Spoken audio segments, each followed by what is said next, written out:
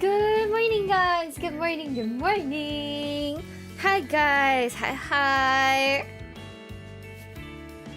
I'm like extra awake because I went to bed early because I thought I had therapy. But then, like, when I woke up and I checked my phone, I was like, is it time for therapy yet? And then I, like, realized that my therapist actually sent me a message an hour before I woke up to be like, hey, do you mind if I reschedule for, like, the weekend? I'm gonna reschedule it. And I was like, oh, okay, well, sick. What do I do? For, like, you know, the hours that I have in between, like, you know, not having therapy and, like, you know, just not having therapy. Gaming hours, true. Did you enjoy monster hunting? I did. Why is Monster Hunter so fun? I just want you to know, I was playing with Trish, like Trishula TTV.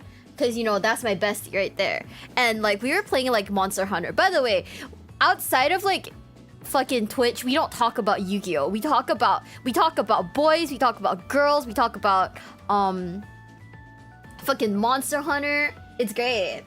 Hi guys, raining. Hi guys. If you guys are here, we are gonna be watching videos on what Warhammer 40k tournaments are like. Also, more deep diving into the lore.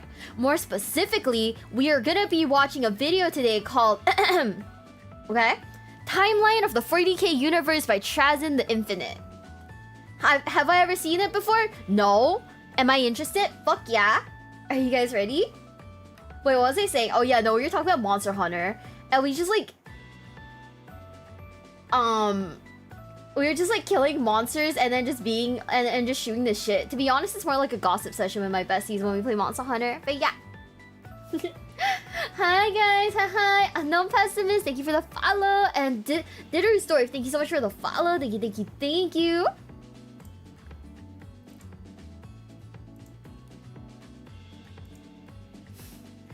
Yeah, are you guys ready? In 3, 2, 1, let's start the stream! By the way, do you guys like the transition, like, stinger thing? Man, jump scare. I don't know why. I don't know why I was busy looking at, like, my transition, right? Screen thing. And then, like, seeing, like, Bricky's face, like, low-key jump scared me.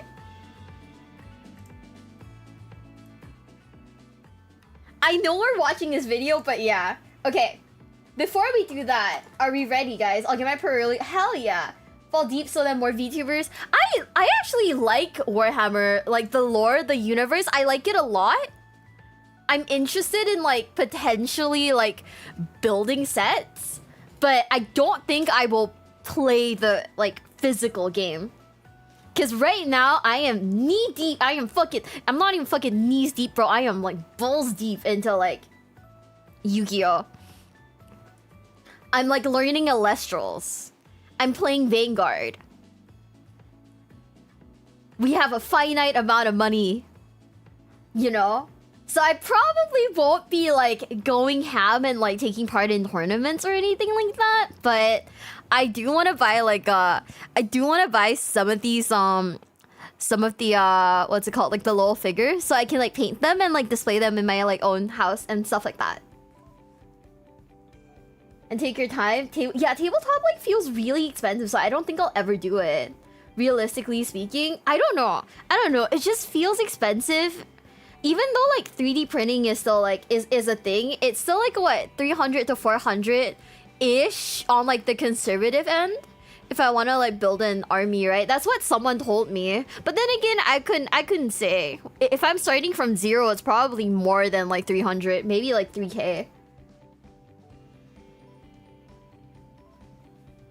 See an AI person, damn. Well, shit, didn't you know AI is taking all of our jobs, duh. Can play for cheap. I was thinking about it, but I'm not great at tabletop either. Like, I'm not great at, like, maneuvering the tabletop, like, layout. So, maybe, potentially, I'll do a stream where I'm, like, learning how to play, like, Warhammer 40k. But I think for right now, all I want to do is immerse myself in the lore. I'm not gonna lie, there's only one figure, like Warhammer figure, that I really want right now, and it's the really janky Sly Rambo figure. That's all I want. Which army do I like? Imperial Fist. Guys, stop your streamer's AI! Guys. You thought I was the AI? It was Bricky all along, trust. That's our AI mans right there. Oh. That's our AI mans right there, guys. Tell me I'm wrong. Twitch is so confusing. Is it? Is it that bad? Most custodians in Night have fewer models and thus cost us. Yeah, I could ask people for like a like a ball. I'm just gonna pause the music. I could ask people for like a ballpark figure, but I don't think that like yours is great. Keep it up. Thank you. I don't think that like, I don't know. I feel like the numbers would vary, but I definitely am not looking to make a huge investment as of yet. Flaw Fun 6. I'm right now I think like the next game that I want to play so far, instead of tabletop, right? I want to play what is it? I bought Rogue Trader, I bought Dark Tide, I bought Space Marine Anniversary Edition, and Vermintide 2, because you know all that shit was on sale. So I bought all of that, and I think I want to actually do Vermintide soon-ish. Or is Rogue Trader easier? I don't know. What did you miss? You haven't missed anything. We are just starting. Why don't you use your real cam? Just asking. I come from a small country, and it's just a little like, I don't want to be recognized or anything like that. You know, we've had stalker issues before. Let's just say that. If you paint a figure on stream with that actually, yes. Actually, yeah. If hypothetically, okay, we're saying this in a hypothetical scenario, you know, in like, you know, wink wink, I'm not doing it kind of way. But if I were to buy a box and paint it on stream, it would be a tax write-off.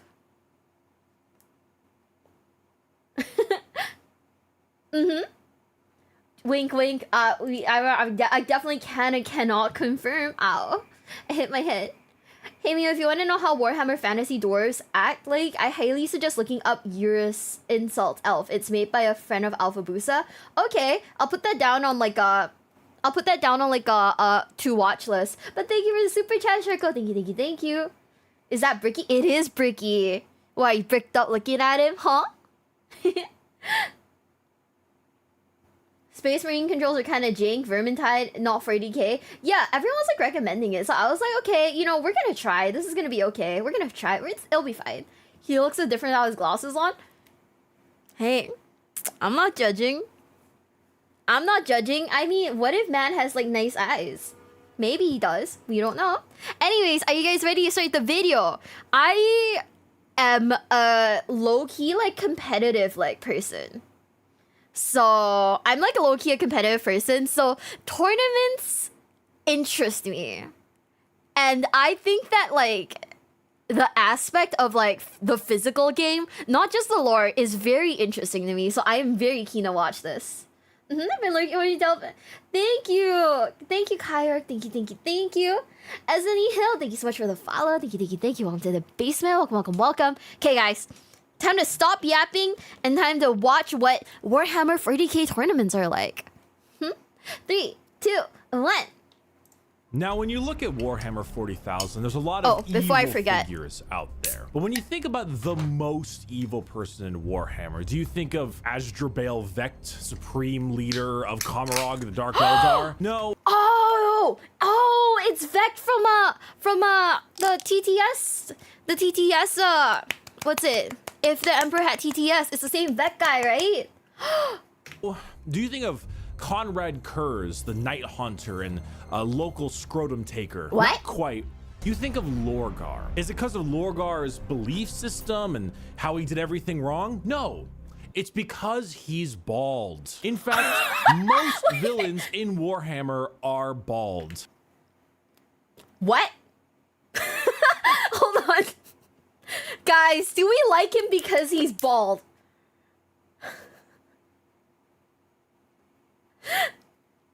Full play, thank you so much for the follow. Thank you. Welcome to the basement. Welcome. I am not bald, as you can see. I have hair. All bald men are evil. Don't say that. That's mean. I 07's all the bald men out there. You are not evil, chat. You are not evil. No, guys. Bald men are not evil. Wait, no. Dwayne The Rock Johnson just kind of turned heel recently, huh? I take it back. Who knows?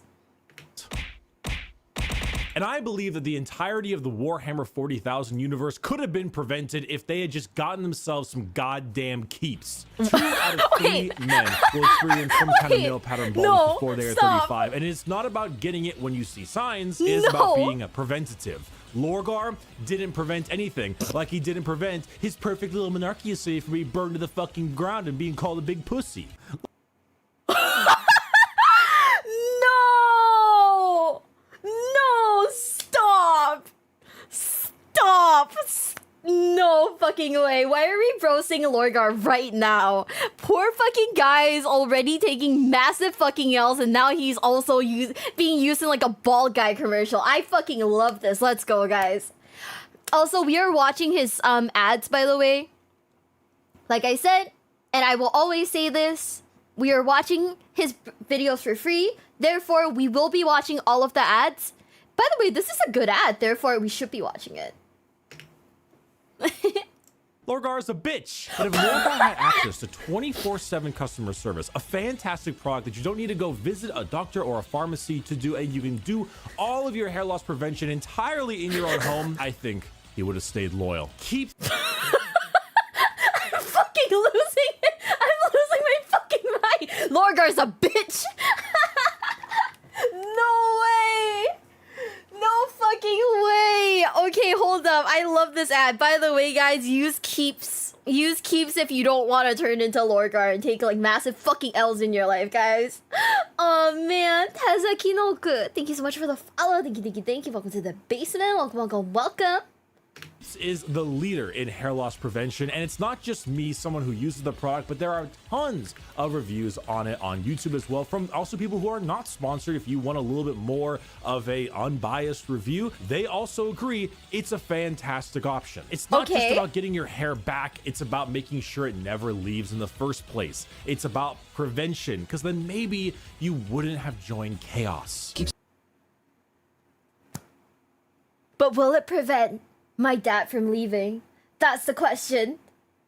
That's the question. Can I use keeps to prevent my dad from leaving? Probably not, huh? This does not guarantee you will not be corrupted by chaos, tortured by the Inquisition, and subsequently executed for heresy. Okay, stop, guys. Somebody out there in the chat, please test it. Please test it, guys. Somebody buy keeps and tell me if you still get turned into a Chaos Space Marine. Tell me if you get corrupted by the forces of evil. Okay? I trust you guys. I'm not bald, I can't use it, therefore not everyone can work miracles? Fuck, okay, shit, guys, well, is my dad hairy? No. Really not something that I have any room to talk about as Night Lords or my Lorgar's a bitch. So go ahead and check out the description and go to keeps.com/bricky for 50% off your first order while the deal lasts. Thank you very much for sponsoring this video, and let's talk about bald chaos men. Hello everybody, my name is Bricky, currently staring down a Dimicarian, wondering where it all went wrong. Warhammer, I like it. It's pretty cool. Poggers, based, all those words. I recently attended a tournament known as LVO, the Las Vegas Open. It is the largest Warhammer tournament in the world, or at least I think it is. If it's not, then I'm not changing this title. But all the big players were there, all the major competitive groups, myself even, and Dice Check all went down. And I'm gonna be for reals. I went to a Yu-Gi-Oh tournament. I went to like a YCS, and I played like one game. Got kicked out because, you know, I fucking lost, right? And it was like a best of one. And I just proceeded to walk around the event taking selfies by, like, you know, Yu-Gi-Oh mats. It was great. Guys, since I have daddy issues, do you think what are the chances of me turning into Horus and starting the next Horus heresy? Decided to try our hand in the biggest tournament in the US and world. We'll figure that one out soon. During a stream of mine after I came back, many people were asking me how I did, how did I perform, and why not let you know right here, right now, and tell you not just how I did, but how the event was as a whole. What's it like attending a 40K tournament? And if you're planning on attending one yourself, what things do you need to make sure you bring and think about when you're there? So that's what this video is about. It's a story, not a game review or an essay like I normally normally do, but a story and a little bit of advice for you if you ever do attend a Warhammer tournament yourself. Okay. So sit down, get some food, let's chat about LVO. Okay, genuine question, guys. Also, Zin, thank you so much for the super chat. If you're interested in watching a tournament live, War Games Live is our main stream channel. He travels the country to stream games and commentary. Actually, I think I've seen him in my recommended. I've seen him in my recommended. I've never really clicked on it because I don't know what's going on. I think I'm gonna have to watch a video to get in on that, but yeah. Don't worry, clicking loyalists have daddy issues too. Oh my god. Okay, well, you know what? I'm 90% sure Rogel Dorn has like daddy issues, so I could just be Rogel Dorn, right? Oh man. Okay, but genuine question. Have you been to a Warhammer 40k tournament? Okay. If you have, are they stinky? You know how like Yu-Gi-Oh tournaments have like the rep for like being stinky? Are they stinky? Is my question.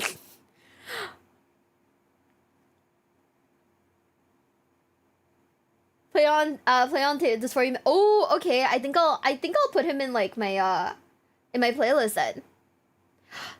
Dude, like, so my experience going to like tournaments like for like card game like tournaments, right, is that I see some people are stinky and I see a lot of ass crack. Is that the same for like Warhammer tournaments? Rogel Dorn is autism incarnate. Well, guess what? I can have the building tism too. Not at LVO because it's air conditioned. You think I'd go out? Fuck, you're so right, bestie. There's a nice % chance it's sweaty. No, not the must. They're less stinky than MTG gatherings. Was military. Oh, okay, that's not too bad. Then MTG has more ass crack. Okay, who do you think has, out of all of the nerdy hobbies, which one do you think is the stinkiest? Dragon Magic, thank you so much for the follow. Thank you. Welcome to the basement. Welcome. Like 1 out of 40 have their ass crack out. Fuck. 3 hours a game, you probably become stinky by that point. Honestly, true. When you pack that many like people into one room, eventually like the heat's gonna get out of control, right? League players stink? You can't say that. I'm a League player and I take showers. No. So I can take, you know what? That is fair. Less crack, but a lot more standing in 40k, but there is some. All I remember was one time I walked by, like, I went to an anime convention and they had like a small like cordon off section for people to like paint like Warhammer figures. And some man's ass crack was just staring right at me and I didn't want to stare back, you know? Because I was walking towards the exit and that man's, you know, bum was just right there and I was like, no. My say-so Christian eyes. My Christian eyes have been sullied. But yeah, let's go. In 3, 2, 1. Let's keep it moving. Hi, Maggie Drummond.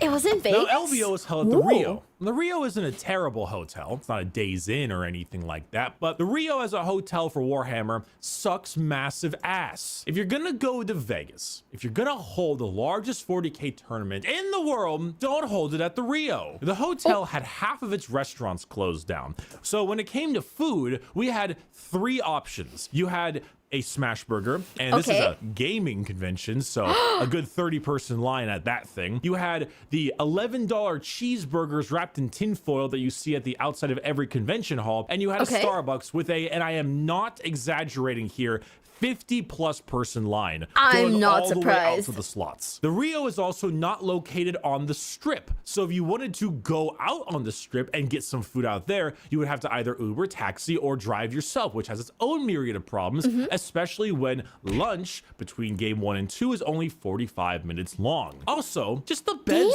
suck, man. I don't know what it was, but my back pain was insane. The beds are shit. They're just shit. Hell, in order to actually have breakfast, I had to Uber Eats food to the hotel because nothing was working. It's trash. Hold it somewhere else next time, please. Hear ye, noble lords and ladies, the tourney is about to begin. So how's a Warhammer tournament held? Well, it's in an enormous room covered in tables, listed from table 1 all the way to, I think it went to 300 or something this time around, and is played over 6 games. 300? About a week or two before, you go ahead and put your list in, have it finalized and approved. Also, you generally send pictures of any conversion models and stuff to make sure they're approved. Also, you don't want to be modeling for advantage and that kind of thing. And the games are always matched up with people who are a similar win-loss rate as yourself. Wait, so how many people are at this event? Because like, he said there's 300 tables, right? So assuming that like it's like 2 people a table, that's like 600 people minimum, right? Hi Django, hi. Like, that's like 600 people, right? And you have to send in like pictures of your models so that they can like do checks. That's a lot of work. Holy shit. Okay. Okay. This year's LVO was the last one at Rio. Now it's at the World Center, if I recall.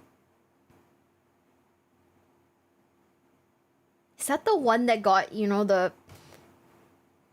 You know, by the... you know?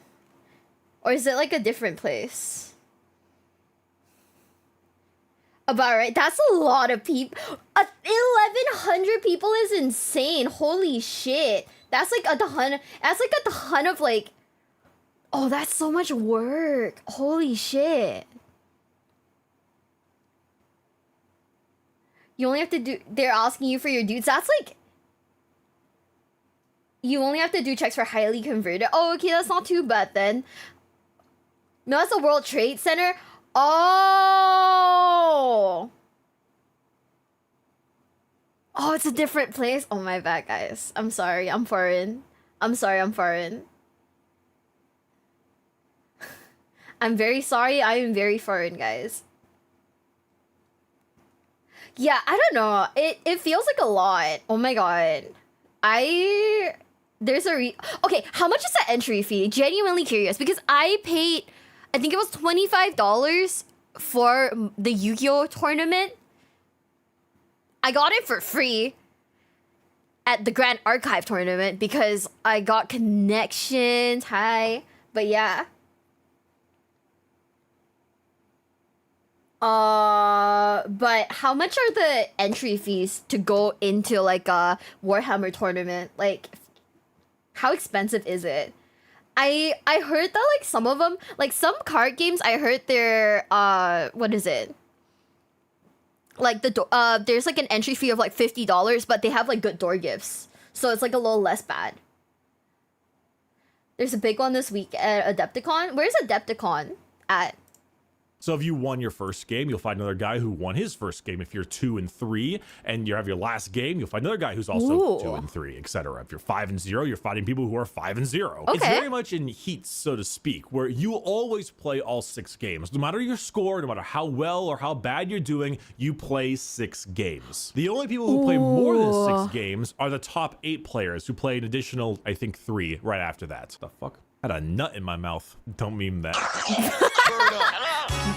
Then comes game day, Friday in this case, and you roll up at around 9:30 a.m. or something. You get paired up with a table and an opponent on the app, and then you go to the table, you meet the person, shake their hand, and then you start deploying and setting up. All of the terrain and all of the missions are all given to you in a packet beforehand, so you know what terrain is given to what person and also which mission you are playing. That's so cute. I really like the little trees. Aww.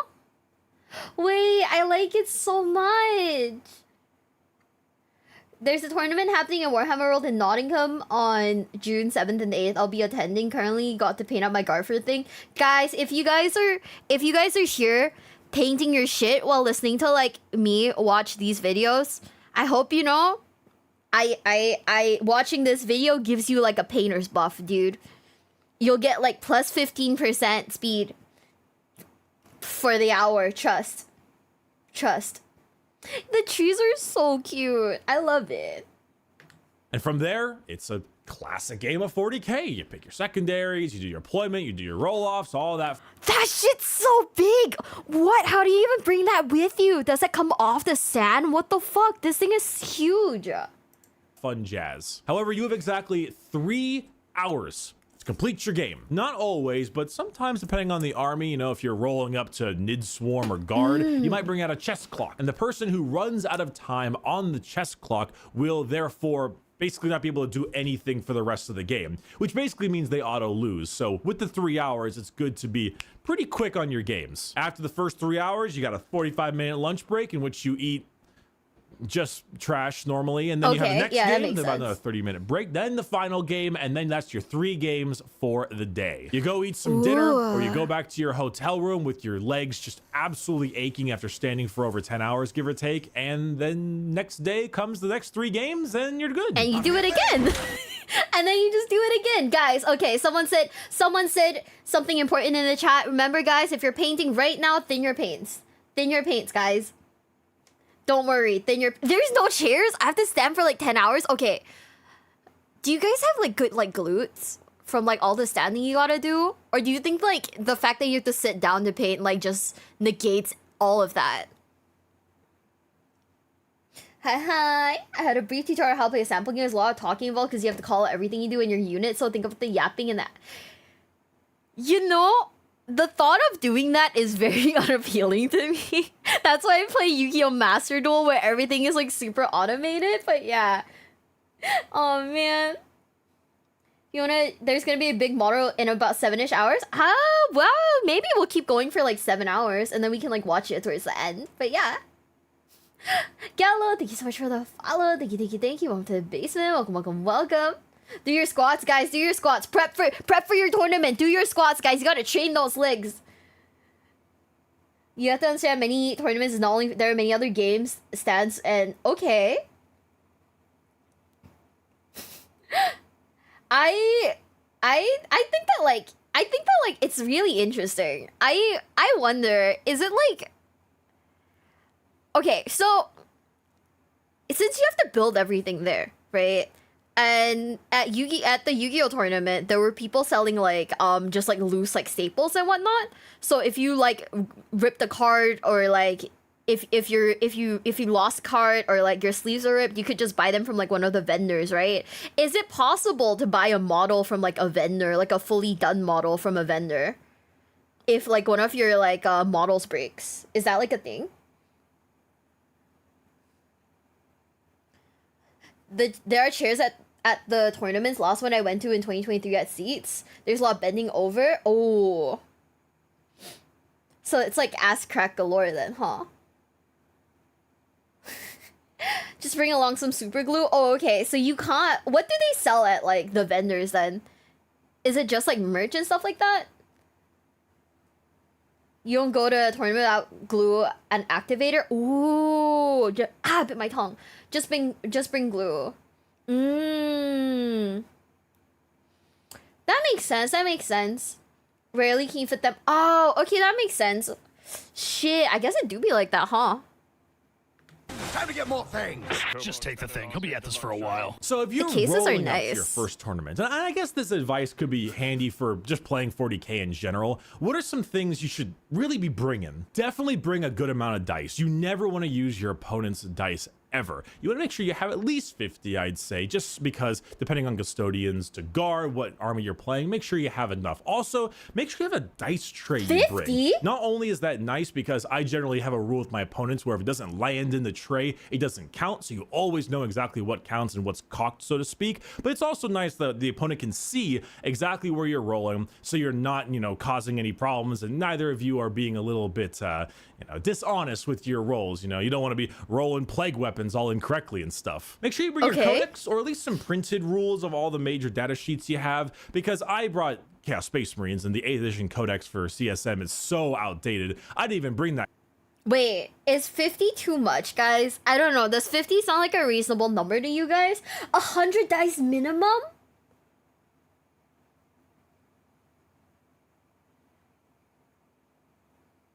Oh, that is so crazy.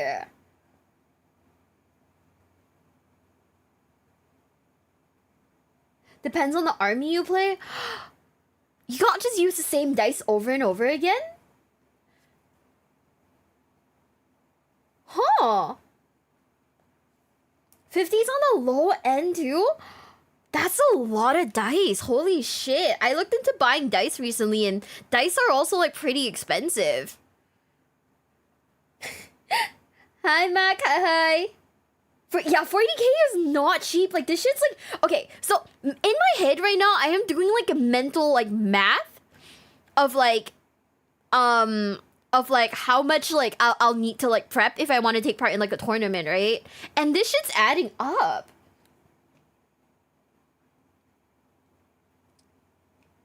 Right?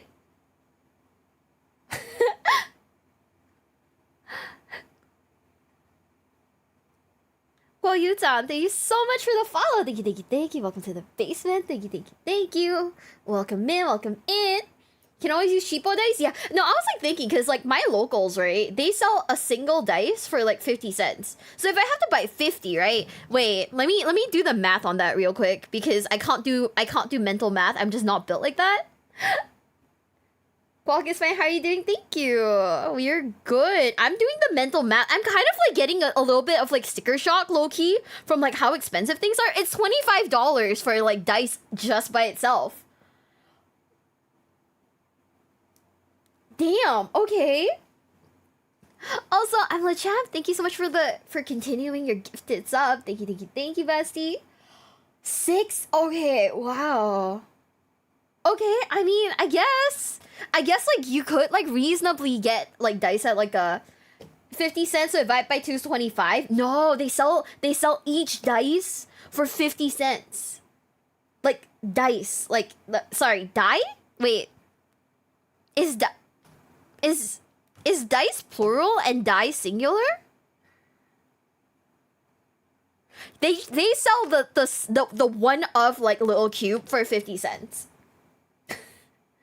At codex, but I had some printouts and stuff to make sure my opponent knew what was going on, cool. Or at least have your apps ready, either the Warhammer app, Battle Scribe, or Wahapedia. Make sure they're always there, tabs open on your phone. You want to reduce the looking up part as much as you can. And then of course, you know, don't forget a fucking tape measure. People do that all the time. And bring objective markers in case your opponent doesn't have any. Now these are all obvious things, right?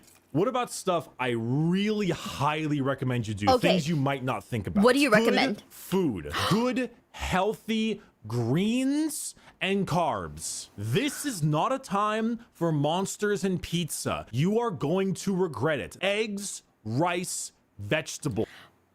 Okay, but Ricky, if I'm staying at a hotel, how do I prep that? If I were to ever build an army, it would be the Imperial Fists. Cheap 5-cent dice from local stores. It's not cheap here, I guess. It's just not cheap here. I mean, I just probably have to look for it. You need high. I guess so. I mean, it makes sense that like you want to stay healthy, cause like if you constantly eat like greasy food, you're gonna burn out, right? But Monster's meal is lifeblood. I'm shamefully drinking one right now as we speak. Tape measure or ruler is hella required for games. I saw like a thing where like this guy was being very anal about like the positions, and I guess like it makes sense that you have to be anal about the positions because there is like a range, right? Like from what I remember from that one video I watched, there's like you calculate like the range and stuff like that. So I guess positioning is like is something that you have to be really anal about, right? Yeah, if you buy food, honestly, Las Vegas Strip, very expensive. Do not recommend. I would instead recommend taking a cab to like the nearest like Walmart and or Target, buying like a bunch of like sandwiches, shoving it and like a case of water, shoving it into your fridge, and then hoping and praying that like, you know, you can use the if you're lucky enough your room might have a microwave, who knows. Yeah, that makes sense. I mean, it makes sense why you're anal about it, but I don't know. Guys, what if I got like what if I went to a tournament with like a custom belt that just held like, you know how like in Yu-Gi-Oh they have like belts that hold like deck boxes? What if I got one that just held like cans of Monster, and then like when I'm like losing, I just bust out the fucking Monster like it's my destiny draw and just, you know, like and just open and chug it. Food that gives you energy, food that's good for you. You are going to be standing around, bending over, moving a ton for 10 hours for 2 days in a row. Not to mention the amount of thinking you're gonna have to do. Trust me, eat good food, a fuckload of water. I'm talking multiple bottles or a 64-ounce jug. Just water. If you survive only on coffee and energy drinks, you're gonna regret that. And I mean, I drink plenty of coffee and I generally do have coffee with me, but with lots of water as well. A non-residue producing snack, as in not Cheetos or Doritos, but like grapes, apple slices, something that's gonna give you a good amount of energy and it won't leave some crap on the board or the models. I'm not gonna lie, if an opponent was eating fucking Doritos or Cheetos, right? And then and if they ever like touch like my dice or model and got like Cheeto dust or like Dorito dust on it, I would be pissed. I would like fight a bitch. On fucking God. On fucking God, I do it.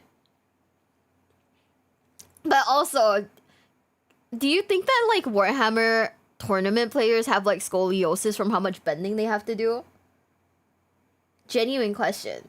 Okay, so there's this like really like famous story, right, of like this Yu-Gi-Oh tournament where this guy was like really stinky, okay, and he like lost. So our hero is Guy A, and Guy B is well known for being very stinky.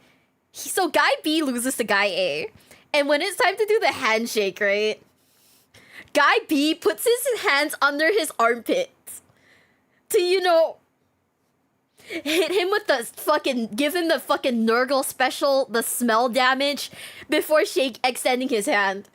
If that happened in Warhammer, would that be a DQ? It's fucking gross. The fact that someone actually thought to do that is fucking disgusting, by the way. It's fucking gross. They shouldn't do that. Like, literally, I hope that man gets DQ'd for the rest of his life. It's not a DQ. Ugh. I know that like some people actually like tactically use smell to their advantage, and I think that's so fucking weird. I think that's genuinely like sociopathic behavior.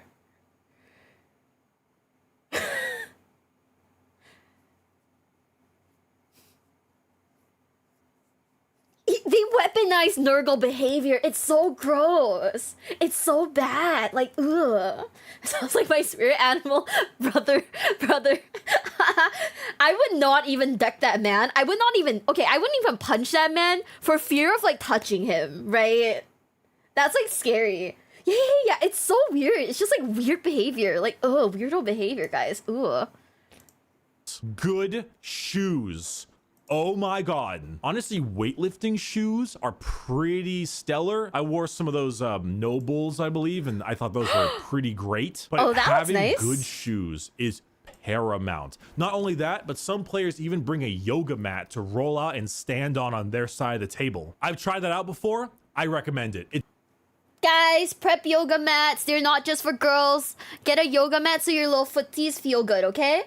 It's very handy. Lastly, a cart. Carrying your minis in a big old bag of foam is great, but when you have to put them back into the bag of foam, it's incredibly annoying. It's a huge pain in the ass, and most importantly, it's tiring. It's so much easier to have this little Amazon cart where you can hold everything, your objective markers, your dice tray, your codex, your data sheets, and all your minis at the same time, and you can just roll around to your next game multiple times. It'll save you time, it'll save you energy, and it'll save you your pain back. Wait, he's actually kind of cooking with that. Hold up. He's actually kind of cooking with that. What?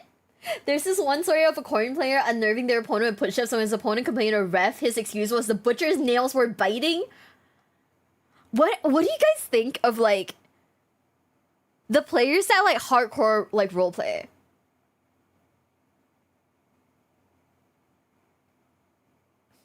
Stop me and say hi. Hi, Rune. What do you think of the guys that roleplay? Like, I don't know how I feel about it. I get that this is like a fantasy kind of thing, but like I've had some like ever since I started like doing like Warhammer content, right? I've had some weird fucking DMs, dude. I can't even explain it to you guys, but I've had some weird fucking DMs. From people being like, oh, like, I don't know. It was like edgy Corvus Corax from like if the Emperor had TTS. You know what I mean?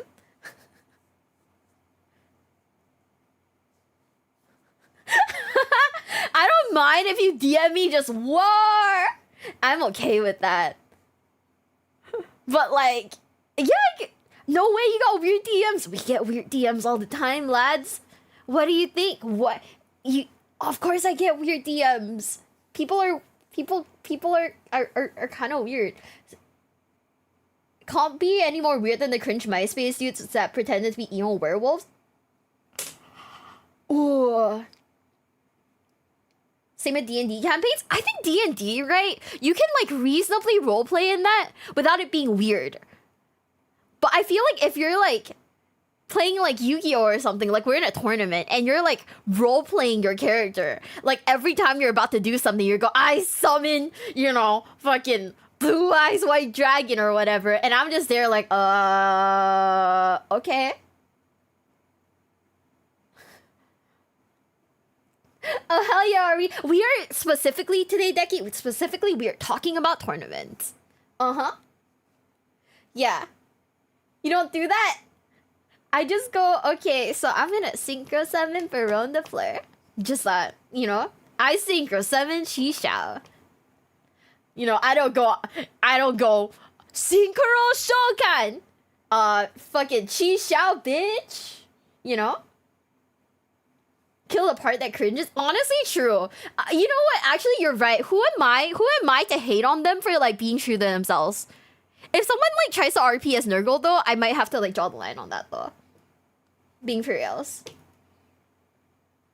I've actually never been to a Yu-Gi-Oh tournament. They're not bad. They're not bad for, like, the experience. I don't, like, not recommend it. Okay, are we ready? Let's keep going in 3, 2, 1. There are probably many things I forgot about, and if you have any other ideas, go ahead and leave them in the comments for me to look at, because as far as I'm concerned, these are the major points I can think of. Yeah, take it away. It's going to be a bumpy ride. So, you got all your stuff.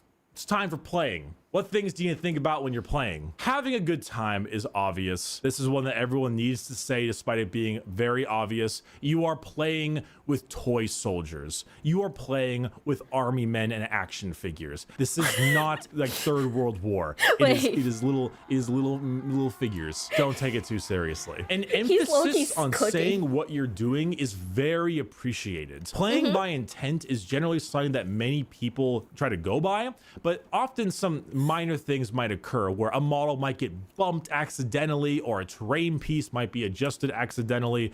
Saying, hey, I'm moving these minis into this cover, but they're not in it, they're still obscured. That kind of stuff is really handy because maybe they get bumped and then they put a toe on the cover, allowing them to be shot. Or certain things like I'm placing my models on the top of this ruin, even though they're actually on the bottom. It's just a pain in the ass to try to fit them down there. That kind of stuff, most people don't care. And if you do care about that kind of stuff, well, you're kind of an asshole. Now, if I'm trying to shove the Triumph of St. Catherine underneath there when it literally can't fit, that's different. But small things that just make it easier on both players and reduce the amount of time you take going back and forth, everyone should let you do that. And if they don't, well, you found yourself a very unfortunate Warhammer player. It's a good... That makes sense. I don't know. What do you guys think? Is it like too pedantic to be like really like... to be like really nitpicky about stuff like that? Is it like super like pedantic to be like extremely nitpicky? Anthony, thank you for the super chat. As long as they don't take the roleplay too far, but 3 hours may sound like a long time, but it's actually short. You know, that's very true. That's honestly very true. If they take like way too long doing stuff, I might just be like, ooh, buddy, you gotta like move this shit up, you know? K1 Nev1? Is that like Kev?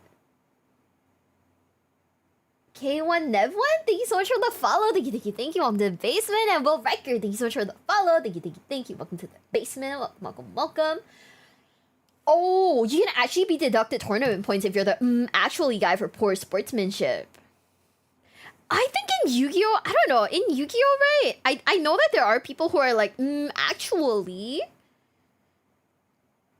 you kind of have to kind of figure out the opponent to figure if you need to be pedantic. Some guys will, you know, that is also really fair though. That's also very true. Have you seen any battle reports yet to see how it really plays Nash? Not exactly. I'm not lap these for sure. Follow the thank you on the basement. Welcome. Die singular, dice plural. Thank you.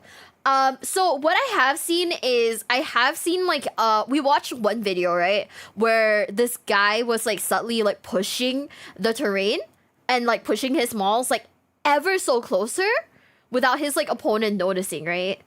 In like one of those like Warhammer cheating videos. I did watch that and I was like, you know, that is a dick move, and it was very obvious because, you know, it's top down, so, and it was live stream, so you could see him like moving the shit.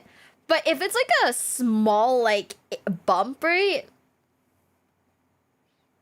I don't know, where do you draw the line, to be quite honest with you? Like, where do you draw the line?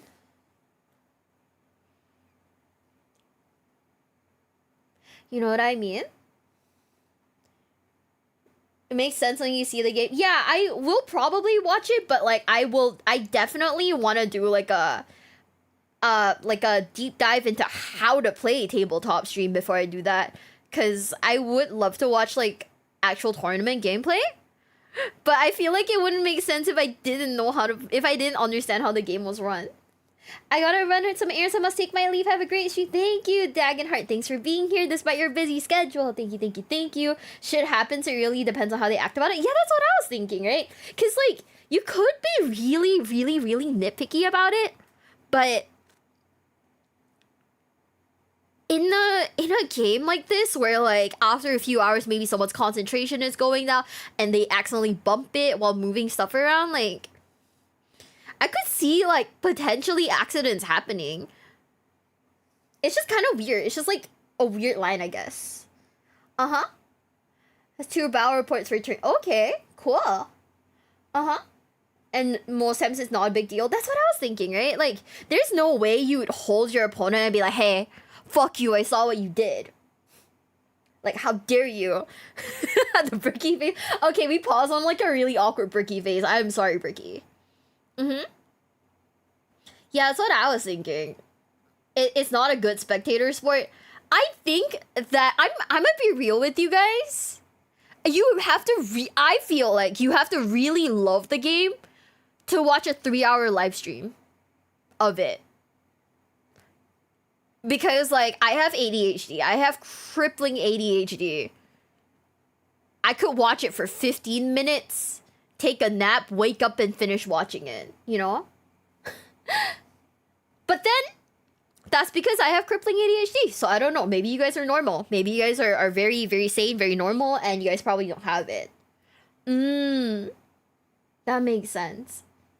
Change is at a tournament because he can't find people to play with on his own time. Of course, still play your best. You know, you're at a tournament. You're going hard. You're gonna play hard, but you know, be kind about it. Also, playing by intent and saying what you're doing is really helpful in case you make any mistakes. I brought down some Chaos Space Marines one time, and I was gonna warp time them, and I stated that, and my opponent said, oh no, you actually can't warp time stuff from reserves. That's not in the warp time rules, that's in the core rulebook. It's helpful because then you might not make a really damning mistake, thinking you could do something, then realizing you can't, and then your models are stuck there. It prevents a feels bad man, like a Auspex scan, for example, where you can shoot a unit from reserves. You might say, hey, I can Auspex scan you if you come down over there and shoot your people up. You know, just a little bit of a, hey, I have this, just a warning. This one might be kind of random, but colored flashcards are really nice. When I played Sisters of Battle, my prior tournament, I was running Sacred Rose, and Sacred Rose had so many rules involving miracle dice. I had multiple Blessings of the Faithful, I had the Triumph of St. Catherine, Beacon of Faith, etc. And there were so many rules that I just kind of forgot sometimes when I had used them. Some were only per turn, some were per phase, some were per battle round. And having little flashcards that I could flip over and say that I already did them or didn't was really handy. It keeps me accountable. When it comes to things like takebacks, I generally think it's acceptable to allow your opponent to take back certain things, so long as, one, you're not, you know, going for the gold. You know, this is different on the top 5 tables, but I don't think anyone watching this is going to the top 5 table, so don't worry. Wait, he's just calling Okay, hold up, guys. What were you guys saying? 40K in 40 minutes. We'll put that to the side. This is playing on tabletop, right? Okay. I'll put this to the side. I don't know if we'll be watching it today. Maybe we will, maybe we won't. Because this is like... this does fit like the theme for us. So we might watch it today. We might not. But let's just keep watching this. Also, I can't believe he said none of us are going to fucking top 5. Ow.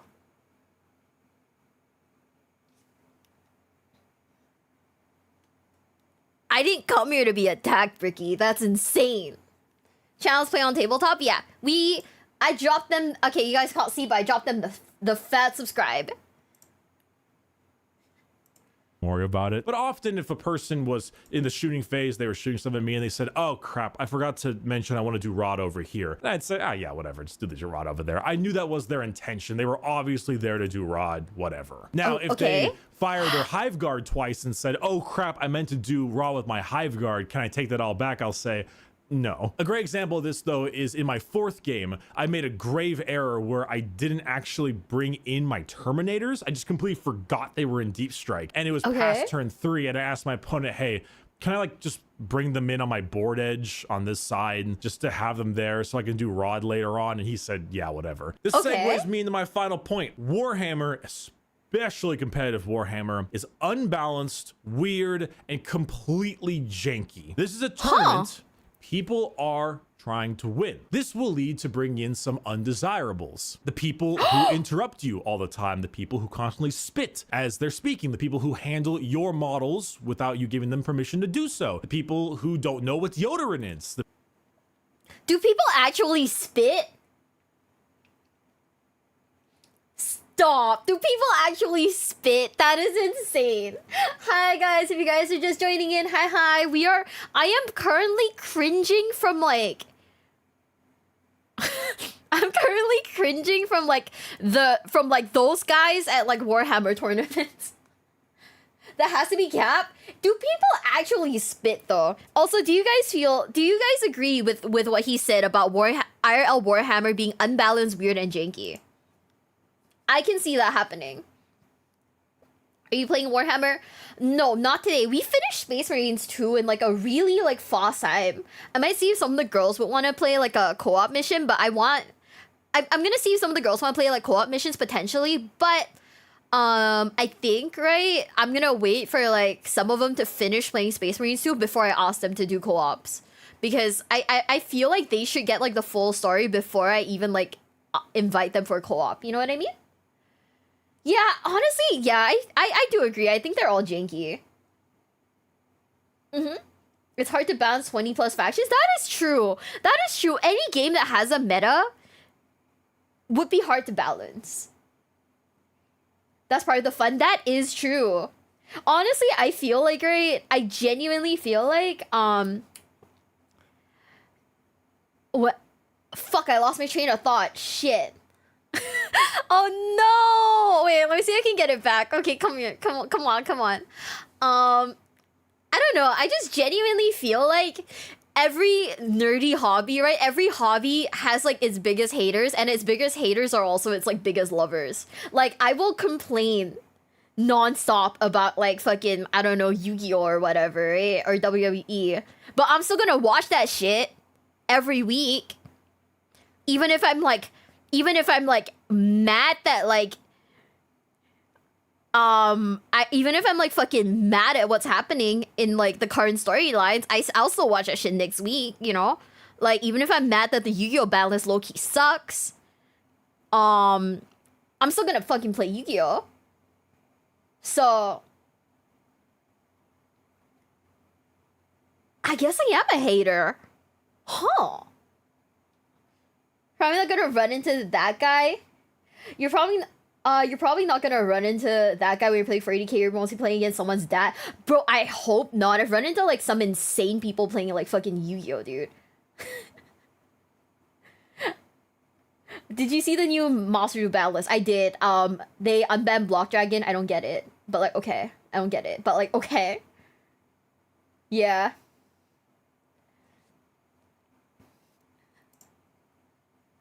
10th edition sacrificed so much of his depth to try and get balances, he still failed. It's so hard. It feels like it's so hard. Yeah? I don't even know. The people who are constantly that guy. Anyone who's played Magic knows this, especially Magic. When you're at a tournament, you'll get those people. Now, normally the more egregious examples of this are a bit higher up on the table. So luckily, if you're someone like me who plays just kind of semi-competitively, you most likely won't run into anyone like this too often, but you will run into one every so often. There's not really a way to deal with this, except make sure that you put your foot down when you know you're right about something and don't let them try to bully you out of certain stuff, and just try to get the game over with. Look. Very true, very fair. Also, hi guys, if you're just coming in, hi Shep, hi RH, hi. Thanks to Cost of Hobby, most are older and pretty cool. If you play versus someone's dad, he's probably not that guy. Shh. So you're telling me that Warhammer is just a game with like a ton of dilfs? Hey yo, is this about the cheating incident recently? Which cheating incident? Hi, if you guys are just coming in, hi. So you're telling me that I could just play Warhammer and meet dilfs instead of hopping on fucking Tinder? I could have just played Warhammer.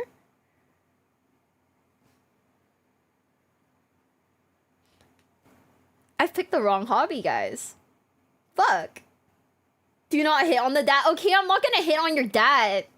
Shit. Okay, fine. I'm not gonna hit on your dad, guys. What the hell? I'm not gonna go to like a Warhammer tournament to hit on your dad. Your dads are safe, guys. They also have disposable money. Oh shit, Trove. Oh man, most of my opponents are gonna be significantly older than me. I'm 22. Hell yeah. Most of us are mid-30s and have a kid. I'm just saying, I feel like I could be a good stepmom. I'm just saying. Not dills, we have fathers. Shit. Okay, well, this is fine. Don't hit on my dad. I'm not hitting on your dad, chat. I'm kidding. This is like the effect of like chugging like my friend shirt? Where? This is the effect of like chugging like a can of Monster, okay? I am stupid right now. My brain is working too fast and my mouth is not thinking. Don't hit on me or my father again. What? Okay, fine, guys. Hide your fucking dads then. Shit. You know, just wants a sugar daddy? No. I would like a respectable, well-adjusted man. Preferably taller than me. Don't hit on my dad. That'd be weird. Shut up. I'm not hitting on your dad. Maggie Jamont, thanks for the super chat on Yu-Gi-Oh! While I have not played in tournaments myself, I've still ran to people who just absolutely suck the fun out of it, or people trying to use the latest meta strat. It's unmotivating. I went to Yu-Gi-Oh! I played in a locals one time, and like I played against this like one guy who thought I was like, you know, fucking who thought I would be like easy, right? Like really like I'd be like in like easy games, right? He lost to me, and you know what the little fucker said to me? He was like, "Oh, the only reason why I lost is because like I could see your cleavage." And I was like, "Sir, this is a card shop."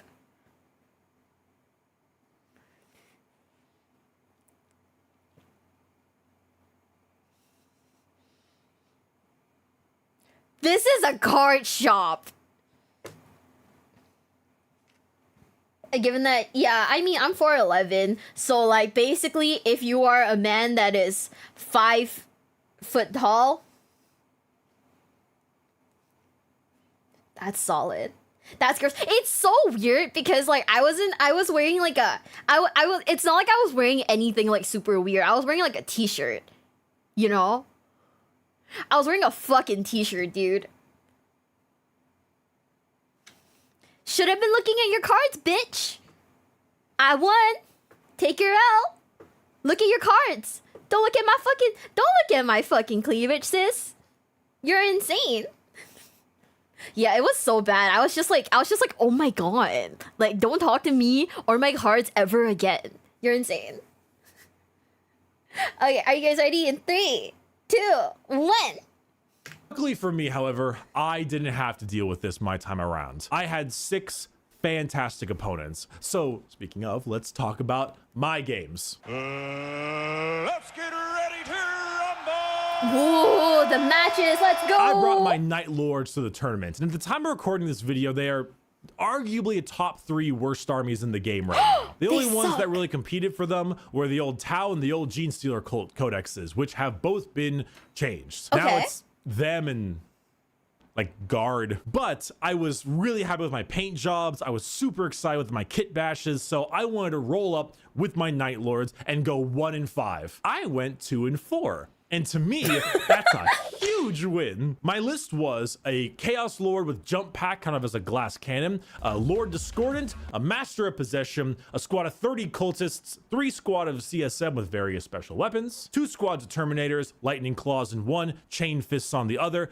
2 squads of Raptors, squad of Warp Talons, 3 Obliterators, a Venom Crawler, and a Mauler Fiend. If I didn't forget anything, no, I did not. It's a very fluffy list. It's a very Night Lordsy list, you know, the bunch of jetpack units, not only the Terminators too, which I threw lion shoulder pads on because that's what the Atramentar used, the Nostroman lion, just, I like my Night Lords. But the main thing was going really hard into the Icon of Excess, which is definitely the best legs this army has, making the Deaths of the False Emperor exploding 6s turn into exploding 5s and can be +1s to make it exploding 4s, either through prescience, the Prey on the Weak stratagem, or from the night. Game 1.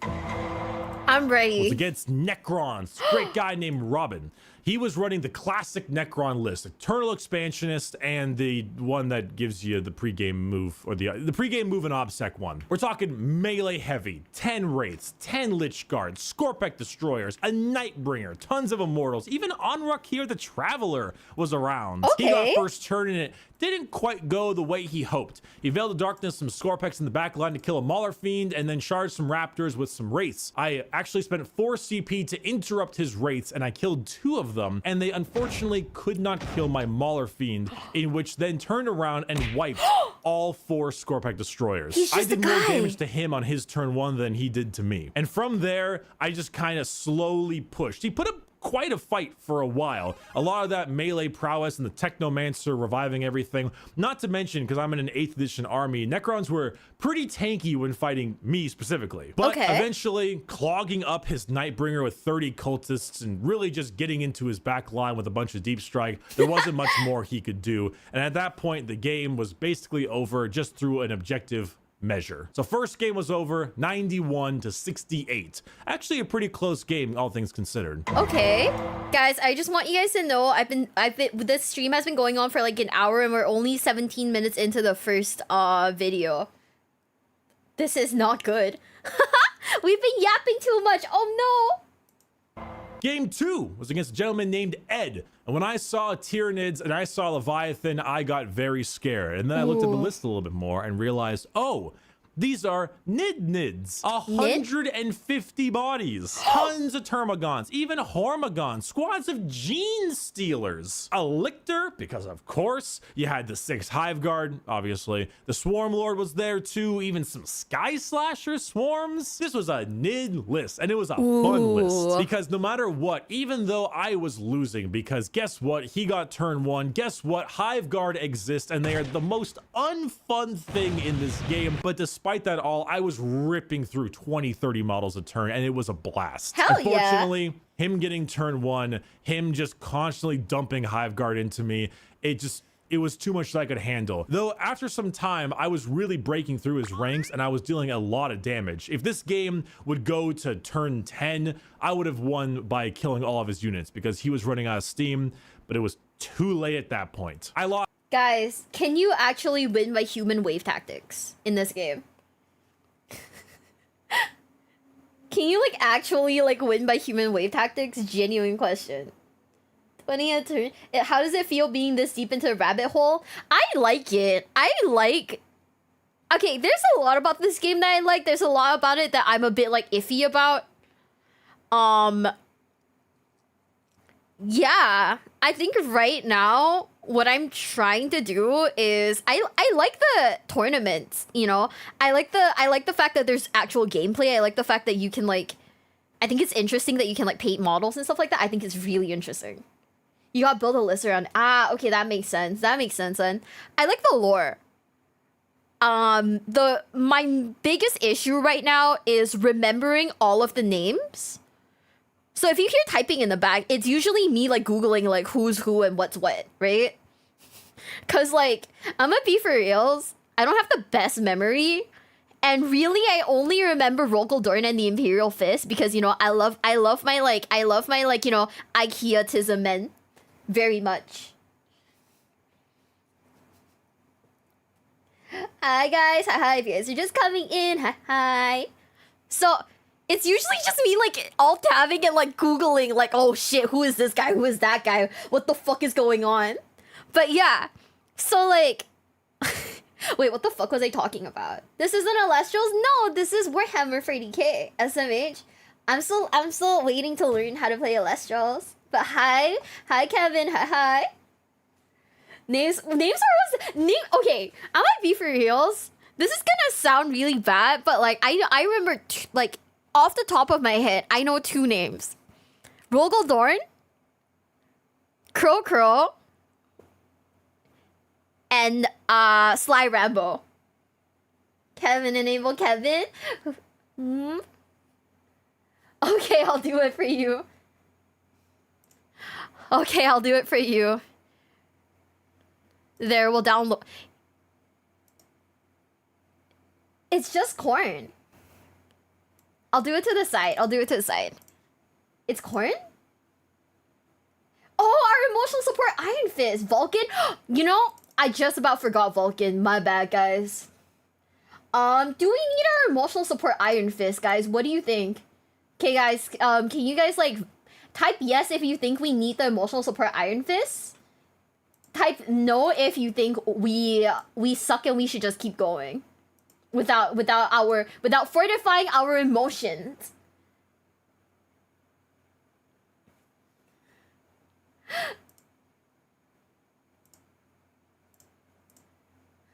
Okay, well, I've added Kevin for you.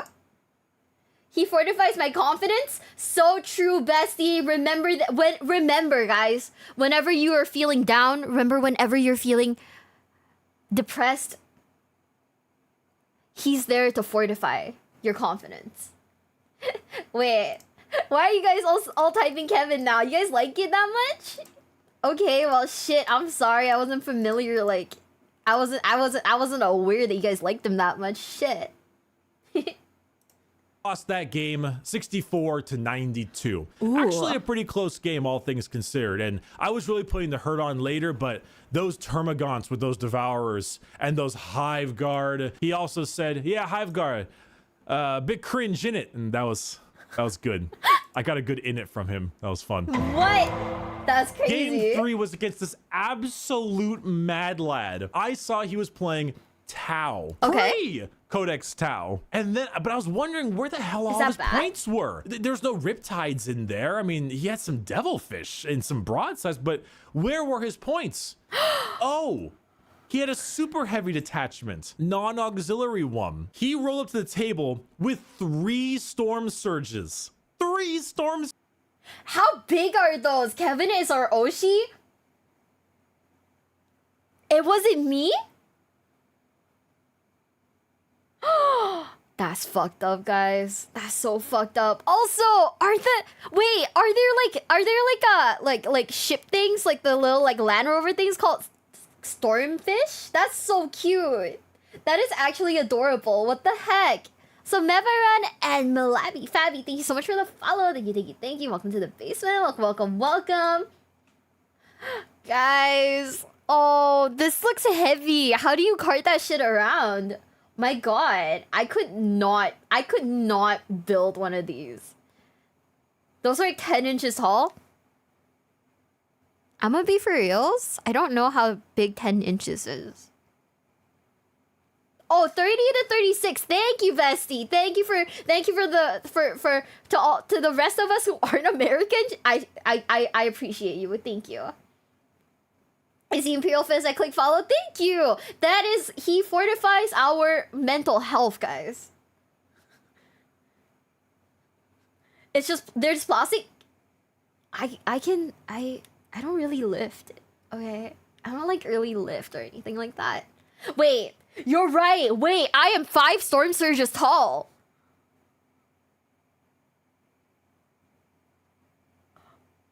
Holy shit! You could stack 5 of those things and it'd be my height. This is not okay.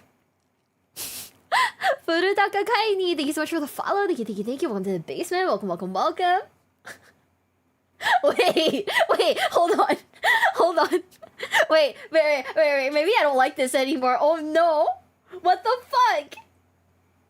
Surges at LVO. What a Chad. 3 broadsides, 2 devilfish, some infantry, and a couple commanders. That was his entire list. And I mean, pre-codex Storm Surge is mostly ass. They could put in some hurt, but they're mostly ass. New Storm Surges as well, oh god. But he was 1-1 like me, so something was working. The dice, however, said he wasn't gonna make it. I got first turn, moved my lord up, warp time my lord as well, charged him, and I got into combat with him with my raptor lord, my jetpack guy. I didn't explain what makes this guy so special, because he needs a name. I don't know what to call him, but he needs a fucking name. The Chaos Lord on Jump Pack rolls up with 5 attacks, 4 base, 1 for Hateful Assault. I gave him a relic lightning claw called the Rapacious Talons.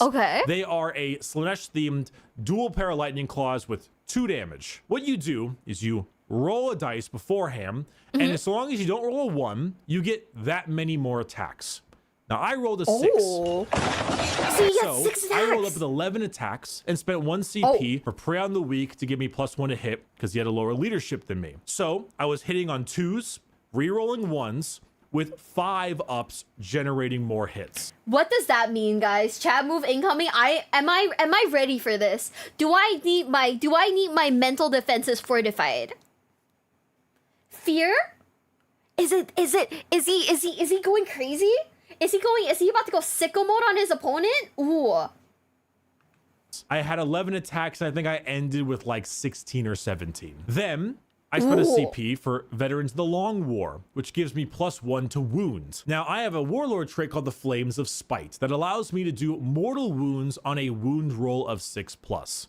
Of 6+, not unmodified. So I was then doing mortal wounds on 5+, which means I was also wounding him on 4s, and because these are lightning claws, they re-roll all failed wounds. I sunk about 13 wounds onto him, with 8 of them being mortal wounds. He took his 4-up invul save, failed about 6 or 7, I don't quite remember how many, taking 12 or 14 damage, plus 8 mortal wounds. The Storm Surge has 20 HP, and in one round of combat, my Chaos Lord on Jump Pack one-shot a Storm Surge. And then in his turn, because Night Lords never stop when they're being mean, I killed all 3 broadsides, and then when it was my turn, I rolled for 3 damage on my obliterators and one-shot another Storm Surge. And then my Raptor Lord killed a commander. And at that point, I mean, that was it. He's smiling so much, so I know that he just did some massive fuckery there. I don't necessarily know what he's talking about, but all I know is from his like shit-eating grin is that he just caused some massive fuckery. Oh. Fuck, dude. I owe 7s to that Tau player, guys. I mean, I know we don't like Tau players, but 7s to the Tau player, guys. Oh, that was fucked up, messed up, and evil. It was some prime bullying. This guy's name was Dal or Dal, and he came up with an entire diorama of his models. He even has an Instagram. I'll go ahead and link it in the description and show it off because he was really fun opponent. So cool. Even turn 2, he was sitting there thinking, you know, I don't like being that guy who says the game is over, but I think this one might be over. Our game ended in like an hour and 10 minutes. I won 97-12. He was a really cool guy. And honestly, he had a diorama of Tau with him. He won in the drip and the fashion game, and if any of us have played MMOs, we both know drip and fashion is the only thing you need to win in. Fair. so fair. Actually, I was gonna ask something like a little stupid. Now I want you guys to like keep an open mind. I want you guys to be like, oh my god, are you like dumb or something? I want you guys to keep like an open mind. Is like kit bashing similar to transmog? Transmog. There's no R. Is it similar? Those 3 games took up an entire day. I would literally like lose my fucking mind. But then again, who am I to judge? I went to YCS, scrubbed out a 1 game, and proceeded to take selfies. So fuck me. I don't know what I'm doing. Bestie, I don't know what transmog is. You know, that's fair. It took me a while to learn what that was too. What's transmog? It's like in like WoW where you like change your like clothes ish, but like you can like customize it, and you know, is it just basically like putting like clothes on like your models to make them look like cooler?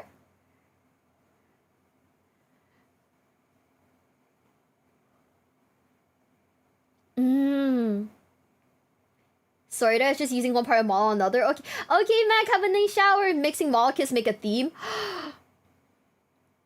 I'm gonna do what that one Japanese girl does to like Gundams to my Warhammer models in the future. Have you seen? There's this like one Japanese girl, right? She like let me see if I can find it.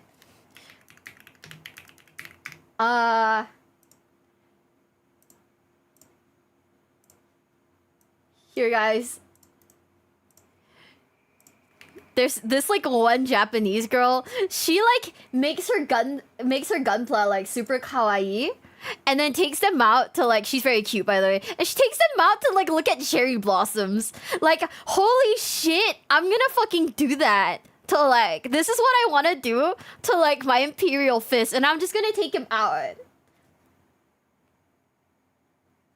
I'm gonna take my pink Imperial Fist out to look at cherry blossoms. Umi Shinome? I don't know what her name is. No, her name is Mizu Minamo. Just like is it really? I fucking love that. I think it's so cute. I think it's honestly low-key a flex. I think it's low-key a flex. I kinda love that. Ooh, props for that work. It's like, she's enjoying her hobby in her own way, and I appreciate that, right? Like, I appreciate that very much. So I end day 1 2-1. Day 2 comes around. First game, I'm fighting Chaos Space Marines. Man's name was Chris, and he was running Emperor's Children with a bunch of Terminators, and then Iron Warriors with a bunch of Decimators, Obliterators, and a Brass Scorpion. Now, the Brass Scorpion, I think, has a bit more legs than most people. Bit more legs. What? Than most people are. Someone needs to explain that joke to me. Have you seen the Marines memes yet? No, I had no idea. Like, says it's a scorpion? Oh. Honestly, okay, so long as you give it the proper Iron Warrior buffs. The Demon Forge strat, the 6's explode ability, and all of the regen it can get. If I was playing maybe Sisters, I bet I could have taken it down, you know, just drown it in Melta and Mortal Wounds, but I was not. And despite me doing surprisingly well, even charging a Discord Lord into the Brass Scorpion and bringing it to half bracket, and then this one is so cool, guys. This looks so cool. Holy shit. Whatever it is, I mean, it's just a guy riding on like a robot like Scorpion with a fucking gun. Wait, it gets cooler every time I look. What? He's got like a fucking gun too? I love it, whatever this is. This is so cute.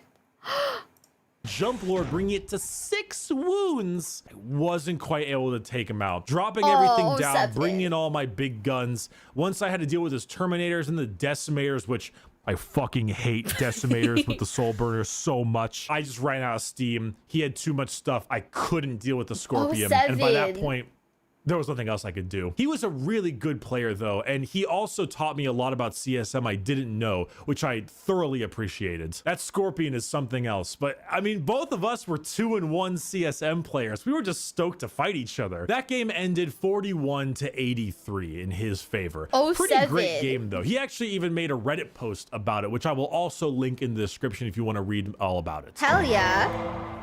Game 5 was the game I enjoyed the least. Not due to my opponent. His name was Bobby. Bobby was a bro. But I looked at the thing I was fighting and I saw Crusher Stampede. I really don't like Crusher Stampede. My buddy Mark had to fight 3 games of Crusher Stampede over LVO, and every time he wanted to die. What is Crusher Stampede? Why do we hate it? Quick chat, go! Bugs? So it's just Tyranids again? Big nits? Oh, so you can play then. Okay, so you're not like locked into one playstyle per like army then. So you can play like the same army but like different playstyles? Is that it? Giant monsters for bugs. So it's different from like nits then, where okay, I think I get it. Crushers, it's big bugs. Ooh.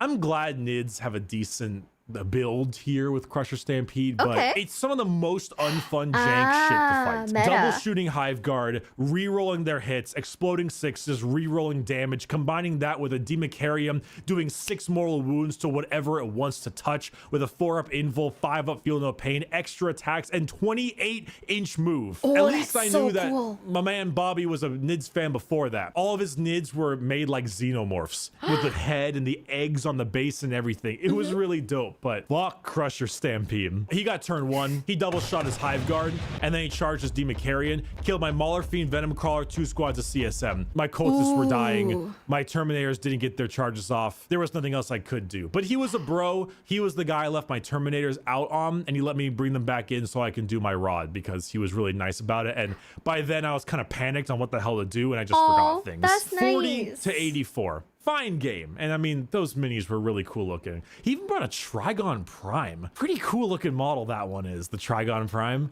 That looks sick though. Hold up, let me go back a little. He even brought a That looks so sick. I would be stressed out painting it though, I'm not gonna lie. I don't think this is very beginner friendly. If you want it to be cool, of course. But this looks really sick. What the fuck? Armies can fit into different playstyles. That's you know what, that makes sense. That makes a lot of sense. Trigon Prime. Pretty cool looking model that one. It looks the so Trigon sick. Prime. Really dope. Man, fuck Crusher Stampedes. My last game was against a gentleman named Thomas. And Thomas, that man lives, breathes Iron Hands. You see Iron Hands, you might think a little bit of meta chasing there, but no, this guy, he had names for all of his dreadnoughts. They had that fist on all of the pauldrons. He was running 2 Leviathan dreadnoughts, 2 Contemptor dreadnoughts, 3 land speeders, some Van Vets. This guy was an Iron Hands player. And the both of us were 2 and 3. We were tired as hell. We were ready for just a fun ass game. And honestly, he was one of my favorite games, despite the fact that I got schmacked. I got first turn, did some plink damage, charged some things. On my second turn, I was able to actually get some good damage in, but I left everything way too exposed. On his second turn, he killed everything. The dreadnoughts just opened up and mulched my entire army. I had maybe 3 units left at the end of turn 2. Some reserves, sure, but I didn't have the steam after that. And I got slaughtered, like 95-22 or something. It was my worst defeat of them all score-wise, but it didn't feel that bad because I knew it was my fault and it was the last game. I already got my 2 wins. I was fine. Thomas was a super dope opponent. He had a great looking army. He really seemed like he loved his Iron Hands, and that made it a lot more fun because it was a person passionate about their army versus a person passionate about their army, and it was just a great time. Those were my 6 games. Despite Crusher Stampede, I loved them all. They were a ton of fun. I had a huge blast, and LVO, despite my annoyances with the hotel and everything, it was a really good time. If I were you, if you have a local RTT Road Trader tournament or a local GT that's kind of a smaller scale, I would recommend joining. You will play bad. I always play bad. My first tournament, I got last place, literally last, but I had a really good time and I've only gotten better. My second tournament, I went 4-2 with a Sacred Rose Miracle Dice base sisters list. Not even like a Argent Shroud Rhino spam thing. No, like its own little idea there. But Elvia was wonderful. If I had to change anything about my list, I had a lot of, you know, models that just were modeled the way they were because they came out of a Start Collecting box or something. So I had plasma guns and crap like that. I would take the 2 barebone CSM and then 3 squads of 10 cultists instead of 1 of 30. I drop out some special weapons on my Terminators. And then with the new points changes, I can actually add a Contempt or Dreadnought. Not one with the Volkite, because I hate Volkite, but probably one with the Chain Fist, maybe like the Grav gun, the missile launcher, like the plasma or something, because I think that's kind of how I would adjust my list at the end of the day. Really enjoyed myself. I would highly recommend some of you try attending it next year, and hopefully it's at a better fucking hotel. Thank you for listening to this video, listening to the story. Really of course, if you want to see more huh? content Warhammer related, if you want to do more actual games and tabletop, check out Dice Check. I play it a lot. It's also my buddy Matt who runs it. We have lots of great games there, and it's honestly, I think, a much more casual but like semi-competitive feel to it, so I'd recommend there. And if you want to know more 40k lore style, check out Adeptus Ridiculous that I run with my co-hosts DK and Shy, where we discuss all of the craziness and news about Warhammer for new people in a much more condensed and memey format. And with that, a huge thank you to all of my patrons, a huge thank you to all of my YouTube members, and to all of you for watching this. If you'd like to pick up some Bricky merchandise, please do at orchidate.com or in the description. It's all ran by me and a little group of I actually have like looked at the Games Workshop like site and whatnot, and to look and see like if I'd be interested in getting any of those. But to be quite honest with you, the only ones I really want are the old janky ones. Like there's one Sly Rambo figure that I'm fucking in love with. It's so ugly that it leans into cute territory, and that's the only one that I really want. So hey, bro had hotel PTSD. I feel like that is fair though. I'd have hotel PTSD. By the way, there's a sequel video. Oh, we're gonna watch it, but also I gotta pee, so I'm gonna be right back. But in the meantime, I'm gonna go look for that Sly Rambo figure that I really like. Fuck, whatever it's called, I don't remember. Anyways, I'm just gonna pee real quick. Don't react to it's a podcast. Okay, so I feel like, okay, so hear me out. There's one thing that I've decided that I want to do when it comes to like listening to podcasts on stream, right?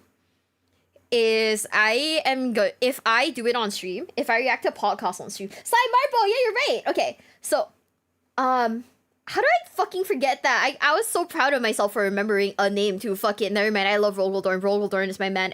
Everyone else sucks. Everyone else fucking sucks because I don't remember their names.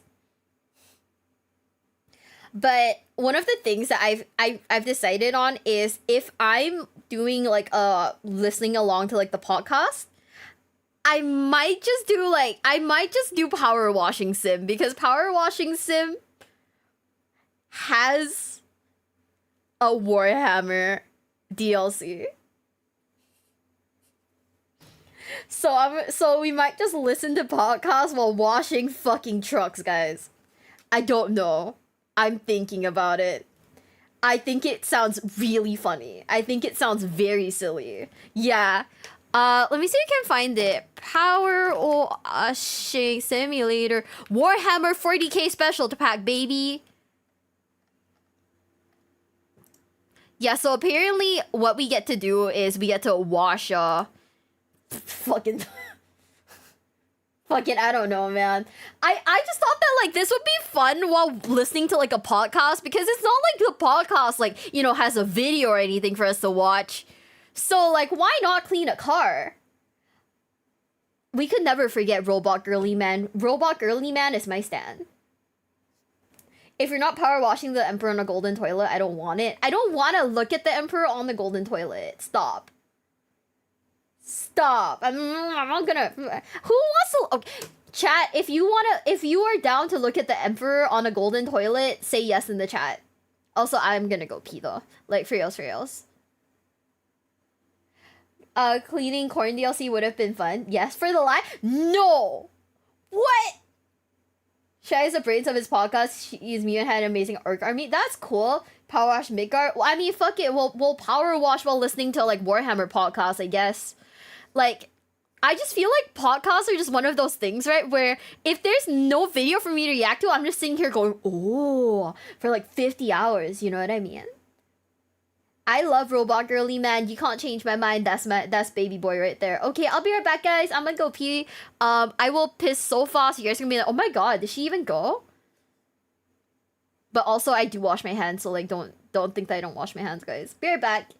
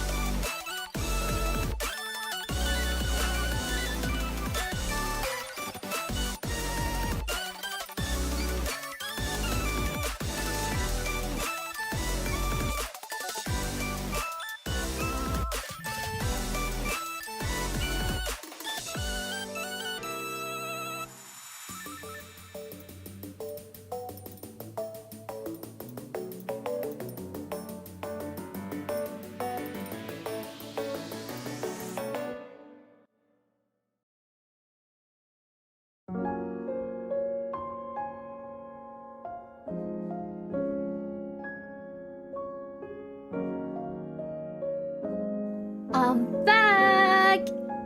I'm back, and I am so glad that I muted my mic because I just ate fucking shit. I ate shit like trying to get up from my chair because I slipped on my slipper, right? And like fucking kneed my desk. It is so bad. They should be only be to do that type of content. Listen, I think it'd be fun. I just think it'd be really fun, you know? Things, but Shy and DK are both VTubers, are they? Huh. Also, Rouge Panda, thank you so much for the sub. Thank you. I appreciate you. Welcome. Did you fall again? No, I just like kneed my desk. It was great. I'm glad you guys didn't hear it. It's so bad. Ow. Okay, are you guys ready for the biggest Warhammer 40k tournament, the special Candlestick Edition? What is Candlestick Edition? You injure yourself a lot. I do things in a rush, even when there's no need for there to be a rush. So I end up like hurting myself a lot because I'm really clumsy. It doesn't help that I'm clumsy and I do things way too fast. So I trip on myself a lot. I don't look at where I'm going and I fall down a lot. I don't look at where things are, so I bump my head a lot. And basically I'm like almost always like low-key injured, but then again, because I hurt myself so much, my healing factor is like, I mean, shit, dude, I'm fucking Wolverine, I guess. Because, like, I bounce right back up. But anyways, are you guys ready for the Candlestick Edition? Because apparently, he's playing the Sisters of Silence? Or is it Sisters of Battle? He literally just said it like 2 seconds ago and I've already forgotten. Fuck. Ow! I just bumped my head on my mic stand. Ow. Bitch. Okay, it's fine. Okay, are you guys ready? In 3, 2, 1. A lot of you have already heard about my sponsor, Gamer Subs. I've worked with them for a while. I Gamer keep up Subs with them. I've advertised a ton of their flavors, a ton of their options. They've consistently added new cups. Most of them are lewd anime. Yes, they are. That's fine though, because it makes me money, and that's okay. I did an entire flavor tier list that's available on my second channel. Put that link in the description if you're ever curious about the flavors. And if you use code Bricky, you can get 10% off your entire order. We gotta do it, okay? We gotta support the man now. We just keep doing it.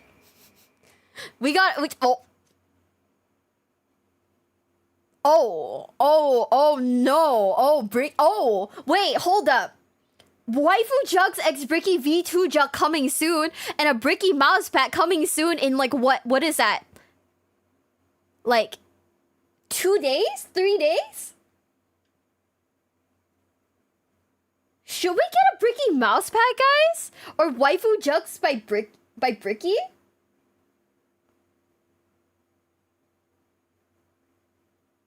I'm just saying. We've been watching so much of his content, the least we can do is maybe buy, like, you know, some of his, like, affiliated shit, right? It's only fair. We use his content to make the big bucks so I can buy Vermintide. The least I can do is give him the money right back by buying his merch. As long as I tweet it to him. If he ever shows up at like a convention, right? Would it be weird if I was like, hey, can you like sign this for me? And it's just like a sweet 6-pack, 100 servings. Oh man, I gotta support our local businesses, guys. I'm ready to do this. Okay. Alright, anyways, let's keep going. We'll watch his ads. Remember, we watch all the ads because we are watching his content for free. Least we can do is watch the ads. Let him get the bag, sis. Also, Demon DBS, thank you so much for the follow, thank you on the basement. Welcome. Can you sign this for me? It's just an Imperial Fist. True. Good night, Myojin. Also, Ellie07 math. Unfortunately, you need math to play Yu-Gi-Oh! As I have learned over the years. This is so fucked up and evil, I know, but it's okay. You've heard these things already. I absolutely adore the company. They've been treating me extremely well, consistently, and also I use the product all the time, which is kind of the most important thing if you're selling a sponsor. Check it out. Link is in the description. Code Bricky, 10% off at all times. Some of the new flavors have been getting better and better with time. I think they're only... Do we get titty milk 100 servings, guys? Titty milk 100 servings. Improving their flavor. And you know, the more I can push, the higher chance we have of your boy maybe having a flavor. Just saying. Description, code Bricky, 10% off. Let's talk LVO. Hello everybody, my name that was bad timing. My name is Bricky, currently experiencing chronic lower back pain after 6 games of Warhammer 40k. I'm 6'3". Tables are not very high. I do a lot of leaning. I currently have COVID. Not kidding. I was diagnosed about 3 days ago. I am on my antibiotics and the whole thing, but the work doesn't stop. Ironically, I got COVID from the Las Vegas Open, which was unsurprising. You know, it's a gigantic event full of people in Vegas. So, I mean, I knew the risk I was running into. Okay. Random fucking tangent, okay? This is the most random tangent I will go on today. But do you guys remember, I think it was like 2 or 3 years ago, right? There was a Final Fantasy convention. And some guy on Twitter basically made a tweet about how he was basically patient 0 for COVID at that one convention, and people were like, I would never have admitted to this even if they fucking, like, you know, waterboarded me at Guantanamo Bay.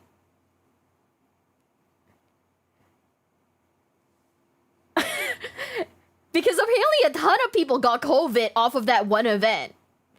And he made a silly tweet about how he really wanted to go hang out with his friends despite knowing that he was sick. Yeah. And it was like insane, right? He made a comic about how he wasn't feeling well the day of, but he didn't want to like not go out with his friends, so he still went anyways. And a ton of people got sick. Thousands of people got sick. And the thing about it is, when you go to like a convention, you kind of have like the expectation that you will catch something, because you know there's just that many people in a convention. But the fact that this one guy stood out and was like, yeah, you know, it could have been me who gave everyone COVID at the convention, gave everyone on Twitter like a person to like target, you know, it's like, hey, you're the fucker who gave me COVID. That's insane. Yeah, it was a moment. It was a fucking moment. Nurgle really fucking won. You're so right, Bessie. Yeah, like usually, I mean, you go in like knowing that, okay, you might get sick at like a convention. It do be like that sometimes. You know, it can't be helped. I've gotten sick at nearly every single convention I've been to, but then again, that's because I am a weak person with weak lungs. It's a skill issue on my part, huh?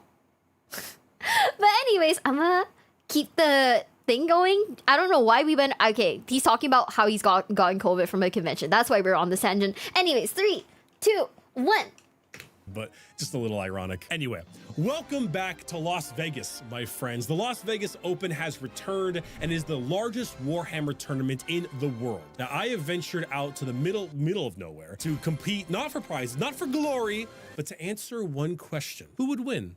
6 separate full-sized armies that can shatter planets with their firepower alone, or one extremely angry bitch with a candlestick? But before we answer that question, we need to turn back the tides of the warp for a little backstory. See, last year, I made an LVO video. You can find this video in the description and in the cards above. I would recommend giving it a watch before this one, just for a little bit of context. Now, last year, I went for the main goal of enjoying myself and playing a meme army. And the army was Night Lords, pre-release of the newest 9th edition codex. My result was hilarious, pulling off 2 wins and 4 losses, me being more than pleased. I initially considered the Sons in Nostromo again, clad in the shiny new codex, but it felt redundant. Instead, I thought maybe I should bring the newest army to come out in Warhammer. The surprisingly fleshed out and intriguing Leagues of Votann, space dwarves out there to mine resources, achieve quotas, and honor their ancestors, the Votann. Gigantic mega computer constructs that have been on for so long,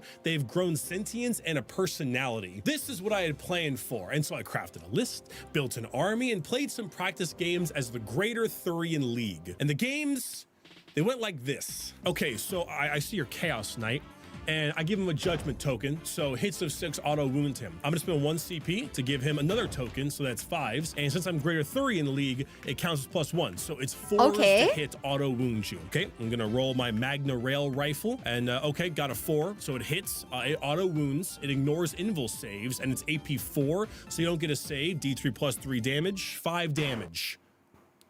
Okay, here comes 3 more shots. These are new guys. Okay, because I was just Googling them. I was like, who are these people? Like Space Marine Dwarves? What? And you know, oh shit! That just wasn't fun. That just wasn't fun. Not for me, not for my opponent, not for God. It just wasn't fun. I wanted something different, something interactive. So I thought, why not do the tried and true, my favorite faction in the game, the Sisters of Battle. It used to be Imperial Guard, but listen, I'm down bad. I'm down bad for faith. Sisters are also the army I know in and out, every which way. So I went to work decoding a list. But many of you know me and know that I like to win my own way. The standard for Sisters is a special order called Bloody Rose. Clad in bright red, the army has a tendency for excessive violence. More than normal, shockingly enough. Excessive violence in my Warhammer 40k universe? What does that even mean? What does excessive violence even mean in the Warhammer 40k universe? Like, how excessive? Heroes are melee specialists and have the ability to increase the amount of attacks they get and how hard those attacks hit. It's by far the best sub-faction for sisters, and it's the one you take if you want to win. But I want to win on my own terms. And I didn't bring Night Lords last year because I was trying to win. I've always seen Bloody Rose as a bit boring and a bit of a crutch that elevates players that shouldn't really be doing as well as they are. Because it's not that hard to take a cheap unit of Repentia, Miracle Dice them into a knight, and watch them kill the knight. Their buffs are so static. You just get them. I want to have flexibility. I want to have choice. I want conflict. So I chose my favorite order, the Order of the Ebon Chalice. The original order with their patron saint, Alicia Dominica, that cut down Doge Van Dyer's tyrannical rule and his wiki feat. Now, sisters gain a special sacred right every game. Often the one you pick is 6s generate additional hits in melee. Now I get to have 2. And sisters can do special things to generate dice that they can substitute for rolls in the future. This is called Miracle Dice. With this faction, I can discard one and turn the other one into a 6 for some pretty big brain plays. So I decided my list will focus on the 3 M's: Mortals, Meltas, and Miracles. Mortal. It definitely said Mills, right? Like, I'm not like hallucinating, right? He definitely said Mills, right? What the fuck? Wounds out the butt, Meltas where I can stick them, and Miracle Dice, and more Miracle Dice. What is Miracle Dice? What is Miracle Dice?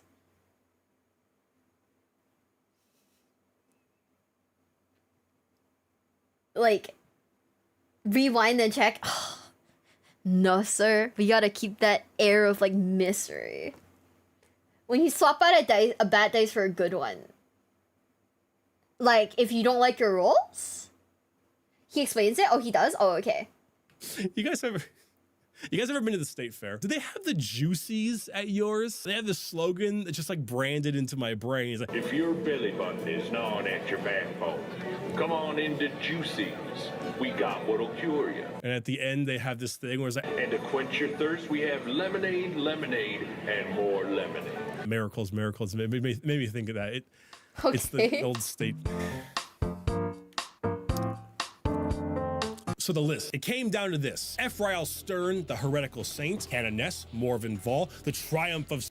This one is really cool though, but I don't really fuck with the babies. I'm just saying I don't like the babies, but I fuck with that. I think the statue thing is really cool. Before making a dice roll for model or unit from your army with the Axe of Faith, you can choose to use one or more of the dice from your Miracle Dice pool instead. For each die that's being rolled as part of the dice, where you can select one. Oh, okay. So you can like kind of like force the RNG to be a little bit more in your favor then. Ooh, is that OP? Is that basically OP? Or is it like, well, you know, it's whatever. It can be? Ah, I see. Yeah, I like this model. I just think that it's like, I don't know how you're gonna transport this shit. Like, at all. Basically a mechanic, okay. Saint Catherine, my favorite model in the game. 2 Barebone squads of Battle Sisters, no Vitiates with Flamers, Celestian squad, 7 women with a multi-melta, Dogmata, 2 squads of Repentia, 110, 1-4, 2 Crusaders, a Dominion squad with Stormbolters, Seraphim squad with Hand Flamers, Zephyrim squad for Stab, 2 squads of Retributors, multi-meltas across the board, and Simulacrums, and rounding it all out, 1 more Retributor squad with Heavy Flame. Can I just ask, are they using the same faces for the male and female models? Because I could have sworn I've seen this face on like a Imperial Guard.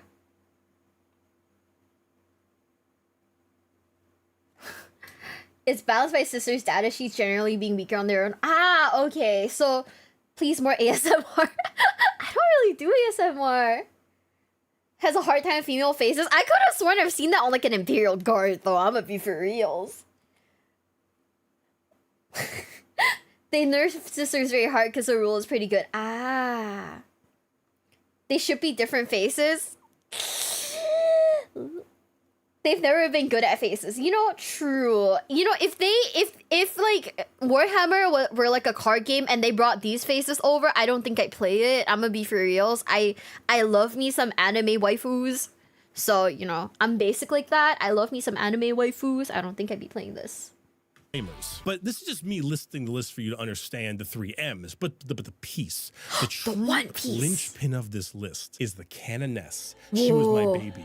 I called her the Candlestick. Okay, this is going to be confusing, but allow me a second. The Canoness can purchase point upgrades. The most popular is called Word of the Emperor. It gives a fight last and ignore invul aura, that whole stuff. Screw that. We're talking the Righteous Judgment. This allows her to shoot at characters despite them being bodyguarded with Lookout Sir.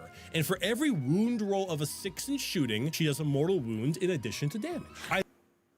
I just read the most like fucked up comment, guys. Hold up. It's hard to draw a female face when you've never talked to one before. No, stop. Are there no women at like Warhammer events? Helmets stay on because women in heavy armor is hot. Fair, very fair. You have to wing the eyeliner. Bestie. You just gotta do it often. Can we get much higher? Can we? Can we? No, none. There aren't any? Ooh. Okay. 07's in the chat. I mean, they are British. Don't roast the British. Oh my god. Guys, we can't just target people like that. That's fucked up. Like 1 woman for every 25 dudes. You know, that's fair. At like the events that I go to, I feel like I've seen like, not including staff, ne? Not including like staff, yeah? I feel like I saw like maybe 20 women in the entire convention.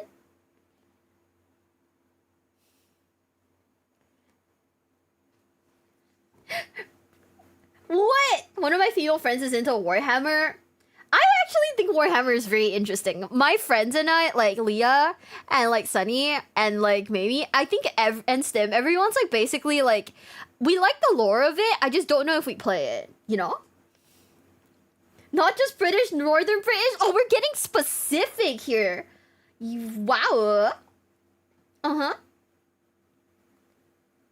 I've never played. Yeah, I don't know. Maybe we'll think about playing one day. Maybe if we make the Pokemon big bucks, I'll play Warhammer one day. Hopefully, once I'm financially stable enough to afford an army.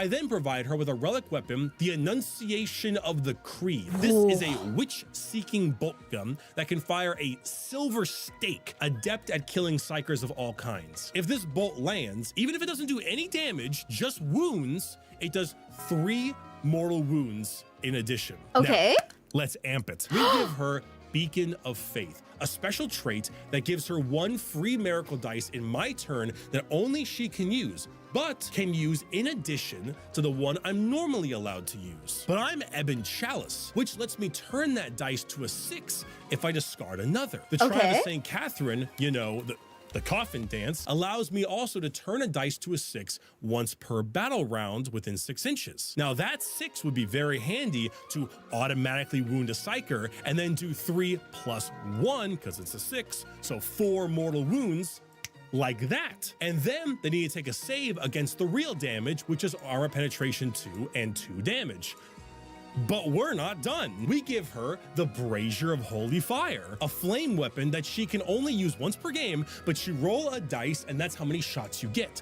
You hit automatically, but when you roll to wound, every single 4 or higher roll is a mortal wound, and then the attack sequence ends. That means every 6 is 2 mortal wounds. Okay. But we're not done. There is an Evanchel stratagem to extend the range of flame weapons by 4 inches. I checked, the brazier is classified as a flame weapon. I mean, it's the holy fire, it makes sense, but I want to double check. That makes it a 16-inch range weapon, but it also does mortal wounds on 4s or higher to a cap of 3. But we aren't done. For 2 more command points, we can maximize our shots, so we don't have to roll the number. We can get a full 6 shots from the brazier. A full 6 shots that do mortals on 4s, then mortals on 4s again to a cap of 3, then additional mortals for 6s, and then we have the anti-psyker stake and bulk on top of that.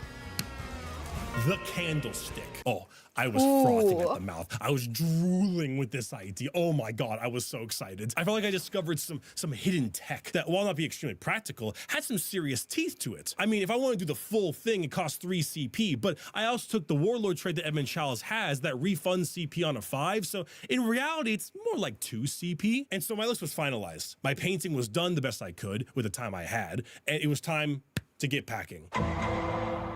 So LVO is an event run by Frontline Gaming, or FLG. FLG are arguably the most popular and common event runners in the business of Warhammer 40k, as well as a Sigmar, Kill Team, so on. This year's LVO boasted an enormous amount of players. I think over 1,000 or just near 1,000 for Warhammer 40k, but also a ton playing Sigmar, Horus Heresy, Kill Team, so on. But some just kind of come by and treat it like a mini convention. There are places to buy exclusive miniatures, as well as tons of booths from various creators. Creature Caster are there. Titans were showing off their new terrain. There are even painting master classes. Hell, Duncan Rhodes, the man, is even there doing painting. Now I, Bricky, can be considered a little slow sometimes, little dumb.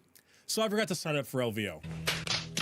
But I reached out to FLG and they were bros and caught my ticket for me because they liked the last video I made, wanted me to make another one. Joke's on them. I was gonna make this video anyway. Thanks for the $150. But now it's Thursday morning, and as someone living in SoCal, it's time for me to make my drive over to Vegas. Not the Vegas. This is the face of a man who doesn't really want to drive to Vegas for 5 hours, but I'm leaving early so I don't catch Victorville traffic. 5:30 in the morning. You know, that makes sense. He talked about like carrying a ton of stuff with him, right? Like he talked about carrying like a ton of stuff. He talked about carrying like what's it called? Like a cart and whatnot. I would feel that like you wouldn't be able to fly with that shit now, could you? Also, Tie-Dye Disco Guy, thank you so much for the follow. Thank you. Welcome to the basement. Welcome. Right?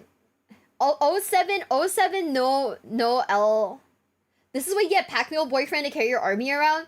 Do we date men just so they carry our armies around? That's the question, chat. Is that the play? Is that the play, lads? We date a man just so he would do that for us.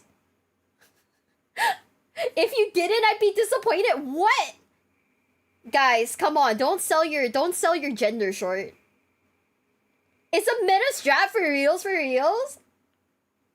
It's unethical but not illegal. Stop. Really? Shopping mule, pack mule. Are we doing that now, guys? If there's women, a man will have to do. Oh fuck! If I'm dating a chick who plays Warhammer, I absolutely haul that shit. Guys, would you do it? Would you do it if you got like a girlfriend who played Warhammer? Would you haul her shit for her? Genuine question. No, pickle jar opening boyfriend only.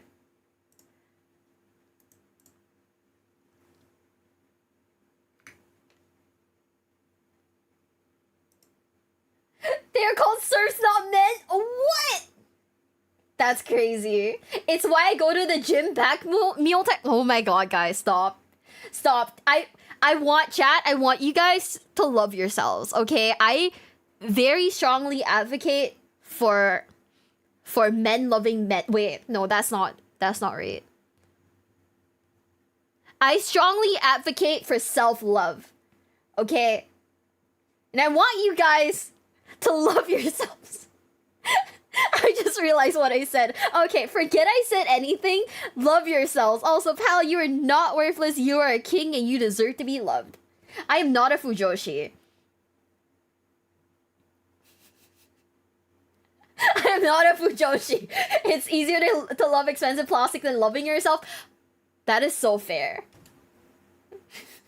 Okay, if you say so, Bestie. No, I'm sorry, Bestie. I said the wrong thing. Don't kiss. I mean, if you want to kiss the homies, that's okay. But like, you know, don't kiss the homies if you're. I am not a fujoshi, guys. I'm not a fujoshi. I'm not a fujoshi.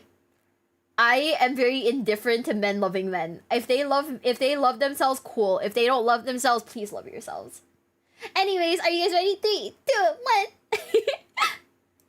1. I've got my army, got my suitcase, and I'm about to drive through Vegas.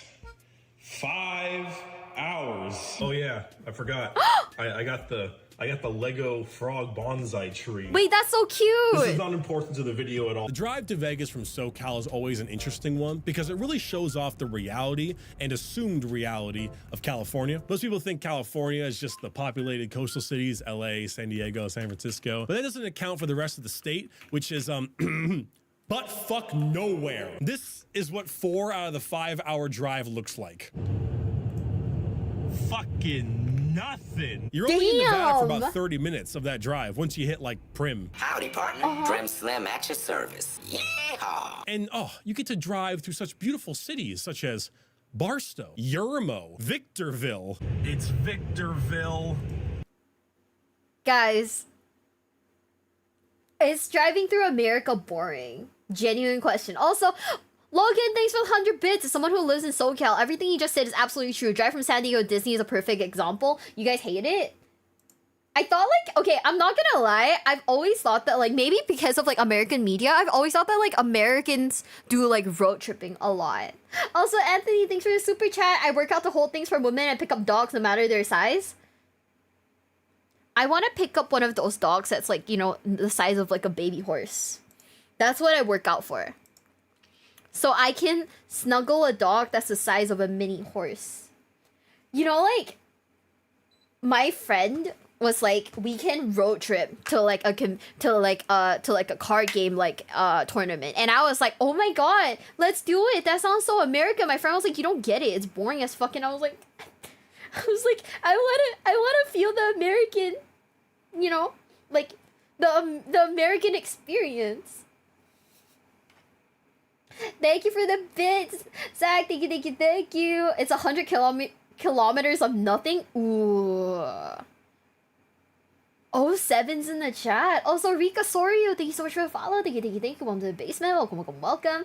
Just 16 hours for this year's LVO. 12 was pretty boring. It's not on way back though, which I enjoyed. That sounds nice. Zach, not the 100 bits for child support. I do not have children, guys. Do not pay child support. I am childless. Not just forests or lots of empty fields. You know, that is fair. That makes sense. It takes a long time to drive places. I could never understand that bit. Don't you get hungry on the way? Don't you get like really hungry on the way, guys? Like, what do? Just like stop for food? Maggie Javon, thanks for the super chat. Trying to do that by forcing myself to exercise a bit more difficult when you're normally a bit lazy. Cut out alcohol, trying to avoid sweets and eat more salads. I rarely drink alcohol. And the only sweets that I eat now are like the vitamin gummies. So yeah, you know, fuck that. Love the deep dives, keep them up. While you might not be interested in playing tabletop, I want to ask if you'd be open to playing 40k games like Darktide. I think we do have, wait, do I have Darktide? Did I buy Dark? I do. I bought Darktide, guys. I didn't buy the Imperial Edition upgrade because I was like, ooh, what if the DLC is like a little cheaty? But I'm probably gonna play it on stream one day soon-ish. I don't know. Are you guys ready? 3, 2, 1. I sure do f***ing hate Victorville. And let's not forget the brilliant town of Baker, California, the gateway to Death Valley. What? Come stay at the Royal Hawaiian Hotel. I did. I walked around it for quite a bit. I'd come back with a few friends to do a little abandoned place searching, but I'm pretty sure I'd step on a heroin needle. I know this has nothing to do with LVO. I'm sorry, but I drove up to Mammoth Mountain a lot growing up, and the difference between stopping in like Lone Pine and Big Pine and Bishop. Shout out to Shat's Bakery, by the way. Shout out to Shat's Bakery. Best sandwich of my life. It's staggering compared to the Vegas drive. They don't even have Gus's really good fresh jerky. They have alien jerky. They do have Eddie's World though. If you're ever going to Vegas from like SoCal, go to Eddie's World. Eddie's World's cool. Anyway. Guys, okay, hold up. Why does alien jerky low-key look like it's slapped though? Genuine question. LVO is held at the Rio again this year. Now, if you remember from my last video, I don't like the Rio. It's off the strip and just isn't the highest caliber of hotel. Now, last time we were winding down hard from the pandemic, so half the restaurants and the like were closed. Those restaurants were open now, and it made a little difference. It was easier to get food, didn't have to DoorDash to the hotel like last time, but it's still kind of a mediocre place. Thing is that the Rio is kind of a necessary evil. I've heard whisperings that basically every other hotel charges double or more for venue rental that the Rio does. And to even have a feasible LVO in general, this is what we gotta stick with, which isn't ideal, but I mean, I'll suck it up if it means getting to play. I originally was gonna room with Demeki, but in his own words, I want to jerk off alone and utilize my own cuck chair. He got his own place. I splurged a bit for the fancy one. I may have gone a little overboard. Hey, there's a tub in here. Oh, no. Oh, it's all just for me. I've gone a little overboard. So I meet up with the boys to get a first look at the booster setting up. You can kind of see. That is insane. I guess my guy needs his privacy, but like I guess he does need his privacy, but like holy shit. I guess. What the fuck? Guys, what would you do if your bestie, if you were like, hey, do you want to like share a room for like this tournament? And your bestie was like, no, I prefer to jerk off by myself in my own cup chair. What would you even do? I'd just be like, cool. At least he's honest. I mean, I guess we gotta give him props for being honest, right? That sounds like something Gage would do. I'll homies jerk together. Tell him he can just tell me to leave for 15 minutes, whatever. We don't gotta waste money. That is so fair. That is so fair. Oh my god. Okay. Random fucking tangent, right? Random fucking tangent, but if you've ever been to like the Las Vegas Strip, at night especially, no, actually not at night, in the mornings, right? You'll see a ton of like cards of very, very NSFW women on the floor. And it straight up looks like NSFW Pokemon cards that you gotta collect. And it's so fucking funny that they just hand it out to you like that. It's so insane to me that they just kind of hand it out to you like that. But hey, don't call the numbers on those like on the NSFW Pokemon cards. I'm 90% sure you might get robbed, sis.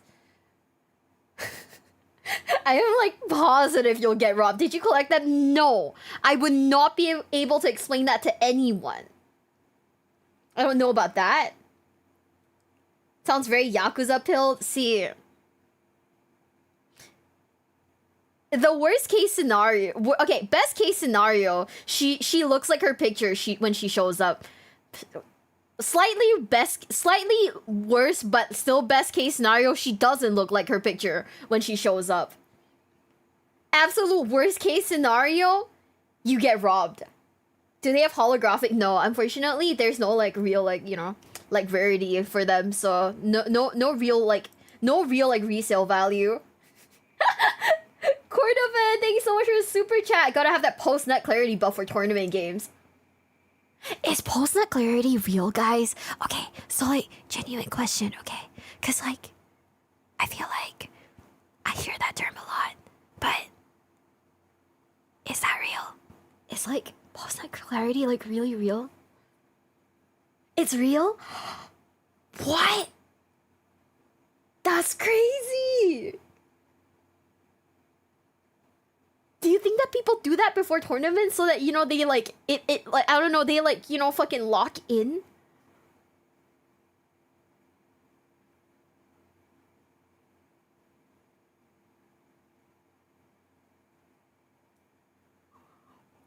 Wow.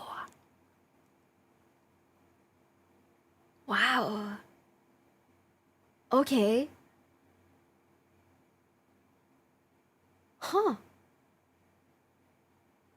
so you want to find out? Brother, no, I'm just asking because I was like, that's like, isn't that like low-key like a buff? Isn't that like that one like movie where I fucking forgot her name, but she was like Black Widow and it was like, oh, you unlock like 100% of your brain kind of thing? Like, that's crazy.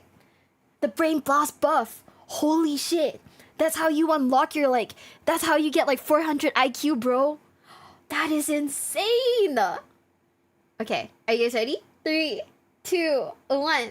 The show floor, everything, all the tables getting ready, all the terrain being set up. And also, if you didn't know, you get to see the LVO reveals first before anyone else. All those new reveals that happened on the day of LVO, we get to sit down as a big old audience, big old crowd. It's a lot of fun. But we have a big day tomorrow. So it's time to turn in for the night. I DM'd a friend, by the way, to ask about it. 7:15 in the morning. I don't need to be up this early, but I'm up this early anyway. So they put together placings on the app pretty quickly, but then you can like go there, assemble your army, get it all out of your box and stuff, which there's my box. And yeah, it's Friday. This is day one. So to make sure I have everything, I got my objective mats. Okay. These are just the little guy ones. We actually sell these on the merch store. You can find that in the description. Hell yeah. We have my lucky gold dice. What is that with the little like symbol? That's cool. Come on, baby. Oh shit, I just used this for first turn rolls. It's funny to me. I don't remember who got me this, but it gave me oh shit. Oh, that's right. Ooh, whatever that is, it's cool. The dice box, where you can roll dice in. This is my Miracle Dice store. This thing I actually got from Etsy a while back. And so you just fit whatever Miracle Dice you have just in the little slots. I don't remember exactly where I got this from, but it's really fun. You just put this in the back so it can stand up. Sisters of Battle data cards in case I need them. Okay. Tape measure, and I have a spare just in case. Pen, codex, and sheets are both in the box. And then, you know, just bag of dice. Small dice for wound counters as well, because you always want like a wound counter dice.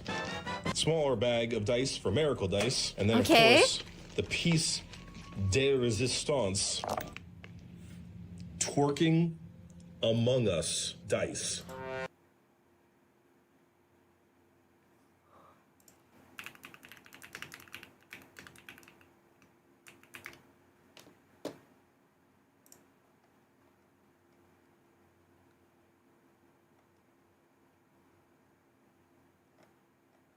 I can't find it.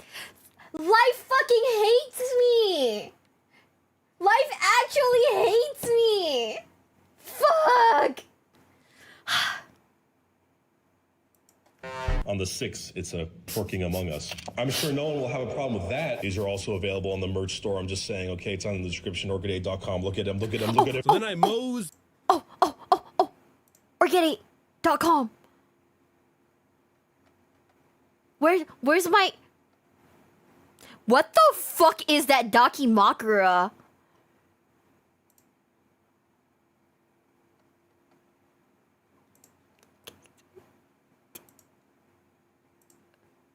Does he... Where's his merch store? Adeptus... Is it Bricky? Guys. Are we doing it? Oh my god. Where is it? Where is it? Where is it? Where is it? It was his merch! It was his merch all along?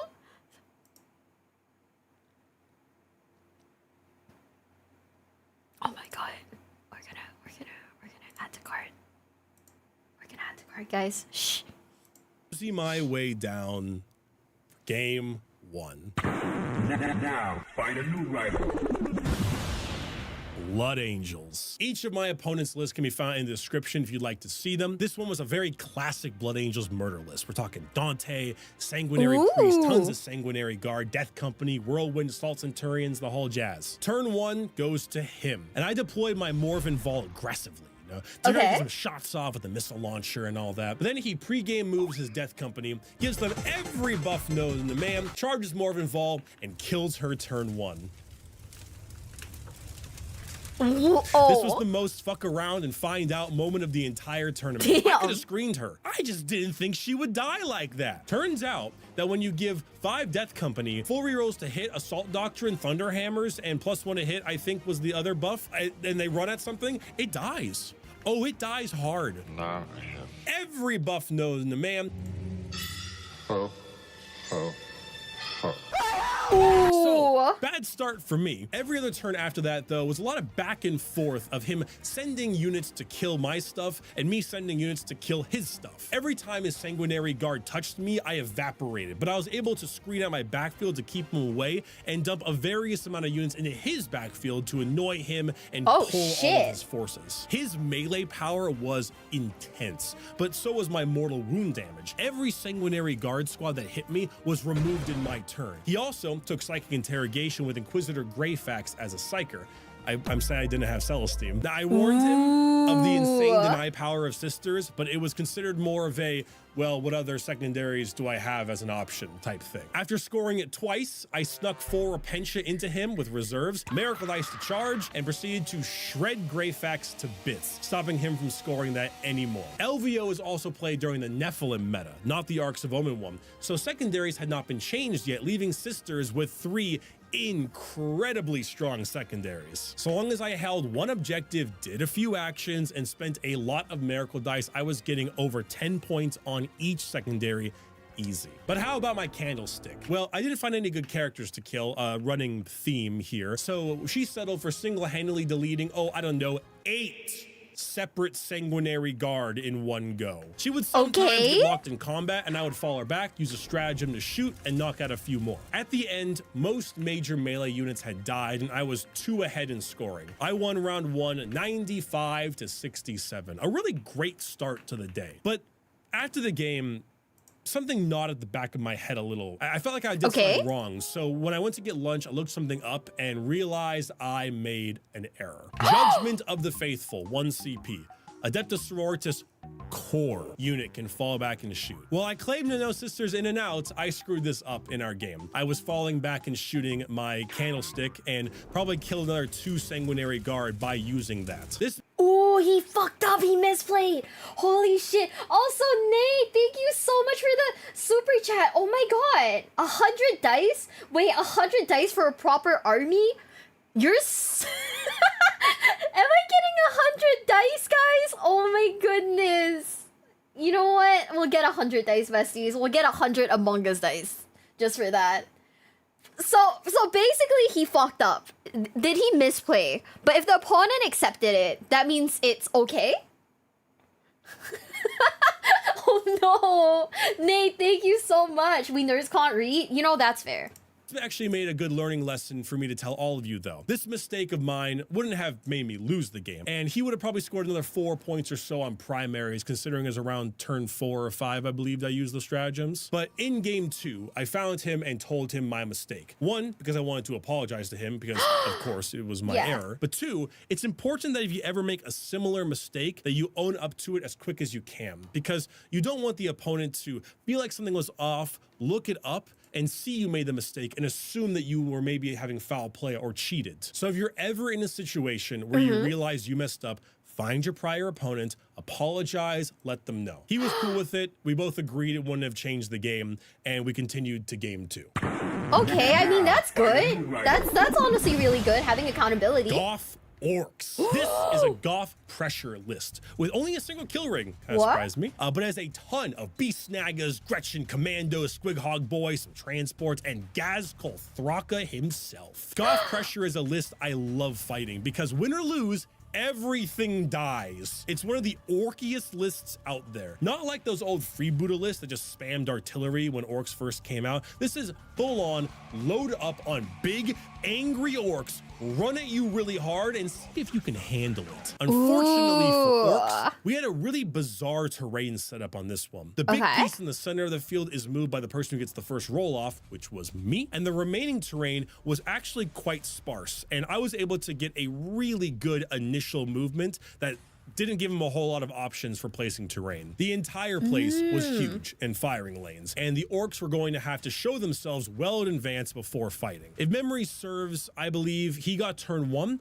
and decided against calling the Wa, as so little was truly close enough to do much damage with the exception of some commandos. But my turn 1 firepower was brutal. Morven Vol gunned down multiple Squighog Boys, Meltas blazing away at the rest. A squad of tooled up Zephyrin flyers came down with Miracle Dice and just ripped apart Storm Boys after being given Morven Vol buffs. From there, the orcs came in with the Waw and started to push into my lines, but I blocked most easily traversable pathways with sister bodies. So giant clumps of orcs were being kind of herded and stuck, only hitting themselves on regular battle sisters and other fodder units. Then the trucks were exposed, Meltas broke them apart, my Seraphim blazed away Gretchen on his backfield, and the Candlestick Canoness took her prize. 3 whole Squighog boys burnt in the light of the Emperor. Gaskell remained nearly untouched the entire game, but that's fine with me. He's terrifying, but he's only one model. If I can clear away the outskirts of the army, handling him gets easier. By the end, my momentum was strong. Backline holding fast, and I took another win, 97-51. Truth be told, this game was decided in the terrain step. If I didn't win that first terrain roll-off and our board had a bit more terrain, I think the game would have been much closer. But when you have to run into the volume of guns and mortals my list puts out before you can hit me, it's a real tough time. Game 3. Okay. For the Emperor! Ymir Conglomerate Votan. The dwarves, not just any dwarves, Christmas dwarves. Ooh. The young man who brought in the Votan had Santa sleigh land fortresses and all sorts of fun kit bashes and color schemes. It almost made me not notice how his guns were annihilating everything I know and love. The Ymir Conglomerate are arguably the best of the Votan sub-factions with some debate. Anything with a judgment token on it and within half range of the guns gets an extra AP, upping their already ridiculous damage output to stellar amounts. I'm just saying, if someone played against me with that kind of setup, I'd be like, bro, you've already won in my heart. You've basically already won in my heart. Like, fuck it, dude. Win or lose, you're my winner. Not to mention, a 1 CP stratagem that can be made free by a Forge Master is basically point a target with a land fortress. Okay. Here's 4 mortal wounds, which I know I shouldn't be talking, but damn did it hurt. His list was High Call, Grimnir, Forge Master, some troops, big squad of Hearthguard Terminators, bunch of bikes, and 2 land fortresses, one with the rail cannon and one with the beam. This game was rough. I know Votan can shoot hard, but that Ymir +1 AP was monstrous. Armor of Contempt kept me up for a bit, but this game was really decided by me sending sacrificial units and nothing else. Go, sisters! Use your obsec to take this away from them and then die a horrible, horrible death. Go, Repentia! Stab the bikes and die a horrible death. Repeat ad nauseum. The land fortresses also, mind you, just staring down the firing lanes of the map, daring me to come into their sights before they evaporate every thought of my existence. The biggest game changer came in, one for me and one against me. The one against me I thought was the end of the game. I decided to charge my 10 Repentia into a land fortress to stop it from shooting the rest of my army and maybe hurt it a bit. He overwatches, which I expected, but he gets very little. Then he rolls his Magna Rail rifle and he gets a 6 to hit. If you don't know, the Magna Rail rifle on a 6 to wound deals splash damage and it carries over. He rolls to wound. He gets a 1.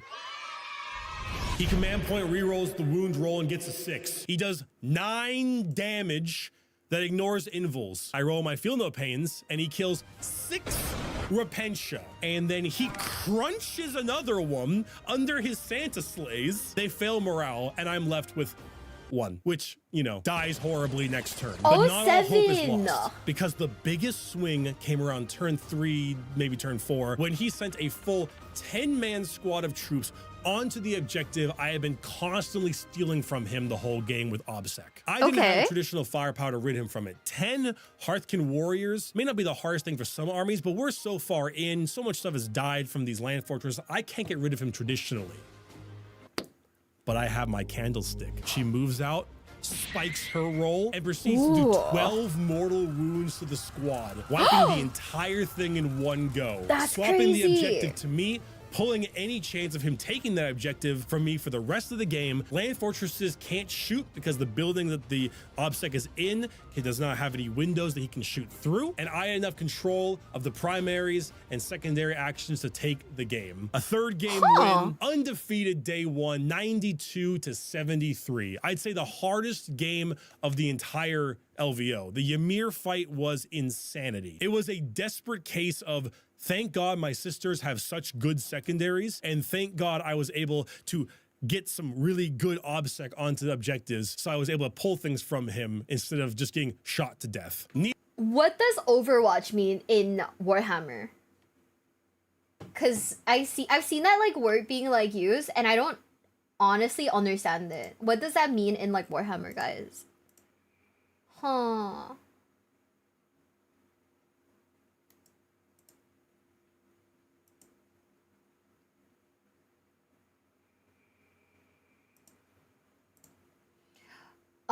Shooting during enemy's turn. Out of sequence during enemy's turn. Okay. Means you okay. You shoot when the opponent moves a model. Okay. So it's just shooting people then. Also, Geese X, thank you so much for the follow. Thank you. Welcome to the basement. Welcome. Can you use to shoot if someone enters line of sight, you auto fire on them. Getting bricked. I see. We are watching some bricky right now. But you only hit on 6s. Oh, so it has to be like really fucking like, you have to be like really fucking lucky then. We're in the basement. Always have been. Anyways, let's continue watching in 3, 2, 1. Needless to say, I was exhausted. 3 hard games in a row. Great score for me, super happy, but absolutely beat. So naturally I do more walking. I get dinner with the boys at the Cosmo. They have this Chinese Mexican fusion place there. They have this quail egg dim sum and pork tenderloin tacos. One has an oyster on it. Oh, we were eating good. It's undefeated day 1. I gotta celebrate. 3-0, biggest Warhammer tournament in the world. There's no way tomorrow won't be just as good, right? Shit, I guess he's having fun. Okay. It's day 2. I'm awake. I'm tired, if you can't tell that right now. I'm undefeated. I'm 3-0. I'm shocked. That is absolutely insane. I did not expect that. My points are good, my scores are good, my games were hard, but they were good. We got the Just a Little Guy merch. Also merch. You can also buy that at orchid8.com. I'm just saying, this has been great publicity for my site. Excellent stuff. I saw some people wearing the Crest shirt. There's a fan who wore the Crest shirt here, and one that wore the Mechanicus one. Yo, shout out to you too. I saw it at the tournament. You guys were cool. Thank you. Okay, I'm gonna go get coffee if the line isn't too long again, and it's gonna be too long. Now, find a new rival. Creations of Bile, Chaos Space Marines, and Tzeentch Flamers. This was definitely the game where I saw the list and I just said, yep. That's it for me. We're talking Demon Prince, Dark Apostle, Master of Possession, some cultists, giant 10-man Terminator brick with the Black Rune of Damnation, 2 other 10-man Chosen bricks, some bikers, and then a few Tzeentch characters, along with 2 squads of 5 flamers. Basically, everything in this list was tailor-made to kill me, and almost everything in this list got nerfed after LVO, or before LVO, you know what I mean. The Flamers with the proper buffs dump damage at exactly strength 6, which wounds my sisters on 2s. Creations of Bile get +1 strength, +1 inch to their movement, and fight on death. So sending people into him was mutually assured destruction. He moved real quick, had an advance and charge stratagem, and most of his guys were swinging also at strength 6, wounding me again on 2s. He rolled them onto my objectives, and at first it didn't seem too bad. He killed some of me off, but I was able to kill a ton of flamers and 9 out of his 10 chosen turn 1. However, he spent 2 CP to auto pass his last chosen, rezzed him with a Master of Possession, and started swinging back, and then swinging on death. I then massively misplayed the placement of some sisters, and a squad of flamers killed my entire Dominion squad and Retributor squad, both of them. 12 whole models gone with 1 flamer squad's worth of firepower. My candlestick did take her pound of flesh though, burning holy fire into 4 whole chosen and 1 stray cultist.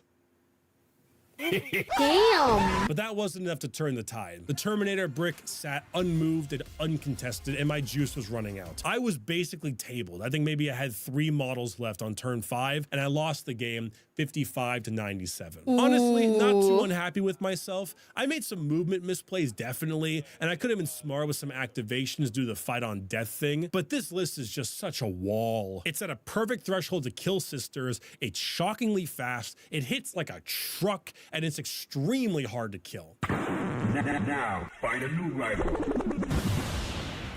Word bearers. Chaos Damn. again. Word bearers. Like 2 sides of a coin, my sisters and his word bearers. Awesome to see them being played, as I found a whole lot of respect for them after reading the first Heretic book. This word bearers list was chunky, but in a different way. Abaddon led the pack, along with a Terminator, Chaos Lord, Dark Apostle, Master of Possession, some cultists, the 10-man Terminator brick, Black Rune, Jazz, we all know. 2 squads of 10 possessed. A word bearer's favorite, of course. Venom crawlers, and a master of executions. A truly run at you and murder you with hideous creatures in the name of the dark gods, oh also Abaddon's here, kind of list. After deployment, I get first turn and able to pick apart a few possessed from 2 squads in the beginning, but my main goal is positioning. He isn't as fast as Bile, so much like my orc opponent, he needs a turn to get to me first. My turn 2 is absolutely crushing. My full firepower of Multi-Meltas, Blessed Bolts, Morven Vol, and so on come down and reduce a possessed squad from 10 to 1 and another down to 5. All the while I come down and flame an entire squad of cultists, opening up a spot for my Seraphim to hit his backline. And the Candlestick takes her heretical pound of flesh. Oh yes, she does. He took a special wordbearer secondary called Exalt the Dark Gods and began doing so with his Dark Apostle in the center of the board. This gave me a window, and spending 3 CP to max shots and get the extra flame range and damage, even through his 5-up Feel No Pain Against Mortals, could not save him, as the Canoness was able to target and wipe the entire Dark Apostle, minions and all, out of the game in one go, which is huge for me because Exalt the Dark Gods ends on your turn if you use it with the Master of Possession, Dark Apostle, or an Icon unit. And if he was doing Master of Possession, he wasn't doing Psychic Interrogation, the other secondary he took, and he didn't have any other Icon units to use it on. Okay. So I really pigeonholed that secondary for him,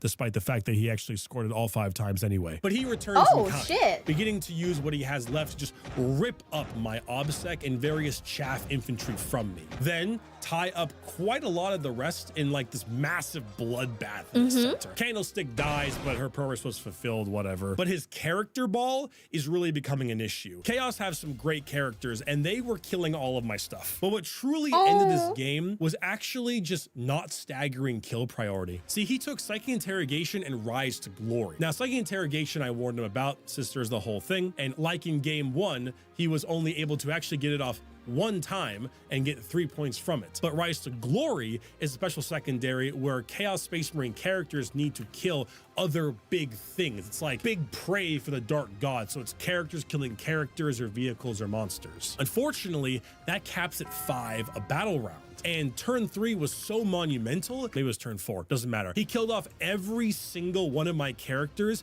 practically in 1 turn. That's so crazy. He only got 3 for Psychic Interrogation because he had no more characters to interrogate. And he only got around, I think 7 or 8, I don't quite remember the number, on Rise to Glory, because he had no more characters to kill. Truly, he was suffering from success. By the end, I was dying in models, but winning in points. He wasn't able to move his units fast enough to stop me from scoring. I had already gotten a lot of really good points for my sister secondaries. Sure, he had more models than I did, but I had more points. I ended the game with my 4th win at 79 to 67, a real close one. Rise to Glory and Interrogation really didn't do him justice here, and I think he would have pulled off the win if other secondaries were chosen, but you won't see me complaining. Wait, so can someone explain this to me? So how do you score even when your opponents are like, what is it? Are winning, like they're taking they've killed most of your units, but you're still winning in terms of points. Can someone like explain how that works? This victory feels good. I like winning on like a technicality like that. Oh, you have little objectives. Okay, that makes sense. So he was able to oh, wait, that's kind of cool. Okay. You can choose beforehand. You get points for doing stuff than just killing. You select objectives for your army that gives you... Oh, I see. Okay, that makes sense. That is so cool. Okay, I understand that now. Standing on objectives, unless you're playing corn, you don't win via kills. Ah, okay. See, I didn't know about that bit, so I was a little like, eh? How is he still like in like, you know, in the battle? Final round. Gene Stealer cults. Lastly, we had game 6. I wasn't able to take any foes of this one because I was just so exhausted. Game 6 is always one of the most exhausting. The best players are 5-0, and we aren't the best players. So this is really just the game for fun. But it's the fun game where you're tired as hell, your legs hurt, your throat sore from talking, and you start thinking about investing into a knight's army so your games are over an hour faster from now on. My last game was against Gene Stealer cults, an army I have had extremely little experience playing against. In fact, I only experienced their 8th edition counterparts. This was technically my first 9th edition game against GSC ever. Their list was a lot of stuff. Phagus, whatever. Kellermorph, Nexos, Magos, Mangoes, all those things. But mainly, it was a ton of Acolyte hybrids covered in hand flamers, Metamorphs, 3 squads of 10 pure strain Gene Stealers, 4 Ridge Runners, some Jackals, and 3 Goliath trucks. Wait, can someone remind me? So which legion are they a part of? Because now I'm confused again. Are these like new? Okay, so bear in mind the legions that I know are from like Bricky's like old legions videos. So like, who are these? They're just humans infected with Tyranids? Oh, okay. Quack, thank you so much for the membership. Thank you. Gene Stealers. Okay, so they're Imperial guards that worship Tyranids. Oh, okay. Oh, okay. That makes sense. Because for a second there, I was like, oh, they're looking a little techy, but they also like don't look like Adeptus Mechanicus. So like, who are they? Same name. Yeah, thank you so much, Quack, for the membership. Thank you. They're a separate thing. Ah, are they new or are they old? Thank you so much, Quack. Thank you. Not that being infected people. Oh my gosh. They're newish. Ah, okay. That's why I was like a little confused. I was like, who are these people? Never seen them before in my life. What do the Gene Stealers do? Do they steal genes? This was Barrel of Monkeys with a proximity alarm. I learned about Gene Stealer cults today. Oh, yes, I did. I learned what they could do to my unprepared anus, and what they can do is something I cannot show you on YouTube. Turn 1, pure strains hop out of the battle bus and just kill 2 whole squads of sisters, and guess what? They just get put back into reserves after killing me. That's a thing they can do, apparently. Then the Ridge Runners just start blasting me as crossfire markers are being thrown everywhere. And I'm screaming my head off, not knowing what the hell's going on. I'm running around in circles. Then more Stealers hop out of the battle bus, start cranking 90s all over my head, deleting more of my OBSEC, and somehow surviving my Zephyr reprisal. They're in the goddamn walls! I yell as acolytes appear from behind me with hand flamers and torch my Repentia. Then a bunch of mining workers on motorbikes decide to take a cache of demolition charges and throw them in the face of a High Lord of Terra. My Candlestick does take her own though. 3 CP and a bit of hot rolling. Has to rip apart 2 full Ridge Runners. So let me just be clear. So these units are just guys, right? They're just guys that have been infected. And they are better than the Sisters of Battle?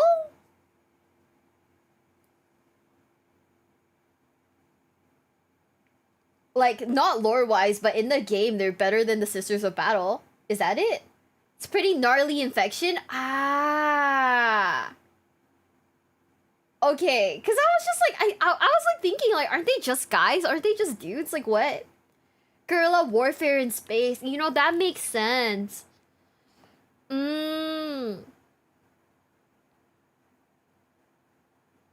Yeah, I was confused. I was like, lore-wise, if they're just guys, you shouldn't be able to sign up to, like, you know, trained, like, members of combat, right? Ah, okay, that makes sense. Not anymore in the 10th edition. This is, how old is this video? This is 2 years ago. So we might be a little outdated. And damaging another, doing a total of 17 mortal wounds. That was lovely to watch. But no, this was a slaughter. That my opponent was desperately trying to go easy on me so I can score more points. Using such excuses as, oh, I coach players and we teach not pushing it while you're ahead. What? And out of respect. And it's the final game of the day. In which I said, Kill me, I'm here, kill me! I'm fine with getting obliterated. Okay. Obliterate me, please. It helps me learn how to fight from behind. Great guy to play against. He taught me a lot, both game-wise and Gene Stealer cult-wise. But it was easily my biggest loss of the tournament. He ripped me a new one. Second loss, 97 to 46. 97 to like 25, more like it. He was being nice. But 4-2.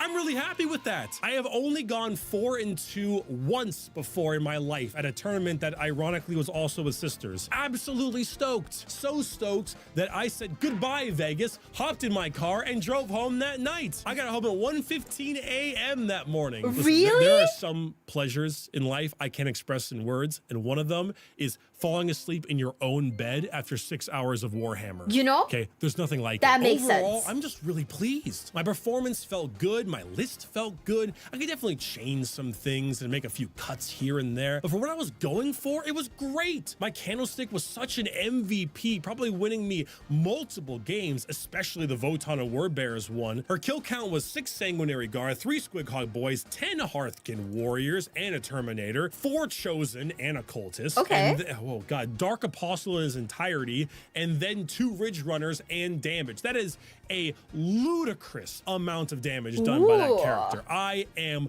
so pleased. I have never once gone 5-1 in a tournament before, but I have one coming up in Irvine, California in early March, so maybe I might find a way to pull it off then. I might make a little recap video about that too, but that'll be on my second channel, Bricky Episode 2, if you want to find that out. I'm a nerd and Warhammer just feels too nerdy for me. Low key, Coder, I feel the same, but the lore is very interesting and the game fucking slaps. I don't know if I'm capable of playing the game, of like actually playing tabletop. But low key, the actual video game though, that shit slaps. We read Yu-Gi-Oh! Effects, we should be fine. The final boss. Okay, what is the final boss of nerd stuff? Warhammer or like... What else is nerdy? It's fun, but it takes so long to play. Y'all play Yu-Gi-Oh! I feel like Yu-Gi-Oh! Is still like baby level. WoW? Fuck, am I a nerd? No, I'm no longer a nerd. I canceled my WoW subscription, guys. Remaking multiple characters for hardcore WoW has burnt me out of WoW officially. To go to a Yu-Gi-Oh! Tournament? Yeah, that's true. Is Magic... Okay. How can Magic the Gathering be the nerdiest of all when they had a dumb MTV commercial? Right? D&D Pathfinder is a fine... What the heck is D&D Pathfinder? You're a VTuber? Yeah, but that doesn't make me a nerd, you know? Like, hi. Wait, no, hold on. Wait, that's not a good defense now, is it? Hold up. Model trains? Wait, you can't say model trains are nerdy. My waifu, Leah Asimov, and I went to Disney. And my queen loves model trains. And they had like a little model train at Disney. So we were both sat there. I sat next to her. We were watching the train go in and out of like, you know, the station. It was great. It was nice. It was so fun. Imagine being a nerd. That's your answer. Man! Pathfinder is a spin-off of D&D that is overly complicated for no reason. I've never actually played D&D before, and like that shit's like kind of interesting. We have bad news for you. Leah's a nerd. My wife is a nerd. Fuck. Have you seen the old WoW commercials with Mr. T? No. Did you know? Okay, I don't know if you guys knew this, but Leah loves trains, right? So because I'm a loving bestie, we are best friends, and I love her very much. I told her that we could go on a train adventure together. I told her that if she wanted to, we could go ride that one wine train or something. Yeah, there's like some wine train, and I was like, we can do it. I will do it for you, BB. I like looking at nature anyways. Sorry, you're a nerd. Fuck! No, like, but like, I'm not a nerd though. Haha. Guys, I fuck, okay? I fuck, okay? Like, this is distinctly like not nerdy activities, right? We're not running a train on her. You what? Why are you acting like that's a surprise? Huh? Are you falling to become autistic? My friend, my bestie has a traintism, and I'm just saying I could develop the traintism for her. What? Hey, do not press X to doubt. Guys, no. Nerds fuck so much. Guys, don't press X to doubt. Oh my god, the moment you bought dice, wait. Coder, I need your opinion. So, there's this dice that has the Among Us, like, twerking emo on it. Like, you can't really see it. You might have to explain it to people because it low-key looks like a bull or something, but it's the Among Us twerking emo. Yeah. Should I get it?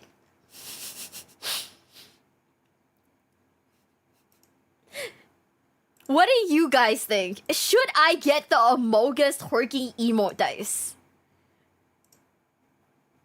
Why is it $69? Yeah, 50 of them. It's $69. Okay, we're gonna do it. Oh man. If I ship this to a friend in America or like Canada, surely they can give it to me. There is no way. I know it's fucking 69. No. Guys, I do not have the tanktism. Okay, I don't have tanktism.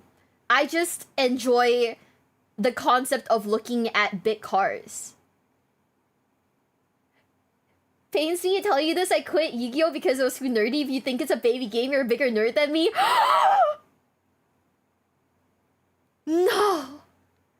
No, stop. Stop hitting me with the truth. Guys, I'm just a girl, okay? By the way, I didn't watch this video. I like scrolled past it just to see. But there is a painting tier list ranking every 40k faction by painting difficulty. And I was like, wait, maybe chat would like this. You're a girl? Okay, I'm learning so much today. Okay, Coder, we met. We met. Like, what is this? Literally, what is this? Cordovon, if you're interested in tabletop, you can always start a kill team where you only use one squad. It's like tabletop XCOM, but Warhammer 40k. I actually don't know what XCOM is.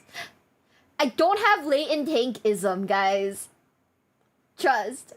Coder is not confirming that I'm a man from Toronto. I am not a man from Toronto. I am a woman from Southeast Asia, dude. Man from Toronto is crazy. Warhammer is great. I haven't found my tank food yet. Oh, I haven't found my spirit, like, animal tank. Watch Warhammer. Yeah, we're gonna watch a video where where they're ranking the 40k faction by painting difficulty. Because apparently this is what I do. No. Wait, Nate, thank you so much. Looks like you need more funds for 100 dice. Thank you so much for the yo, 69. Let's fucking go. Nice. He's from Ontario? What is Ontario? Miwa is not a man from Toronto. Miwa is a man from Quebec. I am neither a man nor am I Canadian. You know, okay. Hold up.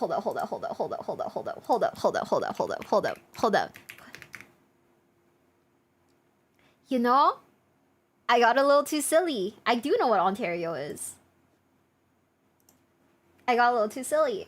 Okay, if you want to know about the lore, if you want to know about the deep lore, why people say I'm a man from Toronto, it is because there was a Reddit post that like specifically linked my Twitch stream in r/Toronto that said, hey guys, does the Singaporean accent sound like a male Toronto accent? And from then on,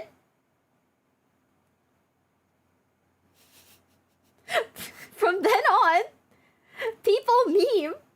Oh, I'm not kidding. Hold up. Let me see if I can find the Reddit post. It's kind of insane. It's kind of insane. They actually linked my shit too. So, thanks.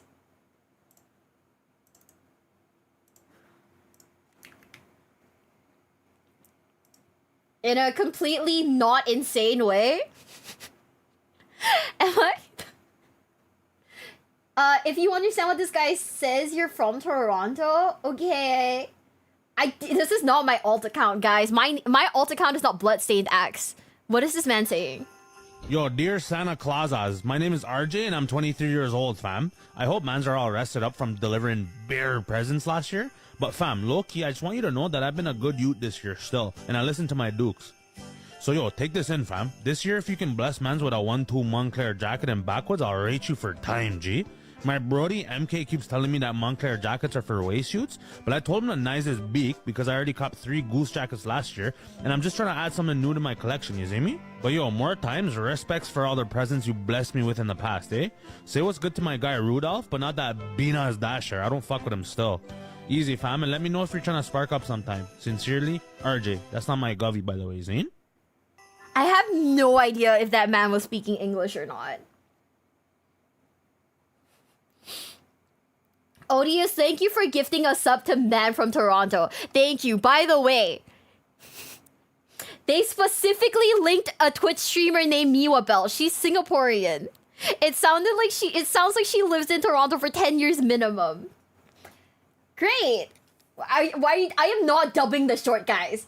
I don't know what he called. That did not feel like English. I know I went to school and I feel like I learned English. I feel like I learned English, but honestly I don't fucking know, dude. Maybe it's time to turn in my like English my English like language like classes, cuz what the fuck? I thought you sounded like a Valley girl. I am like from Southeast Asia. Uh-huh. I'll give you the Toronto slang 101 lesson. Okay. I am anticipating the lesson now. Because what the fuck was that man saying? I understood like low-key, fam. Everything else I was like, huh? Just huh? Dude. Oh, Gene Stealer cult. This is a year ago, by the way. So, like, this is a fairly recent video, too. English, I thought you speak American? American's a language? You should call Maple see if she understood it. Okay, I'm gonna DM like Maple the link. Oh no! Now that I've watched it on stream on my YouTube account, that means my shorts are gonna be flooded with that stuff. Yeah, you give me absolute Valley Girl vibes with your voice and model. Thank you. Rip my algorithm. 07's chat. Can I get an F in the chat for my algorithm? I'm cooked. One time I talked about disencoder on like Twitter, and my entire like recommended videos page was all like disencoder like judge rulings. Valley Girl vibes is not a good. It's not. That was a face reveal. That one guy talking. You think I look like that? Chat. I have longer hair. Trust. I have longer hair. Someone like asked me if I use like a voice changer, and I was like, brother, it takes me like 10 minutes to set up OBS before I stream. You think I could figure out a voice mod? I could not. Like, you guys are overestimating my abilities. If you pitch Mio's voice down by like 1 step, she sound like that. I'm like getting stabbed right now. Holy fucking shit. What, you're not a man? I am not a man.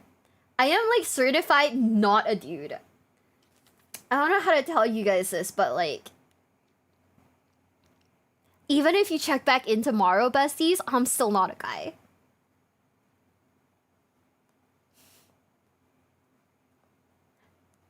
Even if you check back in the day after tomorrow, I'm still not a guy. Why does every VTuber say that? Because every guy questions if we are men. I mean, I've showed my arms on stream before. Either I'm a girl, or I'm just like a really like skinny twink. There is no in between. Basically, there is no in between. I've done unboxing streams. What if you're lying though?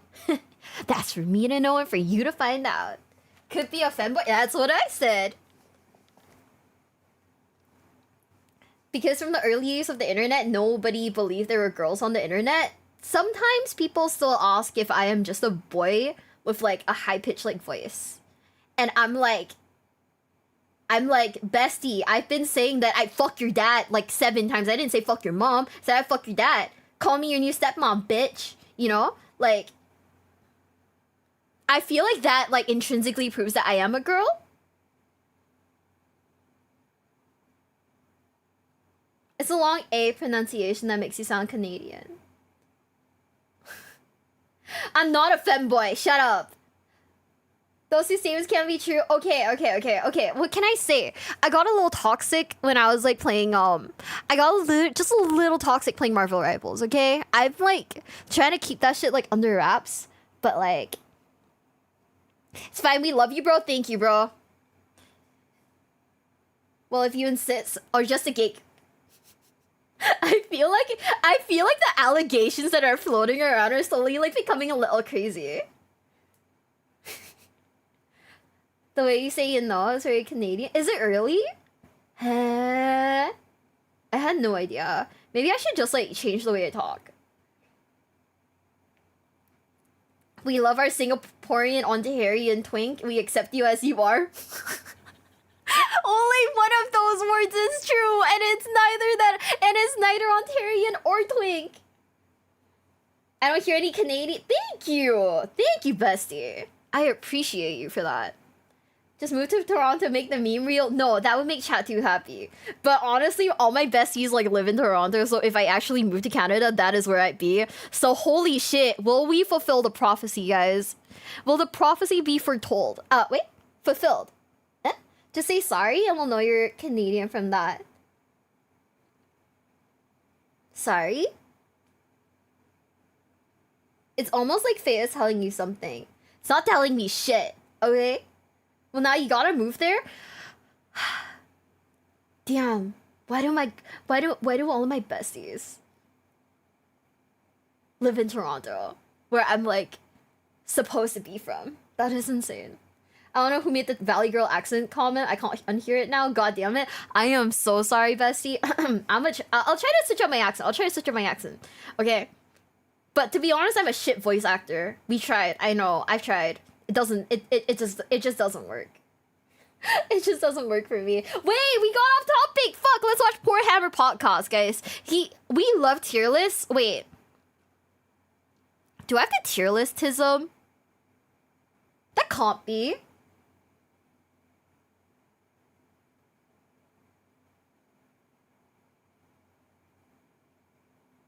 Do I have the tier listism?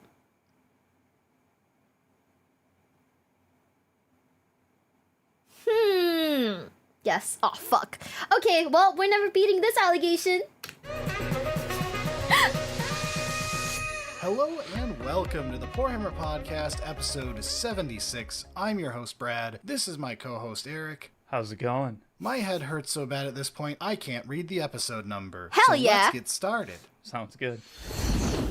All right, a quick bit of news before we actually get into the topic. Okay. The day this episode releases on YouTube, we will have a YouTube community post on our channel that you can go to and submit questions for next week's episode, where we will be dragging our editor on at gunpoint to talk about any Q&A stuff you guys have for us about us, the podcast, our opinions on Warhammer stuff, the YouTube channel in general, and making videos, whatever. If you can think of it and it's funny to you, or you are entertained by the idea of us answering it, feel free to ask it. I will then completely ignore you and answer questions that I like. You could also provide answers and we'll give you the question. Ooh, that's a spicy one too. All right, with that out of the way, I would just like to thank you all so much, and we can get into the topic proper now, for real this time. It's about damn time. Stop pretending StarCraft is cool. It's a piece of shit game.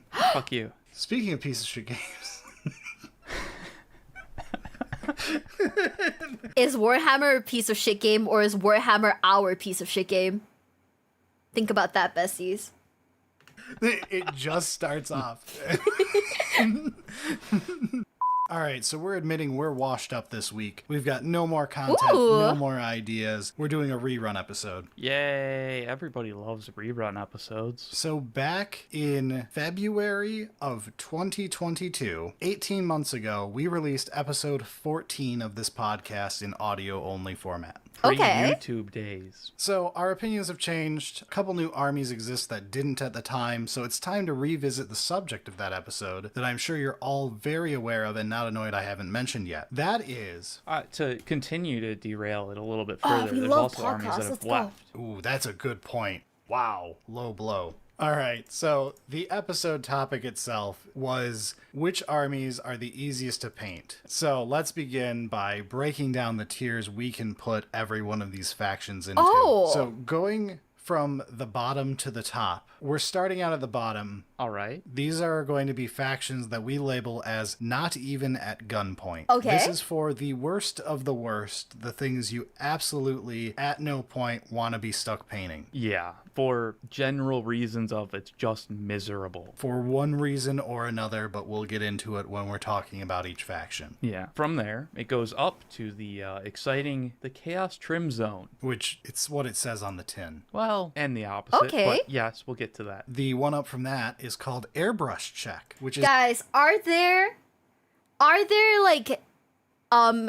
like factions that you would never do? Like you never play just because it's that difficult to like paint? Are there ones that you would never do at all? The clowns? Oh, that's fair. I think the clowns would be hard to paint, huh?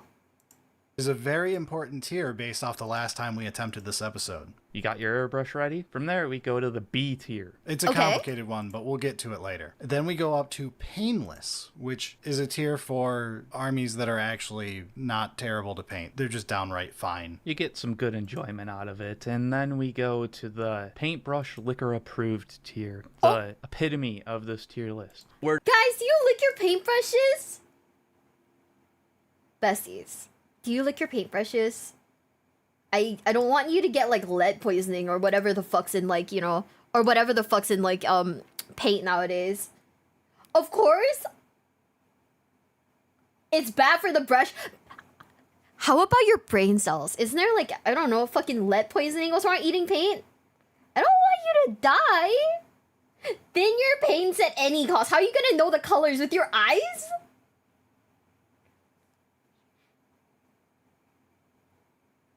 I licked my paintbrushes. Don't fucking die, besties. Don't drink the paint water either. Don't fucking do it, guys. It's acrylic paint. It's all toxic. You know what? Sure, besties. If you won't die from it, I don't see a reason to be like, hey, don't fucking do that. I get lead poisoning from work. Bestie, no. It helps to keep the point sharp. I guess. Shit, okay. Well, you know, Where do we start? Do we start at the bottom and work our way up, or do we just randomly choose armies and put them somewhere? Randomly choose armies. Oh, that looks so sick. Painting it looks so cool. Brilliant. I'm randomly choosing Gene Stealer cults who are going into not even at gunpoint because they are without a doubt the absolute worst faction to paint. They did nothing comes close. Do you agree? If you are attempting to paint to a good standard, I'm not going to say like parade ready standard or golden demon or anything like that, but you're trying to get your army on the table and not feel embarrassed when people look at it. Gene Stealers is the hardest to get this done with. And I think that's the assumption that we're going to use for all of these is like get it ready and not embarrassing, but not like insane. Yeah, Gene Stealers is brutal. And we're not going to look at these from this army is really easy, but this one model is a living nightmare, so it should go down a tier. We're going to ignore that fact. And we're not going to look at these from this army sucks to paint, but here is a single speed painting method that makes the army. Wait, this one, okay. This one has like gradients on it, so this looks like it take like a ton of time. Holy shit. You know, some pencil eaters, I heard my friend choke from drinking the paint. No, don't drink the paint, guys, stop. This one looks really hard to paint, okay? As like a painting noob, the only painting I've ever done was when I was like 7 and I took art classes, but then like dropped out because my mother determined I didn't have the talent for it and she didn't want to waste money anymore. That is all of my painting experience, guys. And as a painting noob, all I can say is this looks hard. This looks really fucking hard. Atomic Marma said, thank you so much for the follow. Thank you. Welcome to the basement. Welcome. Army sucks to paint, but here is a single speed painting method that makes the army okay if you're okay with this specific paint job. Yeah, these are general feedback kind of things. Your typical paint job. And it comes down to the fact that this is like a hobby. So if you want it to be complicated, you can make the painless ones complicated. Yeah, this is for your typical average Joe paint job. Yeah, this is kind of just like a general expectation for the army, but caveats and all of that aside, Gene Stealers are fucked. Damn. The average Gene Stealer list runs between 60 and 100 troops, and those troops, if you pick up a Neophyte hybrid and look at the details on that model, even if you like try to keep, okay, his pants will be one color, we'll only color in the shin pads, and then we'll do the armor and the Saiyan armor booby plates separate. That's a lot for that many models. They all have exposed skin everywhere, complicated ragtag guns. Yeah, so you can't just like give it a base coat, a couple highlight things, and then wash it, essentially. Like, no. It's a slog, and I have not painted a single Gene Stealer yet. I've looked at them, but I haven't touched mine. Yeah, I wonder why. I don't know a single person who would defend Gene Stealers going higher, but yeah, not even at gunpoint. Which is entertaining because within the next year or so you're going to start that project. So it's okay because I made that the project. It's not me trying to rush done my army. It is me picking up an army to be a giant project. And you're a masochist, but moving on. Let's talk about the new guys, World Eaters. That way we're not predictable this time. Ooh, nice. World Eaters are going in the Chaos Trim Zone. Yeah. Hint, they won't be alone here. You can probably figure it out. This looks really complicated too. I'm not gonna lie. I mean, I guess you don't have to paint it to like such detail, right? Wait. Oh, you know what I kind of want to do? To the Warhammer people that are in my Discord server, I want to create like a thread where people can like take photos of like their armies and post it there so I can see what like average painting looks like, you know, like not like professionally done for like for the sake of selling a model, but like what people actually, you know, do it, like how people actually paint that shit. Should I do that? What do you guys think? I'm genuinely curious because I'm assuming that all of the pictures used right here are like pictures direct from like Games Workshop, right? Wouldn't that be fun? I'm a Dragoness. Thank you so much for the follow. Thank you. Welcome to the basement. Welcome. Yeah, I was just thinking, like, this looks professionally done. But what if you're just a guy who just, you know, who likes playing Warhammer? You don't do a terrible job, but it's also not terribly impressive, right? You know what I mean? Like, it's not insane, but it's also not that bad. I kind of want to see what that standard is like. Just a guy paint jobs. Yeah. Yeah, I know some people can do it really well. But like, how do the average ones look like? That is what I'm curious about. Because these look really cool. These look like they have a ton of detail. But I'm also positive that someone like, and like a proper like artist, you know, proper like painter painted this stuff. With like no like crunch time where, you know, they have to like, oh, I have to get this in time for like a tournament, so I'm just gonna do my best kind of vibe. You know what I mean? I don't play the game, I just build and paint. Yeah. I like that aspect of it, honestly. I think that aspect of it is really cool. The fact that you just get to be creative in like your own space. Trust our audience with a base level of intelligence on what's going to end up in the chaos trim zone. Stop! This like bear thing is so cool too. I think it's a bear. I don't fucking know. I think it's so cool. Shit. Sheesh. It's kind of like, I kind of love how like the red is separate from like the guy's red, because his red is more vibrant and this guy and like the bear's red is like a little bit more like matte-ish. Is it an ox? I thought it was a bear. Huh. Well, whatever it is, yeah, I guess I'll do like a YouTube thread, and then people can just like post your pictures.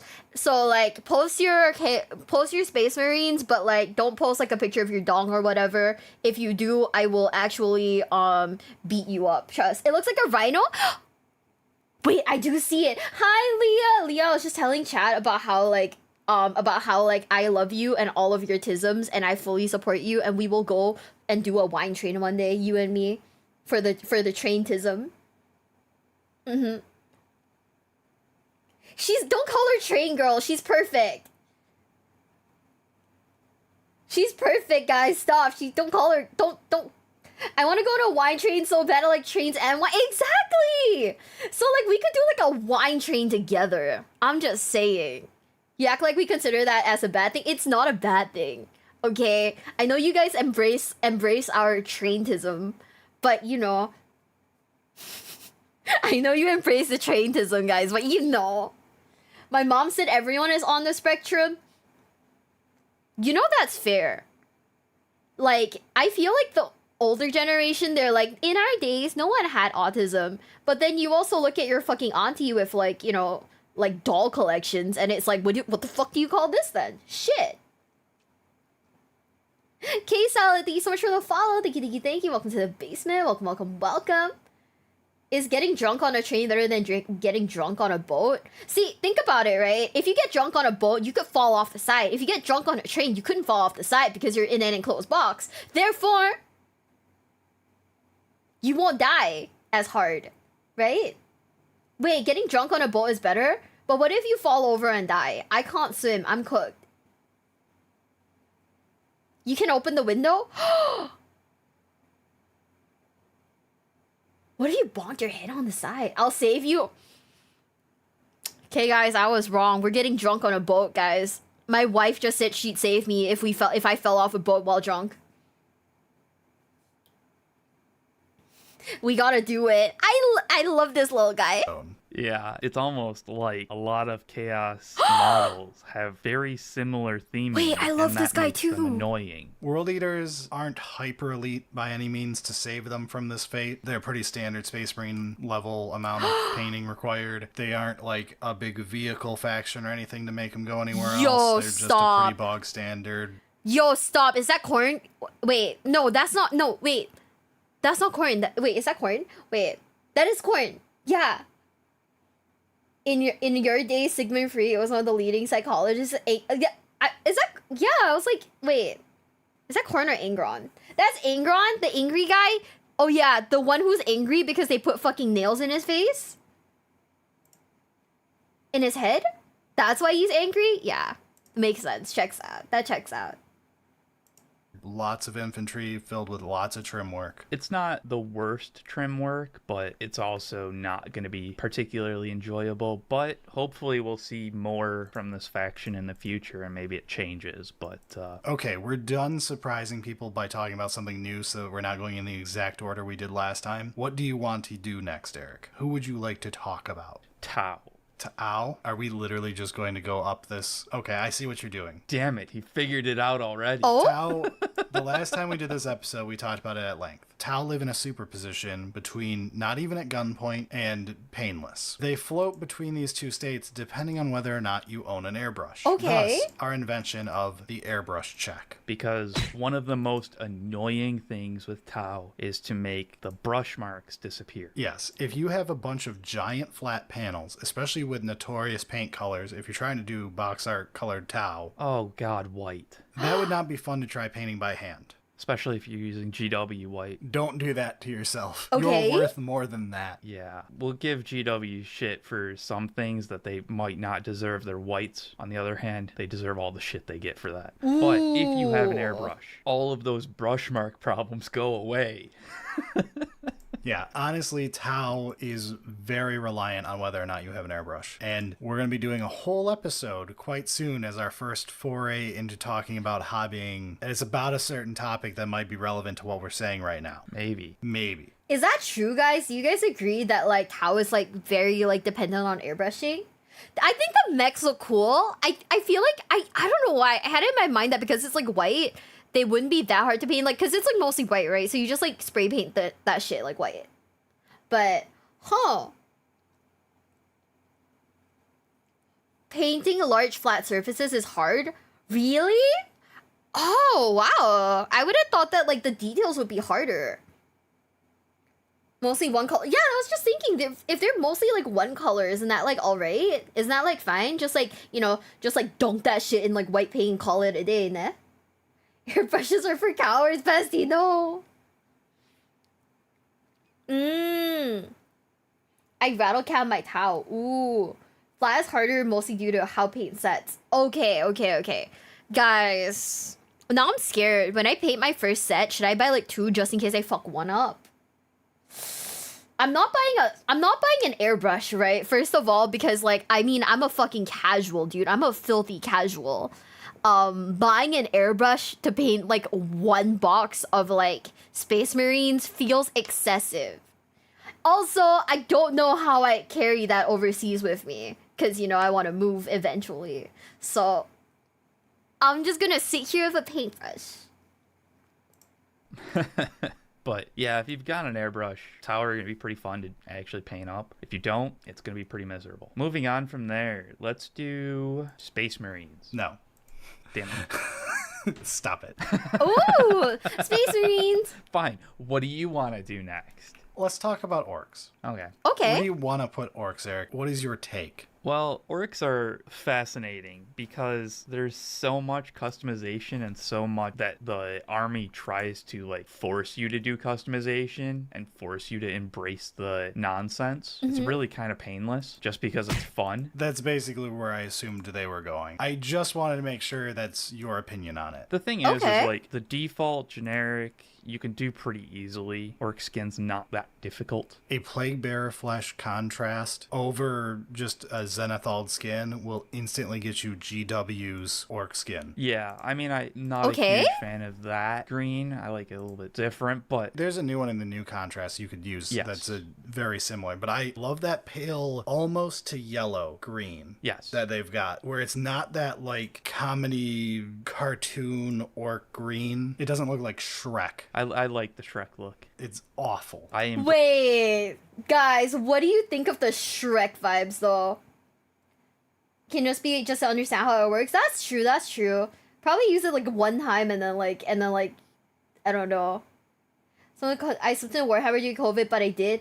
I genuinely think that like Warhammer is interesting enough that it transcends like gender. Right, but you have to be very selective about what videos you're watching to get into it. Because if I'm gonna be for reals, if I watched one of the Luton videos at the start, I would not have understood anything. But because I watched Bricky's video, which is very watered down from what I understand, it's a very watered down version. It was very easy for me to understand, and it was interesting enough to keep me in, you know, to actually do research. But if I went straight into one of the other, like, really hyper detailed guys, I don't think I would have, like, understood it nearly as much. brace it. But either way, it is reasonably easy to get to that point. That said, because orcs as a faction is a hobby faction, kind of push you to do kit bashing, push you to do interesting, unique takes on it. You can go as deep and as complicated as you want. And I think that's why it stays in the painless tier, because you get to choose how complicated you want it to be. Yes. It could be super easy. It could be fucking difficult as hell, but you've made the choice. So long as you know ahead of time, like, yeah, I'm making this complicated, I want to do that, then it's going to be painless because that's the choice you made. That's why you're doing it. I'd go a step further and say they also have the safety net. Orcs that are painted badly is just kind of funny. Yeah, that's true. It very much is orky. It's super easy to do battle damage. I want to get this and just paint it pink like a fucking like Barbie car, right? And then just do the orcs in like various like preppy shades of green. I want to do a Barbie orcs, guys. Is that insane? Is that dumb? No, right? Yeah. Yeah, like the Barbie dream car. But you know, orcs. No, that rules? Hell yeah! Okay, guys, it's official. We're gonna do a Barbie dream car, guys. Pink is just another shade of red, so it makes it go faster. Barbie dream car riding into war. Not the first to do it? Hell yeah! Okay, great. Hell yeah, great. Okay. I am not being creative, and I like that. I didn't fuck that paint up. Not at all. That was intended. An orc painted that. Have you seen an orc paint? That is very true. It does have a fantastic safety net. All right, to get another one of these out of the way, Death Guard. I think Death Guard originally we put as like an A tier because of the trope of Death Guard can just be dunked in Agrax Earthshade or, you know, a custom brown wash. Yeah, okay. Right. Our local Death Guard player had words with me after that episode went live. He told me to shut my mouth. I don't know how miserable painting Death Guard can be. Every single model, as he proved, as he put them on the table and forced me to pick them up and look at them, every single Plague Marine sculpt is entirely unique and has all sorts of things that are only on that sculpt that you have to figure out how to paint. Okay. Yeah. It's bad if you want it to look good. It has a higher floor than a lot of other stuff. It's not even that you want it to look good. You just want it to look non-embarrassing. Exactly. You don't want to feel bad about it. And it's a lot harder to raise. I get it. And they still have all the trim work of CSM or World Eaters. They're not rubric level bad, but they're down there. I get it. They've got a decent amount of bits that you gotta deal with. It's definitely one of our revisions from our last take at this. Yeah, there were words had and acceptable. Let's go Imagine to being threatened. One of the knights. Which knight do you want to do first? Or do you want to put them together? I feel like they're separate. We'll talk about them each alone. And I want to talk about the baseline with Imperial Knights first. And I don't know where they're going. Airbrush check. Okay. We need to have a serious talk. I'm not going to put them anywhere yet. Let's talk with them off the table. Knights are a faction that you pick up to hobby. That's true. Knights literally exist as a way to tempt you to do a project. They are a big, chunky boy, and they are a treat to paint. Downright fun at times. There are 100 ways to approach a knight. You don't need an airbrush at all because, to be honest, dry brushing all of their metal parts and then actually just being careful on the panels isn't that bad. They're not like Tau where they're made of a bunch of straight panels. That's true. And they're large enough that, like, you can get some fun. That's something for people who haven't painted an army yet. The larger the model, the easier it is to paint, which sounds counterintuitive. The smaller something is, the harder it is to get it right. There's less room for error. Yes. If you're not trying to do something crazy, like some... This looks insane, by the way. I just want to say, if I had to paint the wolf, I mean, I'm like pretty sure these are stickers, right? I could never get one of the big models. I have like perfectionism, like tism, whatever it's called, right? And if I fucked up the sticker, I'd be so sad. I would genuinely have to put like the model down, lie down, maybe cry for a bit, and then like in 3 days maybe go back and like finish it.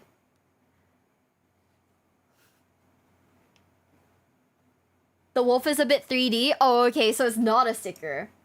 Okay. You know what I mean? It'd be like, oh, this is so sad. This would be like really fucked up if I fucked it up. The decals. Yeah, decals. Oh, okay, it's coloring in. Okay, that's not bad. That's not bad at all. The sticker things a bit as you put them on. Okay, I need to like watch like an in-depth guide on how to like do stuff like this. Richard Gray freehand stuff. Yeah. Then Knights is very easy to get to a good looking standard. However, I agree, I think Imperial Knights is more of an airbrush check than Chaos Knights is. Imperial Knights does have larger flat panels that are uninterrupted. They are big flat surfaces, well, big rounded surfaces. They're very, very much like painting a vehicle in other armies. That's true. I mean, I agree with you that they are like the centerpiece model kind of thing that you've picked up for making it like your model kind of thing. It's like a display piece essentially. And it might be the thing that is your argument for, fine, I'll finally invest in the airbrush that Brad keeps telling me I need to buy. Oh wow, it was such a good idea, like he told me I would say. So I could see Knights going in painless just because it'll be one of those like you've got the time for it kind of thing. And that's where I'm going to put Chaos Knights. Okay. Ooh, okay. Back and forth on which one they go in. But the key difference, having both of them on hand, Imperial Knights have a lot more big flat panels. Chaos Knights love having battle damage on every panel. They love breaking it up with, you know, like spikes coming out of the middle to Is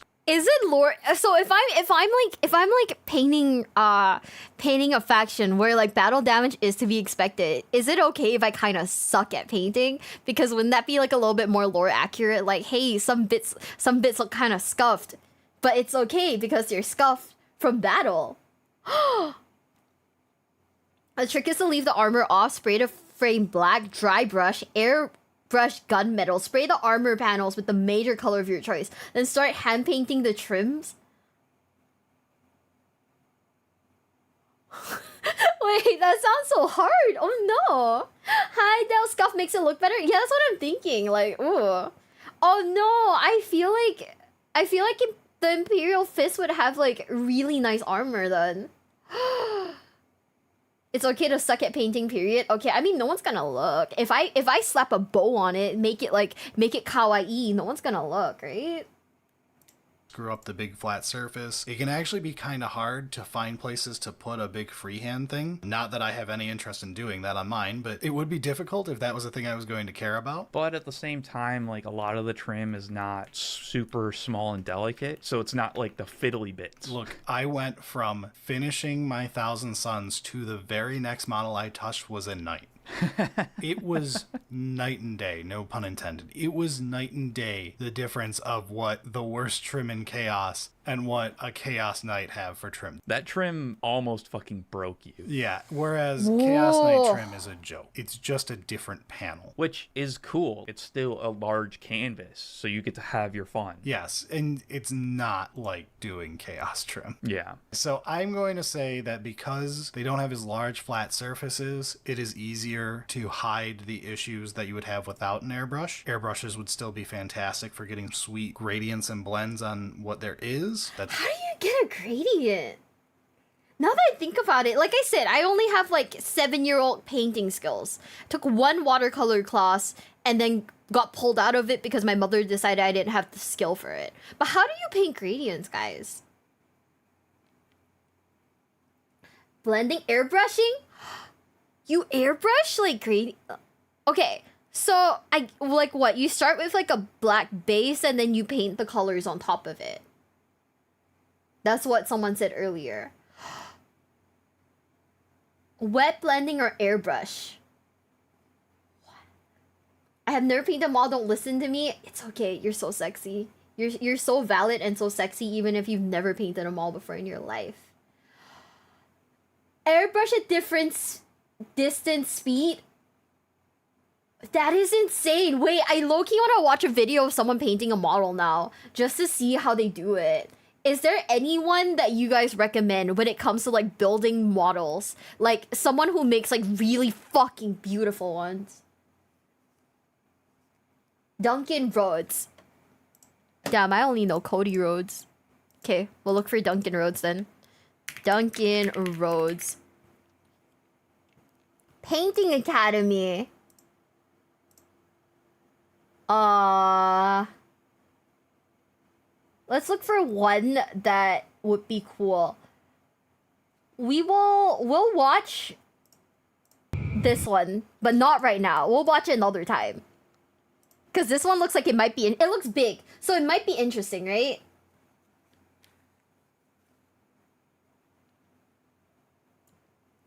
Eons of Battle. There's so many people who are good. Damn. Okay. Hold up. I'll just drop a sub to each of these people. What did you guys say? How do you spell Vince? Vince. Woo, he popped up for me. Okay. And what did you guys say? Eons of... They're just popping up for me. Holy shit. Can I build and paint a Space Marine blind? Shit, dude. I don't even know if I could build one with both my eyes. Okay. People are built different. People are actually built different. That's insane. What the fuck? Someone says it sucks, blame it on your mom. That's crazy. We're gonna keep going. That's what I did, but it's a lot easier to brush those than it is for brushing the big curved flat shoulders of an Imperial Knight. Yeah, and I mean, it's one of those that, like, at a certain point, every army can get benefit from an airbrush, but there are some that are like, if you have an airbrush, this is a substantial different feeling than if you don't. Yeah, I could see Chaos Knights being okay without it, so moving on. All right, Eric, now you can ask for it. Necron, I mean, Spacemen. Space Marines are the reason we have blueberries. It's true. I hate that it's true, but it is. We originally made this where everything was its own fancy name because people said we were too boring by using normal letters. Yeah, I think the last time we did this, it was just like S, A, B, C, and whatever. Yeah, so we invented B tier because Space Marines certainly aren't painless. Ask anyone who paints them. There's actually a decent amount of work that needs to be done. And airbrushes make everything easier, but they are not an airbrush required faction by any means. Okay. Definitely not. Unless you're just painting a shitload of rhinos, then... Sure. I mean, at that point, just go to your hardware store and get a spray paint can and call it good. Yeah, so they're why B tier exists. They are your baseline we're judging things off of for this for the most part. It's not that they're difficult or anything. It's just there's going to be some models that you're probably going to get annoyed with at a certain point where you're just like kind of done with this and you've got like 3 more to finish for that unit. Yes, it is exactly that middle tier with your characters you have fun with, you lose 3 hours and you go, holy shit, I love this character. Robot Girly Man! I love him. He's so funny. I can't believe he wrote the wrong book and then like fucked up everyone for like years, but it's okay. He's just a guy. I love him so much. I custom painted that mustache. I spent like 30 minutes. I wasn't even paying attention to the passage of time. He is my favorite. And then you're on your 4th squad of Assault Intercessors, and you've painted the exact same model so many times that you're like, I just don't care. These aren't hard, but I have to finish so many of them because I need to put them on the shelf so I'm done with them. But at the same time, it's not one of those I can just dunk it in some paint and call it good. Like, there's still work that needs to be done. And to be honest, at times, because it is such a, I'll say, regimented army, you end up with a everything is blue or everything is red. Yes, I see what you're saying. We're like, you're going to want to find the steps to actually getting a model from nothing to painted and follow those steps. Yes, and at times you'll become bored of, I have been painting highlights on blue for the last 4 days of hobbying. You don't want to be in that spot. It's an unfun spot. It's not painless like Orcs where you're like, what's this knob going to have? Oops. No, that's actually on purpose. Damn, okay. Yeah, there's not quite so much of the just have fun with it kind of thing. There is a certain amount of expectations that they're similar. And this goes for all successor chapters for people wondering why I'm not wasting my time talking about Space Wolves. They're all right here. Some of them have some of their own specific things, but lumping them all together is fine. Do you think that's the same for like all of the chapters? Like they're all like meh levels of like painting. The Nerf gun, honestly, the Nerf guns are so funny. Have a unique thing where no models have to look the same because they want to stand out from their brothers. Oh, okay. Various degrees of B tier. Okay, that makes sense then. Laos and 2000k points of unpainted blood angels. 07. Blue, thank you so much for the follow. Thank you. Welcome to the basement. Welcome. Unless you pick a heart color like yellow or white. Fuck! Those are like my two favorite like factions. I like my IKEA-tism boys, and I like my gotta go fast boys. Shit. Those are like my top two. Like, if I were to ever build an army, that's who I want to build. And they both are hard to paint. It's okay, guys. That's why we paint them pink.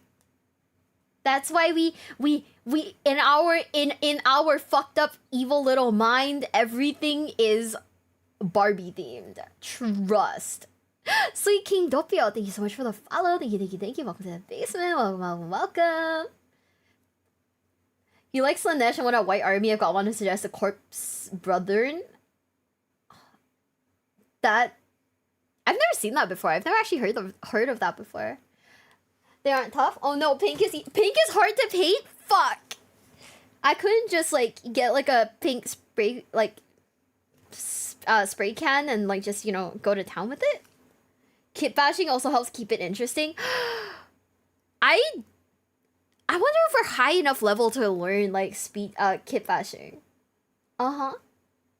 Corpus Brethren. Oh my god. Today is another day where I can't say my R's. What is hard because of shading and highlighting yellow? Because yellow paints have coverage problems. Okay. There's some good yellow paints. If you paint them pink, yellow looks great on top of pink. You know, that's true. That is very true. We'll have to think about it. We'll do a new army because it's very relevant. Yeah. So Votan is sitting with Space Marines in B tier. There's no getting around it. It's just the same thing. I agree. It's an army of tactical Marines. Let's hope that in the future, when we get additional range to this, there's some more uniqueness. To be fair, from a design standpoint, they are unique. I'm not going to pretend they look the exact same as Space Marines, but from a mechanical painting standpoint, it is flat panels on vehicles all over the place, cut up by lines of some sort, whether it be just, you know, recess shading stuff, or if it's the like humpy blocks that make up the land fortress, right? Yeah. Okay. You can see how those are mechanically very similar. And then the dude is just dude in power armor. And there's no real frills to it. It's just, it's a dude in power armor. There's some fun models in each range, much less of them in Votan because there's just much less of them. There's some things you can show off with your characters, doing a fancy power weapon in either one, all that stuff. They're very similar on that spectrum of how difficult or fun or easy feeling they are to paint. There are some interesting things that Votan have, but there are also interesting things that Space Marines have. So, okay, fair enough. But let's move on to something wildly different and kind of complicated with Eldari. Okay. Where do you want to put Eldari? Ooh.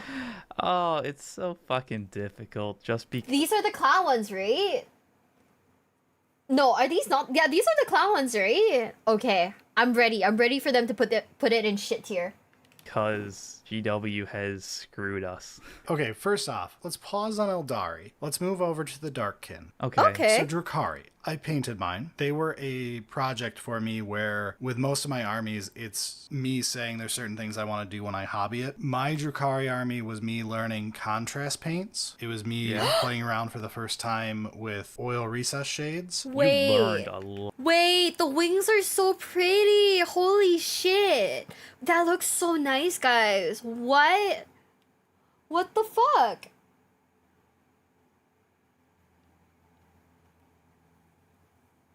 All clowns are Eldari, not all Eldari are clowns. Oh, that's a contrast paint? Whoa, that's so cool.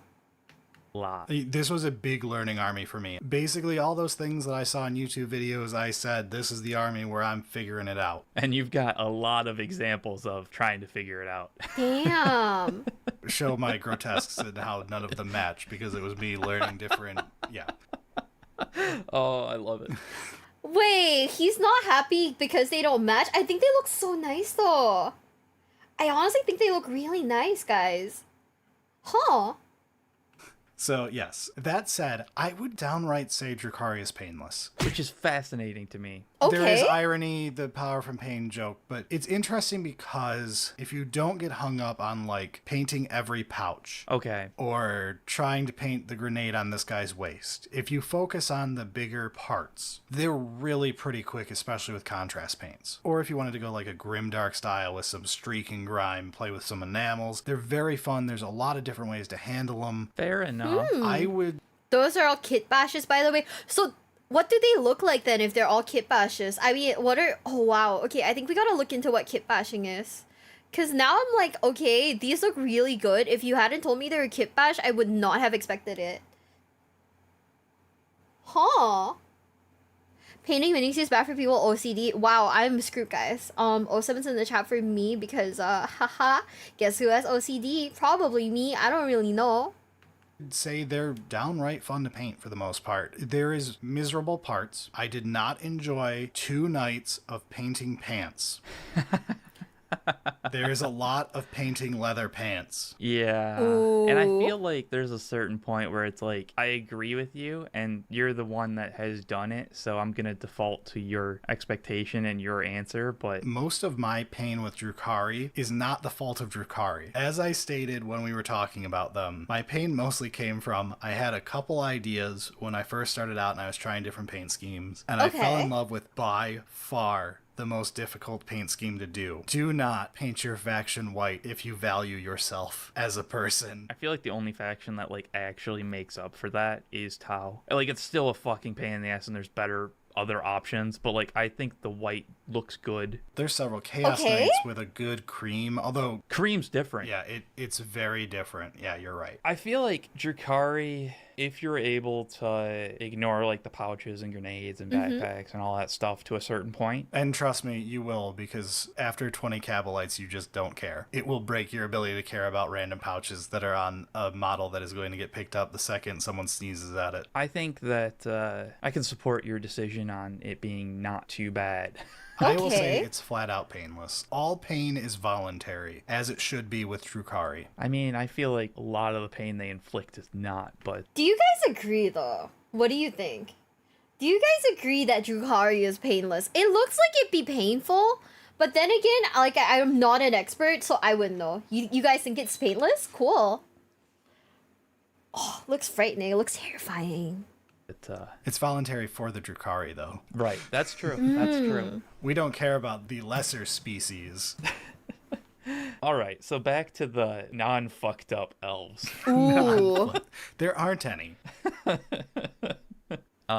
Obviously, there's a missing icon in the rest of what we have. Yes, because we base it off 9th edition codexes. So, yeah, Eldar does include Harlequins. Which Harlequins are... Harlequins are not even at gunpoint. They are the only one that I will allow anyone to argue near Gene Stealers, but they're still not that bad. Partially just because they don't have as many. Yeah, they're just more elite. At the same time, like, you can make Harlequins just a fucking nightmare with checkerboarding everything, but you don't have to. They can look really good without that. I would say the rest of Eldari is probably sitting with Drukhari in painless. There's a lot of ways you can do them with contrast. There's a lot of ways you can do them if you airbrush them, if you just paint them normally. They're mostly elite. There are some models it's a checkerboard. like, we're not doing model by model. Yeah, we can't get into like, oh, this Finecast model is a nightmare. Yeah, well, every faction has those issues, so... Okay, how about this? It should be painless, but 8 models are dragging it down to B tier. 8 models, yeah. A suspicious number. Okay. It's like there's 8 data sheets that don't belong and are dragging it down towards not even a gunpoint. Wait, what does this mean then? You actually have to? Ooh. Liquid Lambs, thank you so much for the follow. Thank you. Welcome to the basement. Welcome. I can see how it would be annoying because if you look at like this one in particular, you can see that she's got like the checkerboard on the like hood also. Like all over the clothes on the hood. Ooh. All right. You know what? Fair enough. If only they weren't in this and had their own proper faction that had more than 8 units. Yeah. Moving on. Let's do another like chaos Sure, let's get some more chaos out of the way. CSM is sitting with the other two. That it's what I said for World Eaters. We know what it was going to be. Yeah, it's not unexpected at all. They're basically the same kind of thing. There are fun things in these factions in the Chaos Trim Zone, by the way. It's just they come with the psychological damage of painting Chaos Trim. You have to know that. Yeah, you can have fun doing it once or twice. But you paint one Helldrake, and you're changed for life. Not the Helldrake. Wow. Okay, let's hop gears a little bit. Grey Knights. Let's hunt some chaos. Okay, they're too good at hunting chaos. This one was judged by my wife, so this is, I guess, for newer audience members, because we may have a lot who don't know our older content. Eric did not paint his Grey Knights. Fuck no, I didn't. Eric paid my wife to paint them for him. What? Which is why in the old lore, if you go very far back in time, you will find an audio episode in which we did our first talking about, like, getting into the hobby, and Eric was replaced by my wife. I was very much not a part of that. Eric would have had nothing of value to add to that conversation. Damn! Okay. Guys, get a wife so she can help you with painting. That's how you cheat code it, guys. Put the wife on the podcast. I'm sorry, we gotta replace this guy with the wife now. I'm sorry, besties. We gotta replace this dude with the wife. Conversation at the time. I had built a few models. Yeah, you built a couple models, like under 10. And then I said, fuck it, I'll pay somebody else. Which is why Eric, unwise Eric, when we were starting this, was like, yeah, we'll just put all of the Space Marines in B tier. And I'm like, except Grey Knights. And he's like, why? There's Space Marines too. I'm like, no, because my wife has very strong opinions on Grey Knights. They are like 90% tchotchkes. Yeah. Okay. Every surface of that Grey Knight is covered in gribbly bits. There is either an extra purity seal you forgot 2 steps ago and are raging about, or he has a book with a sword within a cream-colored logo for a other thing. There's a lot of emblems and all kinds of stuff like that. Yes, and they've got stuff everywhere. Every inch of a Grey Knight is covered in crap. There's no, like, nice, easy, paint it all blue, paint some shoulder pads, and call it good. No, and every weapon's a force weapon. Yeah, that one I cheated on with an airbrush. That's another mark against it, but I cheated on yours when I did them. To be fair, it looks good. I like yours. I'm proud of that quick hack I did. The quick airbrush hack looks solid. That was one evening, and I did your entire... This is the baby. This is the fucking baby carrier one, right? Oh my god. Hey, sorry to interrupt your stream, but you're my favorite glitcher, Miwa. Thank you, Duologs. Never forget, yesterday this man sent me his, like, Raid Shadow Legends invite link and then threatened me to, like, sign up with his Raid Shadow Legends invite link. My boss, by the way. I want the baby carrier. I want the baby carrier, honestly. I think the baby carrier is so funny. You better get to level 30? He's threatening me, guys. He's fucking threatening me, guys. This is so sad. Can I get like an 07 in the chat? Entire army. Which is not that many units, but it's a fair amount. It's a fair amount. Which, I mean, that is one of the things that the more elite armies, you don't have to paint as many. Yes, there's a reason we haven't talked about Custodes yet. But even then, Grey Knights is pretty brutal, and hopefully we'll have some point decreases or something like that in 10th, and it's not more elite than Custodes. Okay, we're getting down to some really hard to talk about ones. Ooh. I think a lot of these are interesting discussions, except for this one. IG is not even at gunpoint. Oh god, no. Really? They're not as bad as Gene Stealer cults. They are more mechanized by a long shot. That's true. They are more mechanized. If you are voluntarily putting together 120 Cadian soldiers, that's on you. You have brain damage. I feel like most people that play that faction have that brain damage, so... But that's on them. That's up there with my... Guys, if you have brain damage, say yes in the chat. Also, Hyrox says hi. Do not call out my IG-tism. Oh my god. Okay, well... Besties, I don't know how to tell you this, but apparently you have brain damage. You know, it's okay. There's probably a cure for it. Probably a cure for it. Oh no, guys! So boring to paint. Oh no. My Tizza, not your Tizza. Kind of harsh to say someone's paint, they'll get it done. That's true. But it's so much work. I guess I get it. It feels like a lot of work. But then again, you know, if you're specifically playing a horde army, you are like mentally prepared to do that much work. So hey, I guess it's fine, right? I don't need a cure, I need more artillery. Oh my god. You know, that's fair. I did the work for my boys. That is fair. That is true and fair. I did this to myself in Drukhari. Okay. Yeah. I gotcha. They're not as bad as Gene Stealers, but they are within the tier with them of, yes, 60 Cadians sucks to paint. Krieg are cooler, you should be painting Krieg anyway. But that harsh fact out of the way. There's also the fact that, like, a lot of the models have faces. Yes, unless you're Krieg, which again is the reason. The Krieg is the correct option. Oh, absolutely. Fuck being able to see faces. Helmet everything, man. Oh. And there are ways... Wait, so the faces are the issue then? Like, people don't like painting faces. Is that it? You know, that makes sense. That makes a ton of sense. Like, painting a helmet, it would be way easier, huh? Ah, because you need to add, like, depth to the skin. If not, it looks, like, dumb. Okay, that makes sense. That makes sense. Okay. Guys.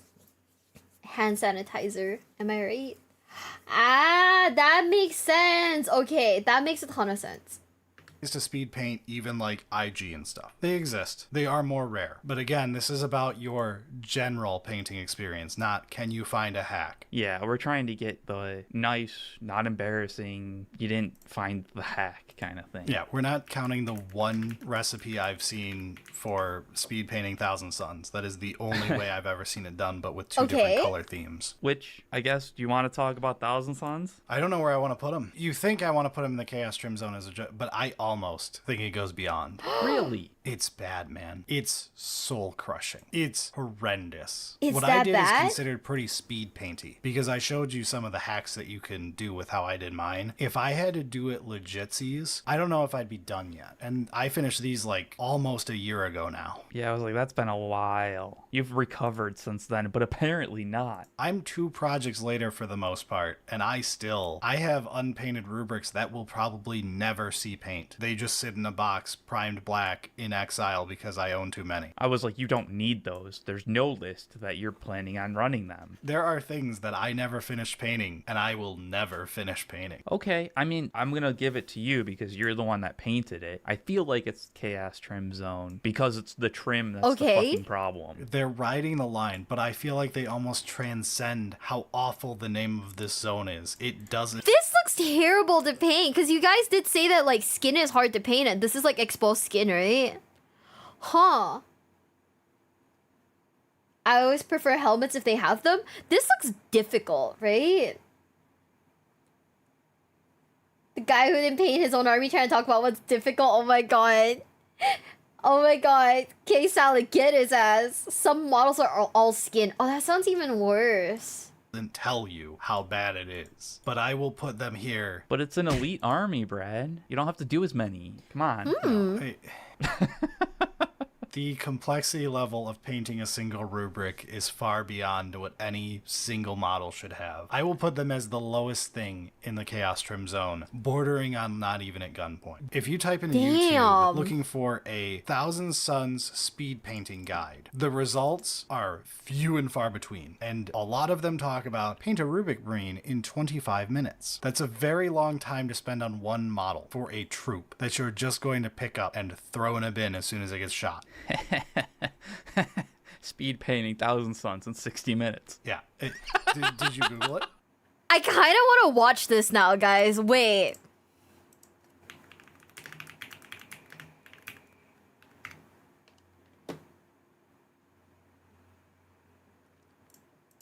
We'll put this on the side. We'll put this on the side. We'll put this on the side. Okay? I did. That is insane. All right. When I was looking up, I'm not joking. There are discussions in Thousand Sun Discord server and everything else constantly from new people asking like, hey, what's the hack to make this not a miserable slog? I want to be in 1,000 Sun Discord server. What? That sounds cool. I stopped trying to kill myself on this. And the answer is often, you're gonna not want to play this army. Yeah, just accept that you should pick up another army as the palate cleanser in between finishing. My Chaos Knights were my palate cleanser. I had fun doing the airbrushing on those, but then I got mad when they were like 80% done about stuff that happened the other week, and they all went in a box of anger. Do you guys just throw like your unused, like unfinished like models into like a box? Is that something you guys do? Also, oh my god, it's our guy Magnus today right now. Yeah. TD Tusk. Right. Definitely not at all. Okay, what do we got left? You want to do... AdMech have to go in the not even at gunpoint zone. Our AdMech player won't let me put them anywhere else. They do deserve that. They're bad. It's not Gene Stealer's bad, but they're right there. I've looked at him. He has done a good... Leah, I am so sorry. Your babies are in the not even at gunpoint. And you guys agree? Damn. 1,000 Suns and still Miwa can't get a date? SMH? What? Hi. We're watching Warhammer right now. Why am I getting attacked? What the fuck? It's called Pile of Shame for a reason. Ooh. Unfinished is unglued. Oh. You've never heard of Pile of Shame? You know, I have my own Pile of Shame, and it's all like Gunpla. So I guess I get that. I do have like a pile of Gunpla that I've yet to finish. So, you know, that is my corner of shame. I paint Custodes and I have a gold spray paint. Oh my god, I just want a singular Custodes so I can make kitten. That's all I want. I just want a kitten. That's it. Pile of shame, unfinished Yu-Gi-Oh decks. I have staples that I have a set of staples that I will hoard until I've finally decided what deck I want to play. Like, for reals, for reals. Good job on those models. He made it look easier than it was, but they're right down there. The difficult part is the AdMech player in our group is the best painter. So he makes things look easy that very much are not. And he Tony Starks it. The man painted his AdMech with craft paints before even picking up hobby paints at all. So like when he did those, he's doing them in a cave with rocks. And I'm not saying craft paints are terrible, but they are a slight quality decrease over even bad paints in mini paints. You have to spend the time and effort to use them correctly. Yes. And he did it before he even learned how to use a normal palette. He's never touched a wet palette for the most part. He had a lot working against him, and he made him look easy and great. I sat with him one evening and he painted up Call in a single evening and he's totally fine looking. He hates him, but we all think it looks great. It's very much one of those, the army is difficult. And there's a lot of bits, there's a lot of filigree, there's a lot of spindly, annoying things that you're likely to break while painting. Oh yeah, if you add in hobby stuff, I'd argue a couple things get even lower than where they're currently at. The reason I bring it up specifically for AdMech is because like there's permanent damage on several of his models caused by not him. Right. I'm not saying I did it. I'm saying he wasn't in the room to prove I did it. Right. And the time he was, I can still gaslight with the best of them. Ooh. Why the servo skulls that are like above their heads, so when you reach down with your giant meat hook hand, you break like 5 objects on the way down to the model to pick it up. Yeah. They're like invisible until you hit them, and then you're like, what was that? Oh, this model is in 13 pieces. Yeah. Oh, and some of them are like you hit it and you don't even notice it until there's like bits left on the ground as you pick the model up and you're like, huh, that's interesting terrain. Wait, that's not right. But yeah, AdMech is gonna be brutal. What do we have left here? Let's do Sisters. And we'll end on a lot of high Sisters. Okay. I think Sisters have to live here in the Chaos Trim Zone. Absolutely. I don't think they ascend up to B tier. No. They basically have to end up here somewhere. Airbrush can help, but it's not fixing anything. There's a decent amount of units that you have to have, and they are intricate. It's not just a dunk 'em. Yeah, you have a lot more Sisters than you have Space Marines, and they've got more shit on them. Yep. That's true. This looks like it'd be a terrible thing to paint, guys. I'm gonna be for reals. If I had to paint this in particular, I'd be fucking scared, dude. I'd be scared for my fucking life. amount of faces. There's a lot of exposed faces too, unless you try to helmet everybody, yeah. Actually, you can helmet the vast majority, but... You can be our Psychopath Sisters player who put a helmet on Saint Celestine. Which I support. I absolutely support it. I don't. That may have been a step too far, but alright. You do you, it's your army. Fuck the faces, man. I'm a fan of helmets in war zones, but when you're a literal chaos demon, well, order demon, whatever, you can get away with the exposed head. You're already not real. That's fair. So yeah, I mean, it's gonna be difficult to paint army. It's not as bad as the not even at gunpoint ones. Guys, is putting the helmet on Sister Celestine a sin? Do you guys agree with the fact that it's basically a sin? Yeah? It's Mount Heresy? Well, shit. I guess this guy's going to hell, guys. Never. I understand it, but it's still wrong. Sacrilege? Oh, is that everyone's waifu? My sisters all have anime colored hair. Fair. I'm also a fan of helmets. Ooh. No, yes. Oh my god. She's Chuck Norris, no helmets. Helmets on everyone.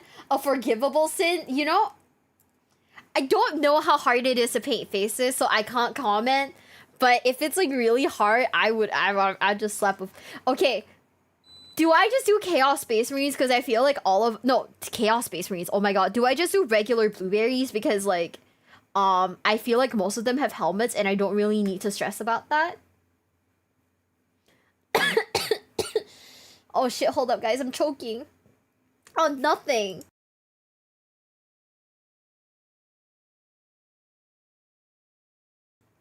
There, I choked. It's fine, I'm alive. Imagine Miwa gets a new partner and every night the helmet stays on. I feel like real men come with the skin already, so there's no need to paint that, therefore the helmet can stay off. But hey, you know, every Space Marine... Yeah, should I just do Space Marines, guys? Ooh, Imperial Fists have helmets too, don't wander off the path. Oh shit, you're so right, bestie. It's not down that far. It has the exact same types of issues the Chaos Trim does. It okay. could almost slide its way to B tier if it wasn't for the fact that you run a lot more sisters than you do Space Marines. And I think that's exactly why the trim and like the little bits and stuff are going to grate on your nerves just that much extra due to the amount of times you have to repeat the process over and over again. It is worth updating this because now that we've got Grey Knights and Sisters here, we have the anti-Chaos Trim zone. That's true. Hey, look at that. I like that. All right, let's end on what I consider to be a lot of great high notes here. First up, let's talk Custodes. Well, we're not just going to immediately jump to Necrons. I saw the mouse hover on that one. We'll talk about them in a minute. Necrons. Okay. Custodes can be our first paintbrush liquor approved here. Doesn't matter how much lead paint you've consumed over your life. Custodes win out from, yeah, they're boring like Space Marines, but you have to paint like 10 of them to get 2,000 points. There is a decent amount of work. On a model per model basis, yes. Okay. They are more complicated than a Space Marine, absolutely. But you're basically just painting a bunch of characters. Yes, that is a perfect way to say it. In an extreme case, you will play 35, 40 models. On a more average case, you will play 20 to 30 models at 2,000 points. If you're playing like super Terminator heavy, or you for some reason have a Telemon, you could have a lot less. And the Anathema models aren't the most difficult? They're not as complicated as actual like Sisters of Battle. Sisters of Silence are not as bad to paint. Yeah, they're going to be more difficult than just general whatever, but like they're not that much difficult. And you're painting like 5 of them, maybe 15, depending on how much you want to use like a squad of 10 of them with 5 on a back point somewhere. So just by the sheer numbers, Custodes goes in paintbrush liquor approved. And I mean, at the same time, everybody loves gold. Do you guys agree that this is paintbrush liquor approved, guys? Do you guys agree? Just to emphasize how easy Custodes are to paint, I painted a full 2,000 point army in a week because a friend asked me to. They don't even look bad. No? You think they're bad? Oh, of course. Drown them in gold, add some color, you're done. I kind of want to paint one of these just to cop out a little. Haha. They're all just gold. He says when that's Sister of Silence. Okay. I sometimes like trip up on the terminology too. It's so like hard to keep track of stuff. Anything that requires paint is pain and suffering. Girl, I paint my nails. I paint my nails and that makes me want to cry. Hi, Cyro Pie. Hi, we are watching Warhammer right now, bestie. Hi. How is that new game? What is it called? Like I don't know why I thought it was something Thanos, but I know it's like something not Thanos. What is that new game called, guys? You know the one that's like a Souls-like that just came out and like everyone's playing it except for me because I suck at Souls-likes. And I'm just like a baby when it comes to shit like that, but like, you know, I'm just a girl, so it's like, you know, don't expect like too much from me. Haha. You know the one? Kazan, yeah! That one. See, I don't know why I messed up the name, but yeah. It looks fun. It looks really good actually. How is it though? Is it actually good?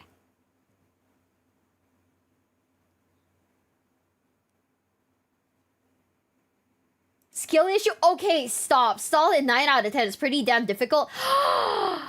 Looks like we're never playing it! Hell yeah! Elden Ring make me, like, lie down on the floor. Wukong. I like Wukong. I thought Wukong was fun. But Elden Ring made me lie down on the floor for a bit. You know? Not even on my bed, just on the floor, just staring at the ceiling. Coincidentally, pink goes well with gold. Your dream of Princess Peach Space Marines can live on. Hell yeah! Oh my god! We can just make them pink. The Barbie Warhammer models. Let's fucking go. Hi, Crimson. You beat Devil May Cry 1, you can play a Souls. Like, that's not the same thing. We can help you get through Elden Ring. Trust. We're playing Elden Ring tomorrow, I think. So, hey. Shit. Have you seen the classic Hello Kitty army? Someone did. I saw, like, some cow. Wait, okay. Let's look at it. Hello Kitty Warhammer. Yo, stop. Wait, this is so... No, this is so cute. Guys.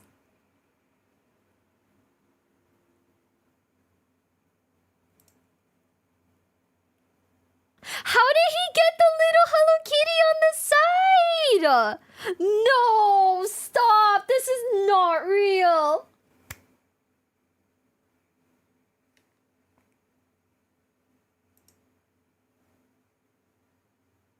It's over for me, guys. I'm sorry. I just want you guys to know this shit is over for me. That's because Wukong's not Souls like it's a God of War, like, you know?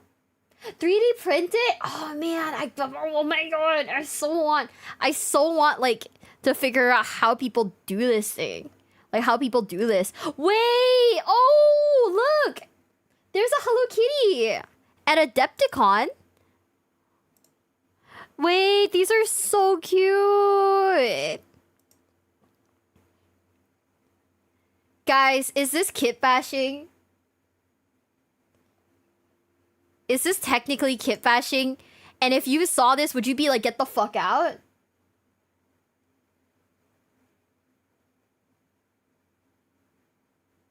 It's kitten bash. Maid Cafe night? Okay, hold up. Maid Cafe Warhammer. Ooh!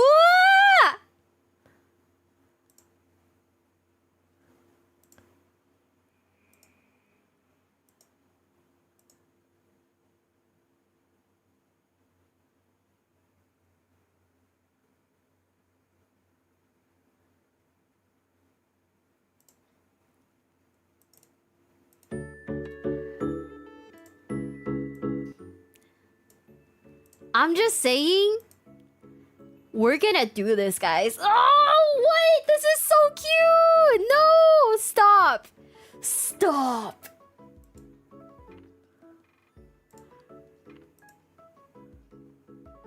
No.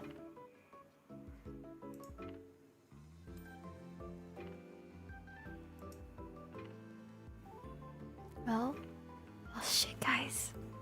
Oh fucking shit, guys. whisper. I don't want my wallet to find out what we're doing right now. This is so fucked up. Oh shit! What the hell? I love this.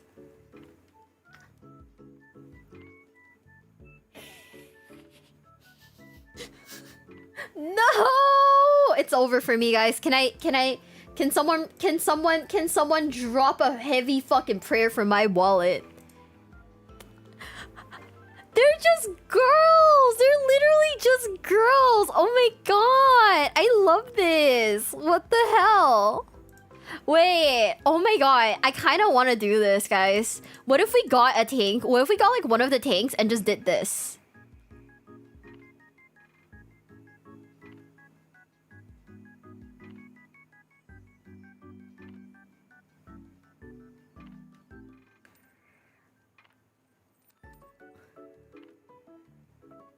The window sides are so nice. I mean, okay, this is like a hypothetical, okay? Because it's not like I have the talent to do anything like that, but in a hypothetical universe where I do have the talent...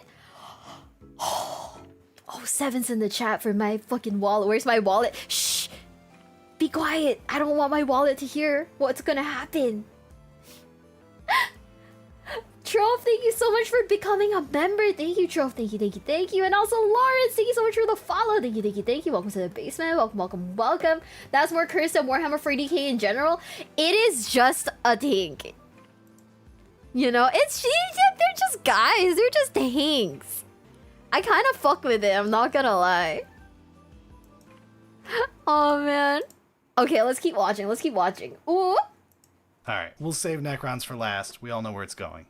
Where are the Necrons going, guys? Yeah. Let's talk Nids. I think Nids is straight up painless, which sounds crazy. I actually agree with you. It's probably lower, probably in like B. If you had a bad experience, you may say B tier. However, the models, much like orcs, are incredibly fun. Yeah. You could argue to some extent they are an airbrush check. I'd give that one too, depending on how you think of it. Because yes, the army can definitely be a horde army. Absolutely a valid thing that I'm sure many people have. Their hordes are often 3 colors. Yeah. It's not like painting a neophyte hybrid. When you put one of those next to like a termagant is color for body, color for carapace, and then the eye color / gun color. Maybe some gun specialty stuff going on there.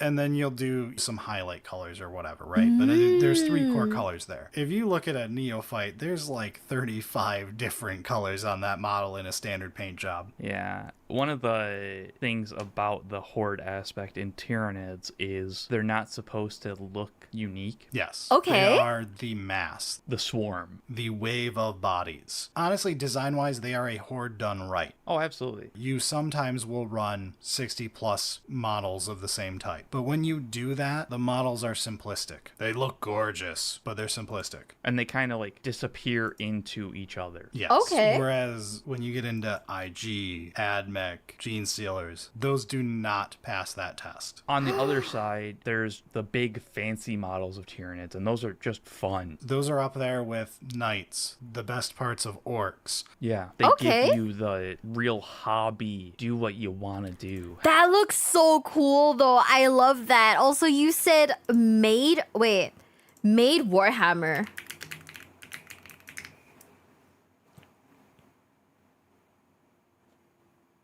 This or this?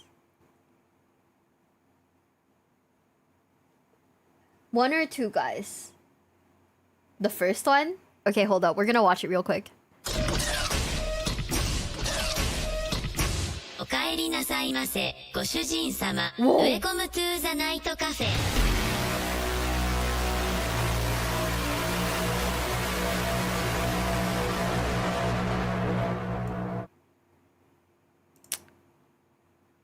I'm just saying, wood.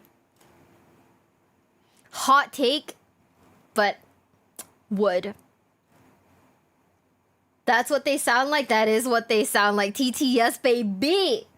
have fun with it kind of thing. Yeah, they're your dopamine drip between painting another 20 Termagants. Yeah. I could see placing Tyranids lower, but I'm going to put them into painless because I think they do all the things right that the other hordes do wrong, and they have a lot of fun toys for people who want to go the more heavy hitter route. Absolutely. Okay, so demons. I have been trying to figure out how I feel about them. Okay. I have been painting demons for the last month. I've been sharing some pictures even on Twitter and stuff, which I don't normally do. Demons have a similar fucking issue that Craft World Eldari have. What issue is that? It's not just one fucking faction. That's not a negative in this case. You're annoyed from a codex standpoint with rules, and I agree with that. I hate demons being demons. But from a painting standpoint, it being the 4 armies is in its favor. Because when you're bored of painting one type, you can swap. I see what you're saying, but that only really works if you don't hate the other side. Correct. I've been painting pure Tzeentch demons this whole time. Yeah. I'm painting some new soul grinders. I'm finishing up a bunch. Wait, do you guys agree? Wait, from like a codex standpoint, you guys don't like it? Is that it? Is that really a thing? I would have thought that they'd all fit into the universe, you know what I mean?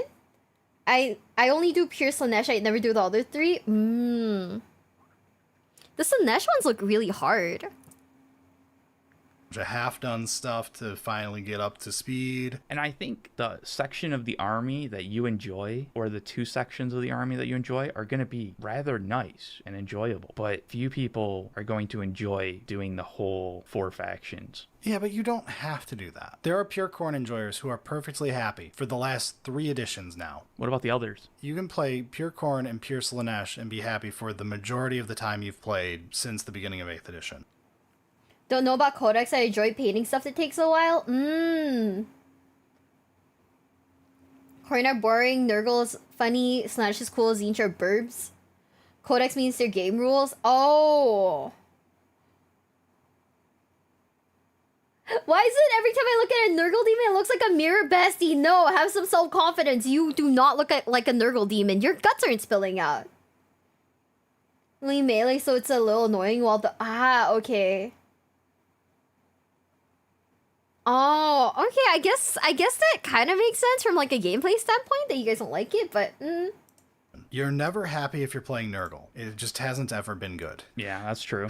Tzeentch is the one that floats around, but to defend that, I have been painting nothing but Tzeentch. I have not felt a drop of boredom. Tzeentch has so much variety within Tzeentch. I have used every color known to man to paint these things. Okay. I have single models where I went across the rainbow spectrum all over the model and made it come together and work. That is true. Chaos demons do have the reality doesn't matter as much.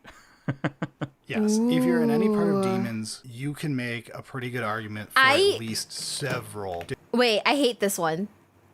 I hate this one. Why does it look like that? Wait, I don't like this one. Ugh. Guys, send help. This one's gonna show up in my nightmares. If I go to sleep, this is what's waking me up at night. What the fuck is that? He's just a little guy. He's not a little guy. No.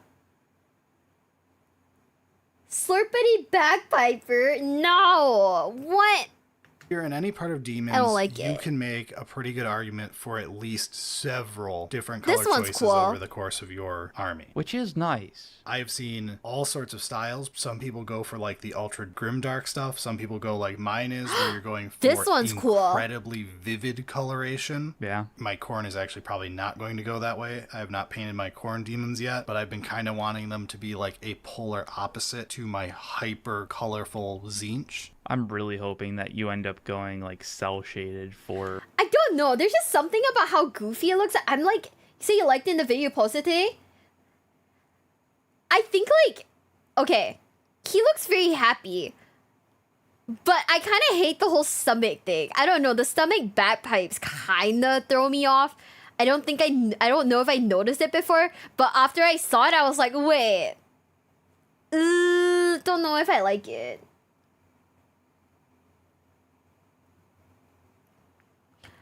Oh, we pause on the titties. Fuck. Or Slanesh. No, not at all. I'm at a point where I kind of hope that I put off my Slanesh demons long enough that demons is split in 3 years.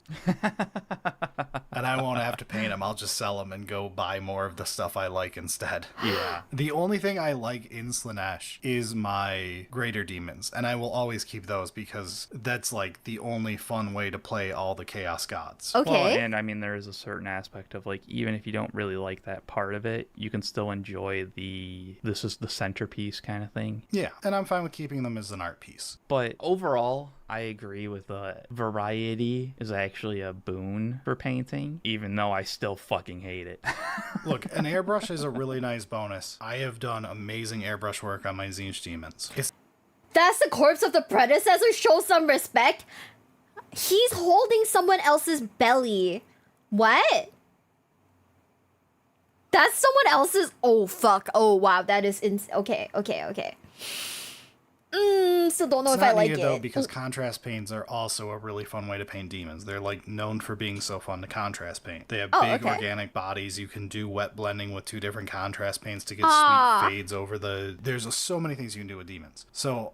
It's definitely above there. I don't even think it's B tier. I think it's flat out painless. And I was debating if it was B tier or painless, and I think it's flat out painless. Because the only time it'll be painful is if you're painting a part of the army you don't like. At which point, stop and examine why the fuck you're wasting your time painting a part of an army you don't like. Okay, fair enough. Yeah, painless with a lesson. I like that. Let's finish off with Necrons. Okay, Necrons is just paintbrush liquor approved. We're done. It is the easiest army to paint. Figure out how to use dry brushing. Easy GG. Do not paint your Necrons with my scheme. Do you guys agree? Keep it simple, stupid. Do not overcomplicate your Necrons. Okay. You are losing one of the key aspects that makes them so fun. That you don't have to give a shit and you can get them painted before someone else is done with their base coats. Yeah, and it does generally work for Necrons. Like, they're supposed to be the faceless robots. Okay. And there's tons of variety you can get and still get them done that fast. They're so simple to make look good compared to everybody else. There are so many correct answers. There are wrong answers where you overcomplicate them. Do not do my paint scheme. I am angry that I did it many years ago and I really regret my choices. I mean, it sounds to me like you should strip them all and redo it. I wouldn't strip them. They're not thickly painted like when you buy like an eBay rescue. I would just prime over them. Oh, wow. I've had the thought before, but I won't do it. It's like literally 8,000 points. Yeah, I don't know, man. I feel like your next project is one of those in our not even at gunpoint tier. So we'll see. We'll see how you do with the, maybe I'll just redo the paintbrush liquor approved army. No. Spray them silver. Okay. We'll see. If your army is done, you need to have a very serious debate about why you are touching it again. Whoa, this one's cool, but the fact that there's a guy makes it look like it might be difficult. Also, hi bestie, you want to play Raid with me? Dualox, what the fuck? I just sold my Necrons army. Ooh. How much do they even go for? Like, when you sell them, like, do you make, like, a good amount back? Or, like, is it just, like, meh?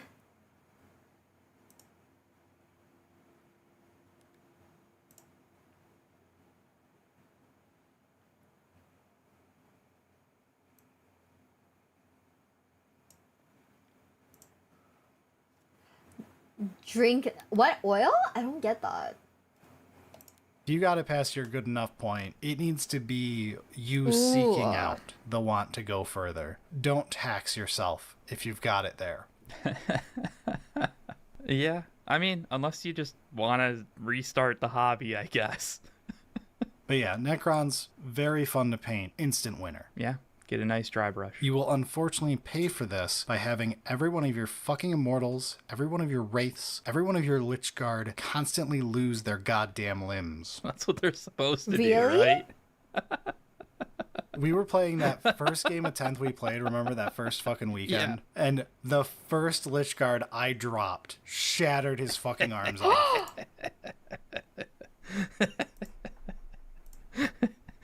I despise Necrons and Admech's stupid little tiny limbs, and now I'm going to be doing Gene Stealer cults, so you won't hear me stop. Like I said, you're a fucking masochist, but it's okay. Thank God for Chaos Knights, Demons, and Thousand Suns, because if it wasn't for them, I would have only spindly armies that shatter. I'll say, my Drukhari don't break as much as my other armies that are spindly. Shockingly, it's true. My Necrons shatter way more often than my Drukhari do. They're built different. To be fair, a lot of the Drukhari that you've played have been boats.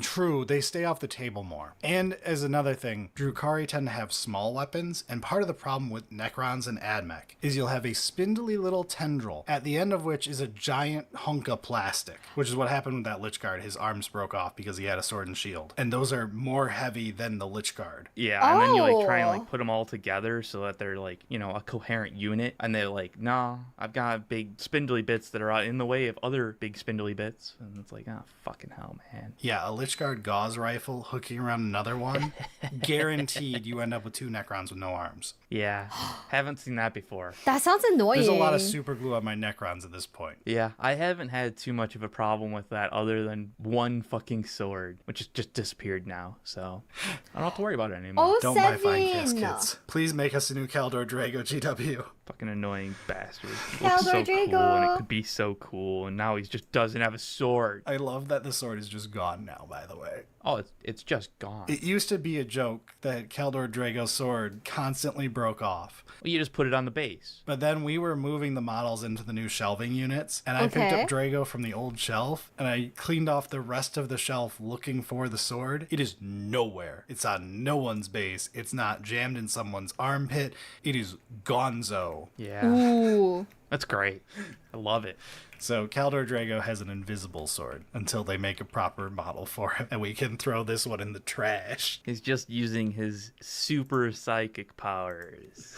Just imagine there's a sword there. All right, on that note, we're done with this topic. Feel free to give us any thoughts you have. Feel free to comment on YouTube. Was that and tell us interesting how for you wrong guys? we are. And I hope you guys enjoyed it. I thought that was pretty interesting. Like, I didn't think that much detail went into some of. I mean, I knew a ton of detail went into some of these, but like the really technical aspects, I didn't know.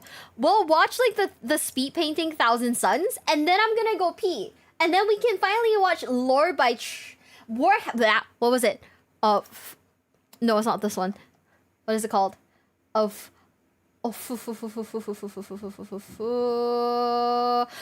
of the 40K universe by Trazyn the Infinite.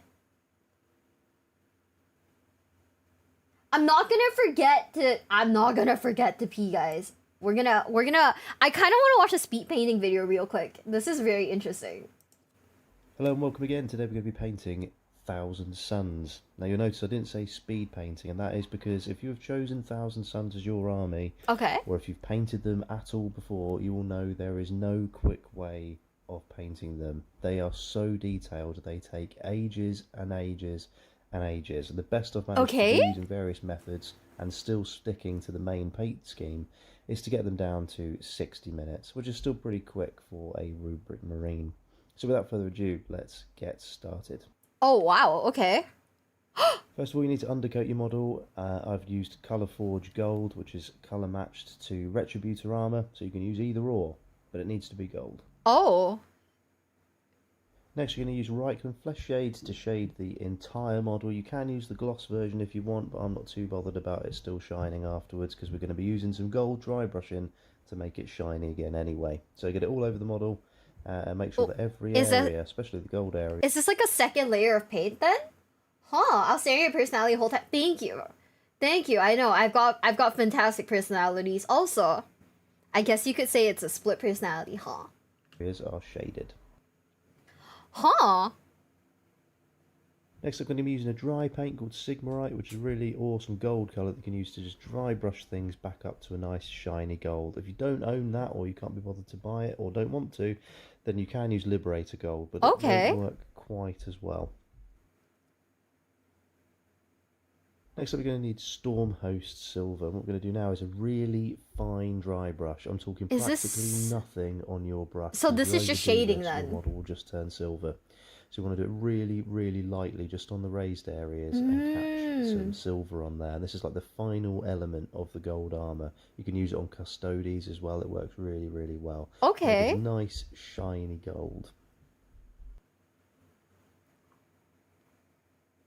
So with that nice gold layer done, it's given us a pretty solid foundation to paint the rest of the model. Cool. It looks so good. We're going to do the armour panels in between all the gold areas with Thousand Suns blue.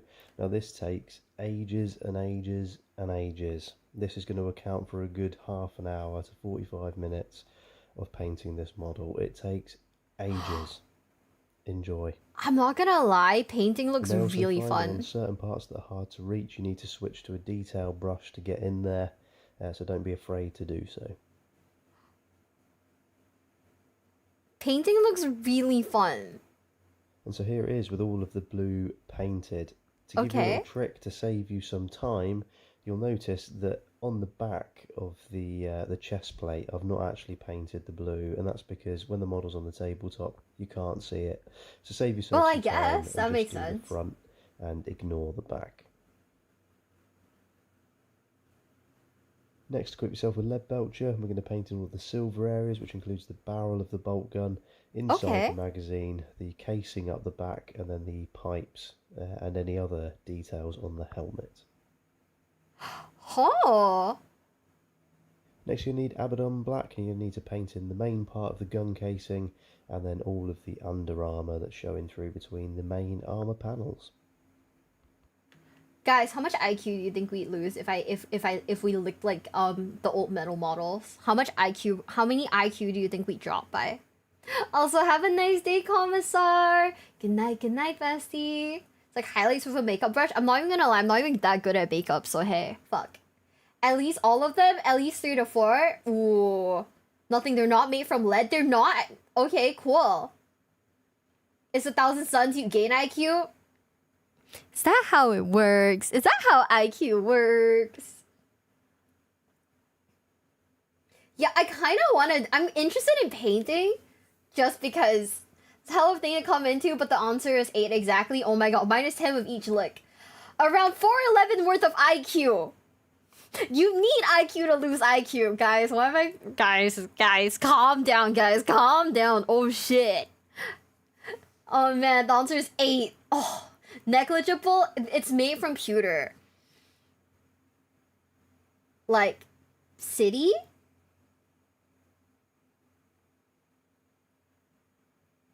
From the 1980s were made with lead alloy, so if I specifically want to get the negative IQ damage, I have to find a Warhammer model from like the 1980s then. They have the gift of post-nut clarity. I asked my friend, I DM'd my male friend and I was like, hey, do you think you get post-nut? Do you think that if you play like Yu-Gi-Oh! After post-nut clarity, you like win? And my friend was like, what the fuck is wrong with you? And I was like, you know? I don't know. It's a metal? Ah, that makes sense. Okay, let's just keep going. Am I deaf? Is he not? Oh, he's not talking. Next, equip yourself some Known Oil, some magic shade to make this look a lot better than it currently does. So put it all over the blue areas. Oh, that's what you guys are talking about. Later, and all over the metallic areas. Guys, stop saying valid. Wait, stop saying valid. With everything shaded, your model is going to look something like this. We're at a good stage right now, and if we wanted to, we could paint in a couple more details and call it a day. But although we're speed painting, we also want to make it look as good as possible. So we're going to get some Thousand Suns blue. That looks really good already. A little bit of blue back into the main areas of the blue. You don't need to spend ages doing this. Just give it a little touch up to. But that looks really nice already. Especially on the areas where the light would hit. Wait, and Hansen Man, thank you so much for the follow. Thank you. Welcome to the basement. Welcome. Like I said, don't spend too much time on this. Just give it a really quick once over. You want to spend 3 minutes tops doing this. Equip yourself with RM and blue. We're going to do a very selective edge highlight. By that I mean we're not going to edge highlight everything like we would if it was like a gold standard model. We're just going to pick the areas the light would hit most prominently, shall we say. So around his boots, on his hands, on the elbow joints, and then just at the top of each of the blue panels between the gold trim. And that's just going to make it look like we spent a lot more time on it than we actually have. Next you're going to need Mechanicus Standard Grey, and you're going to use that to highlight the bolt gun casing and also to pick out the runes on his bolt gun. Now this can be a little bit fiddly, so just do your best. If you want to make them look like they're glowing, then use blue. However, I'm just going to make it look like they're etched in. Ooh. It's a little bit fiddly. Known oil saved my marriage. Guys, no. Guys. So do your best with a detail brush. It doesn't have to be 100% accurate. You just want to make it look like they're standing out a little bit. I completely get what you said about the oil. Next, it makes it so white. nice. We're going to use that to paint the cloth details that are, or the tabard that's hanging down between his legs. Oh. Be as neat as you can. Try and avoid getting anything on the gold that you've painted. It's going to be a little bit fiddly as well due to some of the patterns on the gold. So just do your best. I'm gonna do my best, bro, just because you told me to. Once you've done the tabard, switch to a detail brush and continue with Corax White. We're going to paint in the eyes now. Be as neat as possible. Try and keep it on the lens. If you make a mistake, you can touch it up with gold. But thankfully, they're not too small, so it should be quite an easy job. If I dated a Warhammer man, could I reasonably ask him to paint my nails for me? Genuine question. Yeah? Okay, good, because I paint like a fucking 5-year-old. Outside the lines. Okay, guys, now we know. I keep hitting the mute button instead of the unpause button. What is wrong with me? And so this is where we're up to now. The model's looking pretty decent. We've painted in loads of the details, but there are a few more that we need to do to call it complete. Grab yourself some Avalon Sunset, a good solid yellow from Games Workshop, and we're going to paint in the giant head detail thing that's sticking out of his helmet. You want to pick every other one and paint them yellow.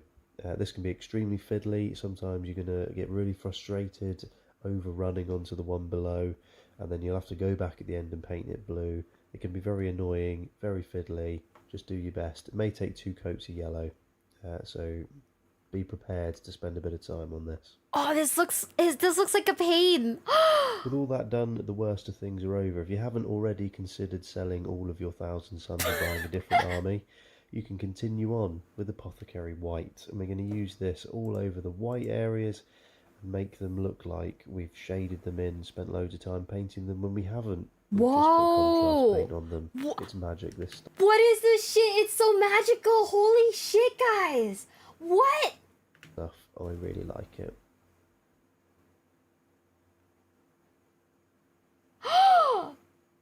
Next we can use Hexwraith Flame to paint in the eyes. You can also, if you're painting the icon bearer, use this to... I know I've been pausing it a lot, but I need you guys to like tell me that I'm being fucking delusional right now when I say this. Wow, I low-key want to go out and buy a 1,000 Suns model now just so I can try this guy's like method out. Tell me I'm being fucking delusional. Thank you. Do not. Okay, thank you guys, because I was about to like add these go through the list, add these things to cart, and get one.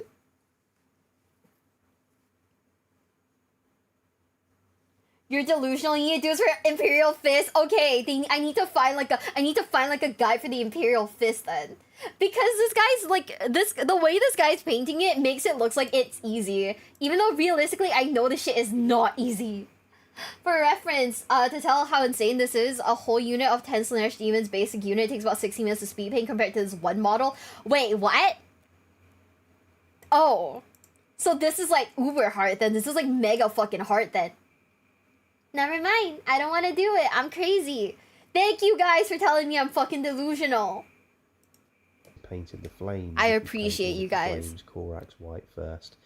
You can use Biltan Green if you don't have Hexwraith Flame, but the flame colour is much better. Just stick it straight in the eye and it's job done.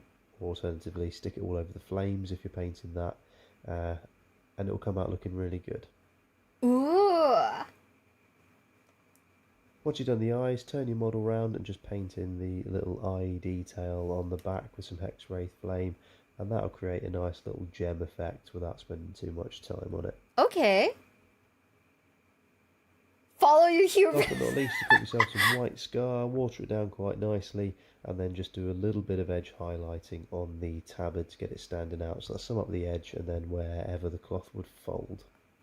That's crazy! And with that detail done, the model is finished. That looks so nice! Journey it's been. If you've decided on 1,000 Suns as your army, and you've started painting your rubric marines, as beautiful models as they are, there's no doubting that they take a really, really long time to paint. If you want to do it really, really quickly, you can go onto the Warhammer TV YouTube channel, and they've got a guide on there to paint it really quickly.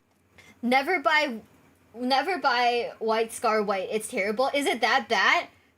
Let's go. First time watching it. Thank you, Joe Mama. I'm so sorry to tell you this, Bessie. We're done watching this, and now I'm gonna go pee. But as soon as I'm back, we are gonna be watching. Don't ask me why it stopped halfway through. By the way, I have no idea. Timeline of the 40K Universe by Traz in the Infinite. But I'm gonna be right back. I gotta pee real quick. Can you have fun in the bathroom? Hypothetically, yeah. But guys, let's all have a good piss break, okay? You and me both.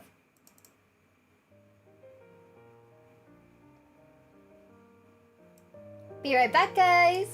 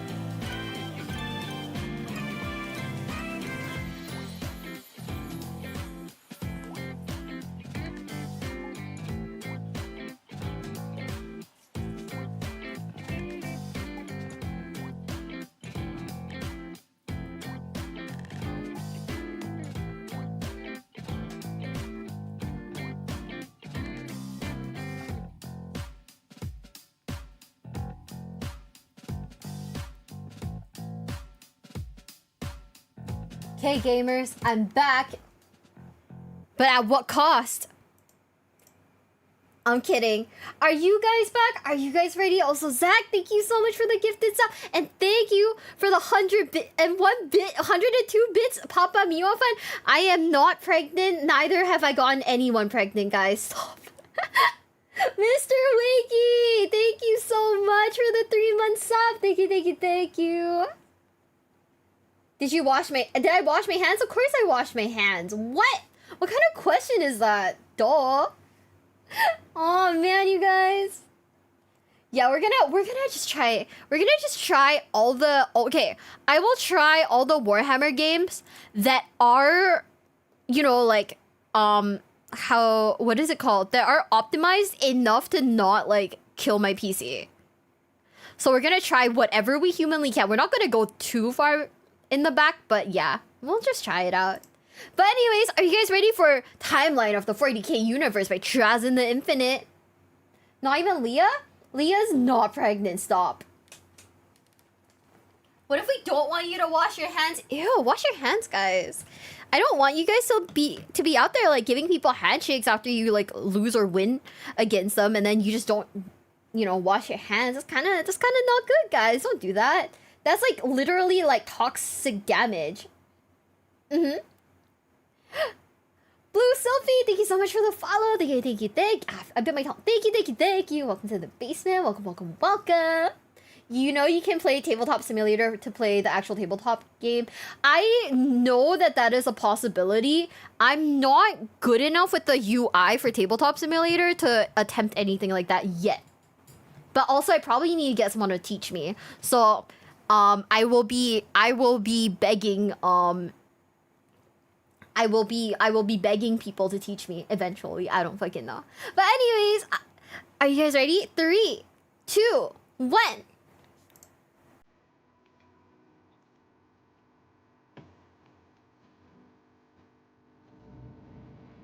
Warrior Cheer presents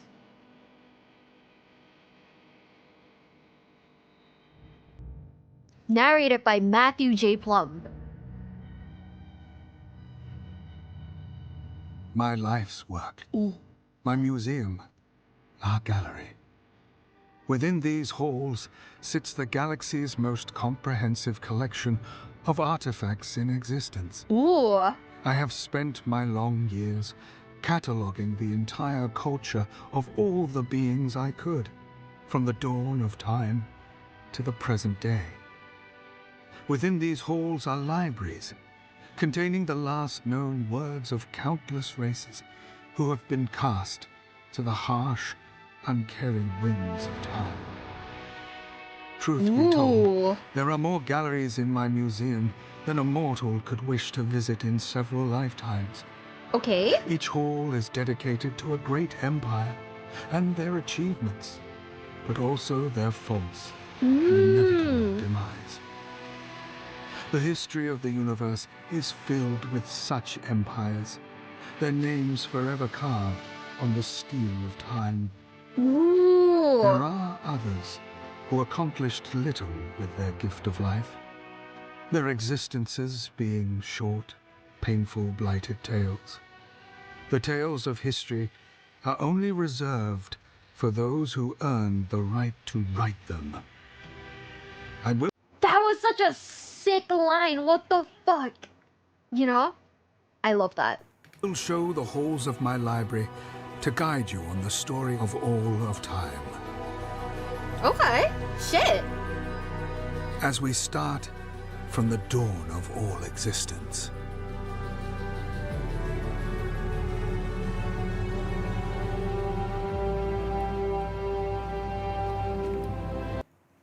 This makes me feel like I'm watching an actual documentary. I'm not gonna lie. Also, drive safe, Django. Drive safe. What is that posing? I have no idea. I don't know why he was aura farming. He was aura farming us, by the way. I don't fucking know why.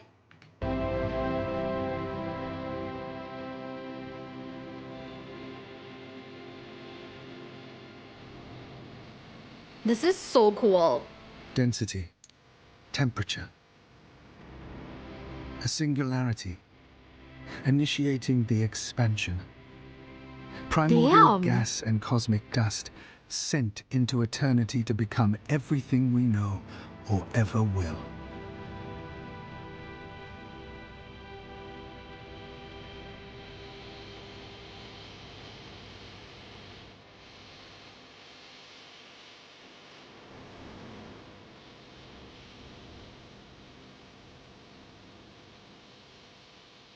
Gravity is the key to it all.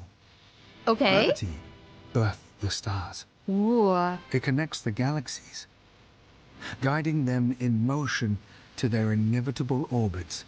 That haunting cosmic ballet played out over infinite millennia, forever churning in the restless flow of time, locked in the embrace of gravitational unity.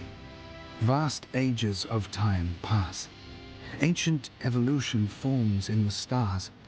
Gravity guides worlds beyond count into existence. Ooh. As the stars collapsed and more were driven into the infinite, the impossible happened.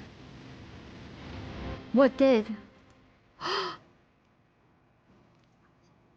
The first true life in the universe emerged, Ooh. victorious, in an arms race of evolutionary barbarism.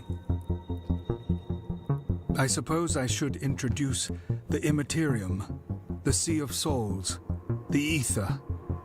It has many names. However, it is generally referred to as the Warp, an alternate dimension that has existed as long as the universe itself, made up of pure psychic energy and raw emotions. The warp is endless, unpredictable, and terribly dangerous to those who cannot harness its power. Damn. The first conscious life was the star vampires, self-aware entities that appeared in the void between nowhere and nothing. Beings of great power that consumed the energies of stars. Did we ever learn about the energy what about the star vampires? I don't think we ever heard about that, did we? Whoa.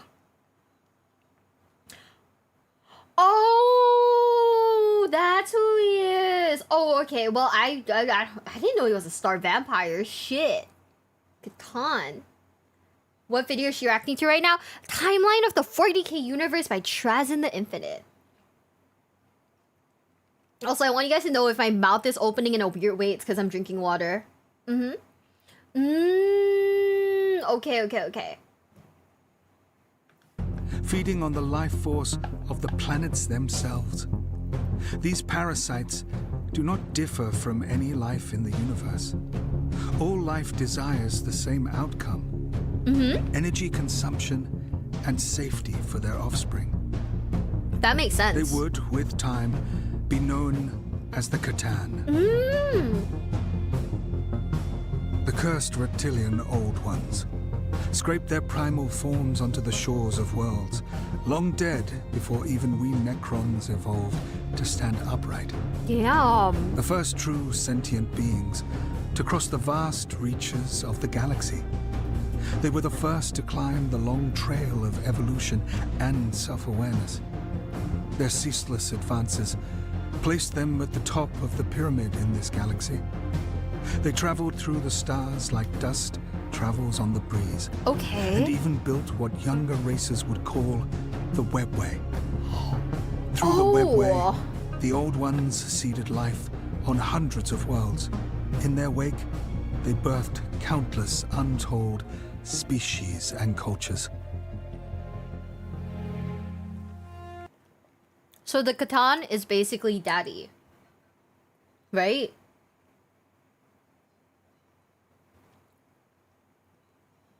The Elder merely inherited the webway, they didn't build it. Ah. Life was cruel to our species. I need not tell you that. Oh no. Evolving upon a cursed world, falling victim to the scorching heat of our nearest star, withering our bodies and lives. Our suffering evolved our culture and history. We built our empire despite the struggle and endless pain. We were worthy of the gifts the stars had shown to the others. Okay. Okay. The old ones are daddy, Catan is an abusive boyfriend. That's how it works. Okay. Oh my K, thank you so much for the follow. Thank you onto the basement. Welcome, welcome. Ooh. Our leaders met with the old ones. We begged for the cure to death, to show us the secrets of immortality. They refused us. Oh. Refused our desire for life. And in their ignorance, they doomed themselves. I remember this bit. There was no choice for us. We waged war against the tyrants. Countless generations ground to powder beneath the heel of the greedy and the vicious. Even with our unified empire, even with the might of countless worlds and millions of genius warsmiths, the strength of our dynasties was not enough to defeat the old ones. Oh, 7. The war was lost. The greatest defeat being that we were still cursed to weak, frail lives. The old ones banished us to the edges of the galaxy. They forced us into exile on our home world. Oh no! It was then besties. that the Catan came with their offer. The ancient beings of the cosmos had appeared. They came as gods, promising the gifts we desperately sought. We were all fools to believe them. After the agreements were signed, our people were put in chains and marched into the furnaces. What? As our flesh and blood was ripped from our bodies, we became the machine. We were betrayed. The Catan. Those traitorous sun-eating dogs feasted on the souls of a whole race, an entire culture. How tragic then that the ambassador for the Catan was named the Deceiver. Oh! But our translators misunderstood and believed its name was the Messenger. No, stop. Is that really how it happened? Their translators fucked up? Is this canon? That is insane. That is so insane to me. Also, the Deceiver. Hi, we know him. We know this guy. This is all canon. That is crazy. No, that is so fucked up and evil. Fuck, dude.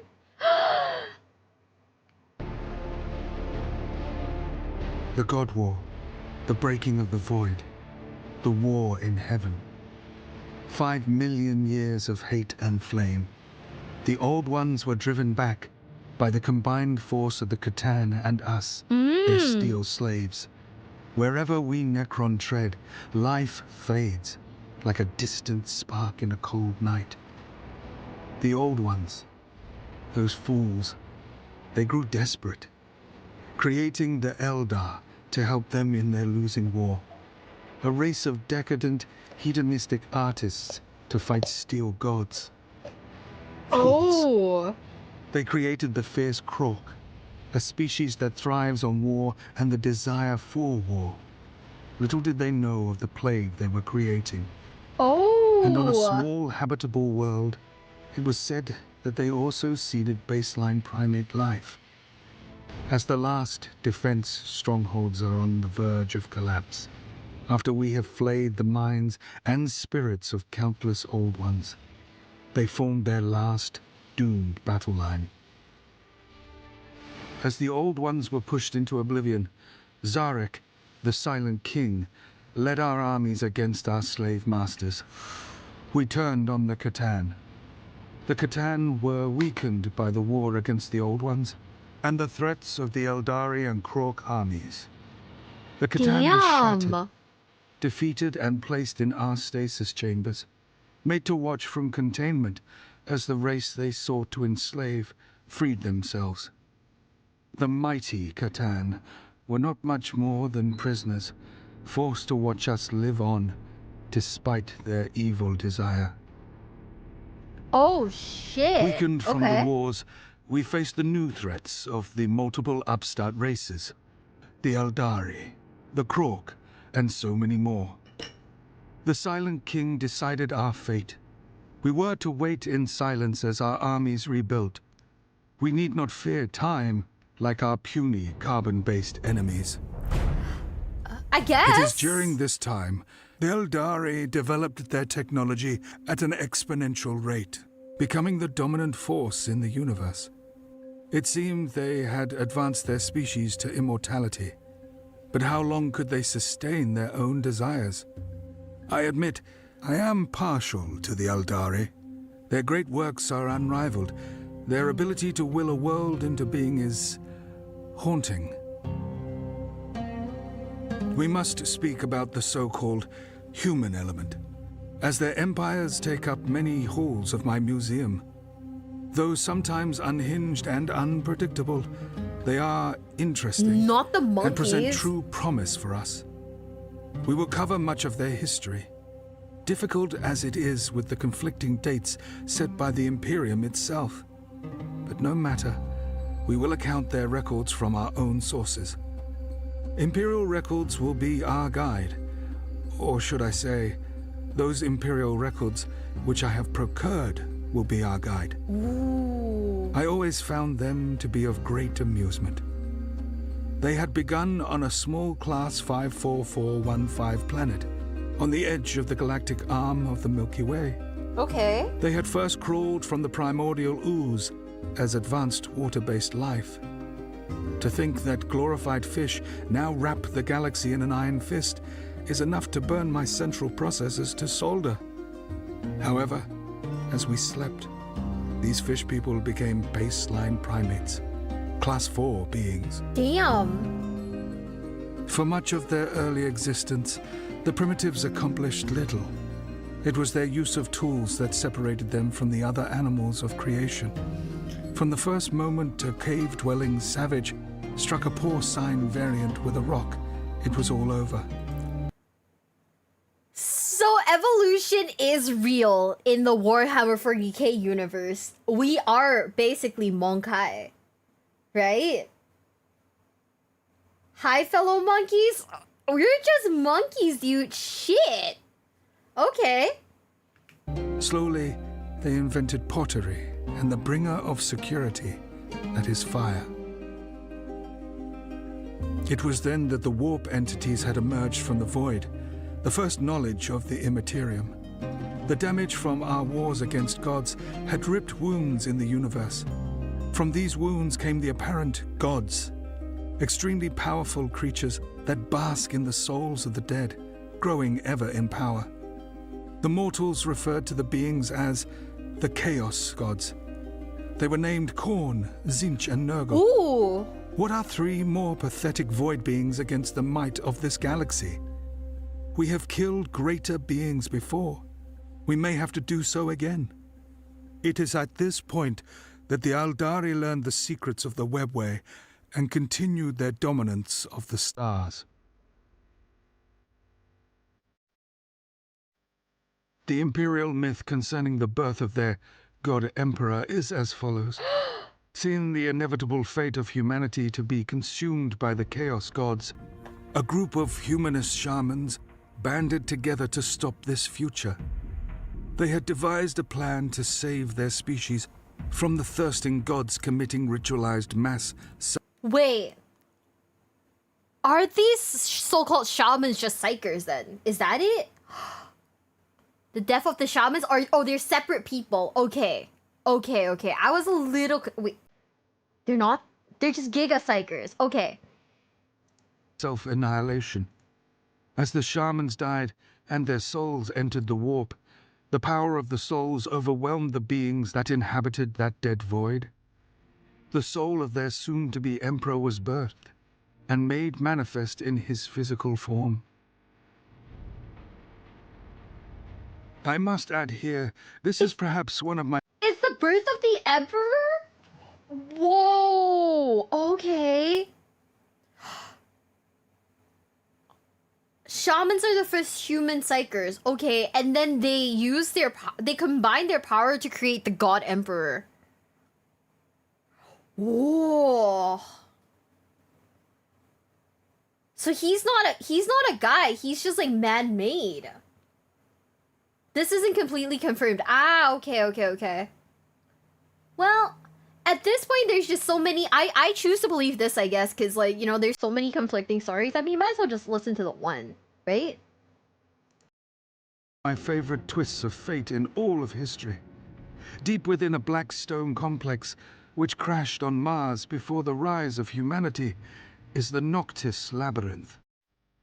Within walls built 65 million years ago by us, lies the ancient Void Dragon. Imperial myth tells us that it is believed that the Emperor conquered this dragon on Terra. After this defeat, it was imprisoned beneath Mars for all time. Little do they know, those red-robed clicking Iron Princes, that their Void Dragon is a Catan let loose by corrupted slumber codes. I wonder how they would react to the news that its real name is the Eater of Knowledge. What? The humans began their empire on Terra. Their grasp of technology is slow. They spend much of their time throwing sharpened tree pieces at each other. Terra had a multitude of cultures, each one's god more important than the other. It was during this time that the Chaos Gods had fully awakened. With the abundance of new souls, the Chaos Gods had grown stronger. One human myth is that these events in their early years manifested the gods. Ooh. Khorne was born in the charnel pits of millions of dead humans. Nurgle vomited into the universe in the wake of the vast catalogue of their illnesses. And Tzeentch during the artistic awakening periods of each unique Terran culture. Damn. How arrogant to think that the universe would notice their tiny conflicts. Humans had conquered their homeworld. They had experimented with the possibilities of travel through the immaterium, still unsure of how to harness its power for space travel. They had developed primitive spacefaring capabilities and set off to terraform their solar system. They have always been amusing creatures, thinking themselves masters of the cosmos, even back when fire was their most advanced achievement.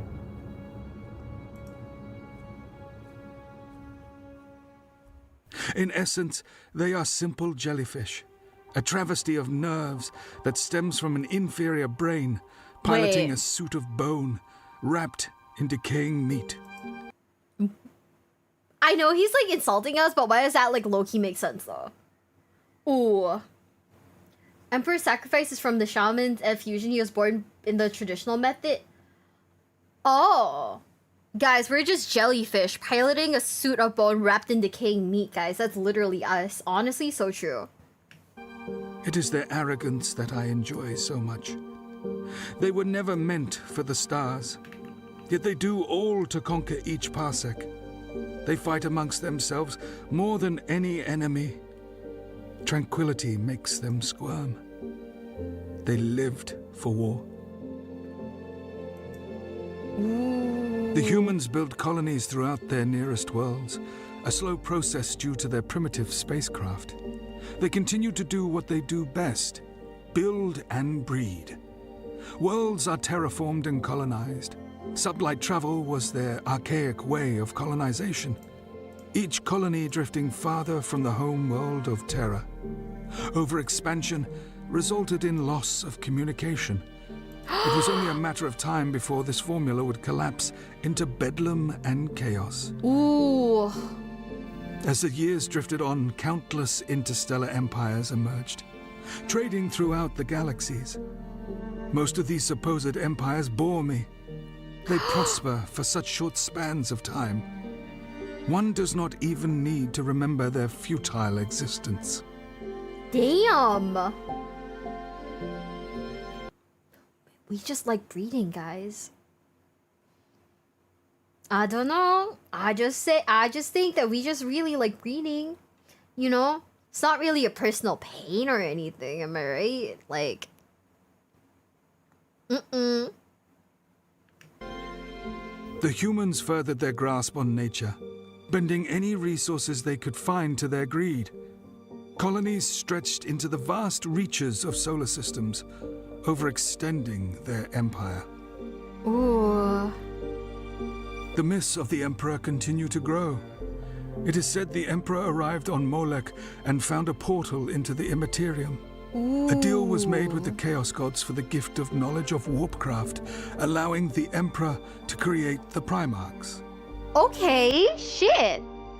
The Eldar Empire had grown into the most advanced civilization in the universe.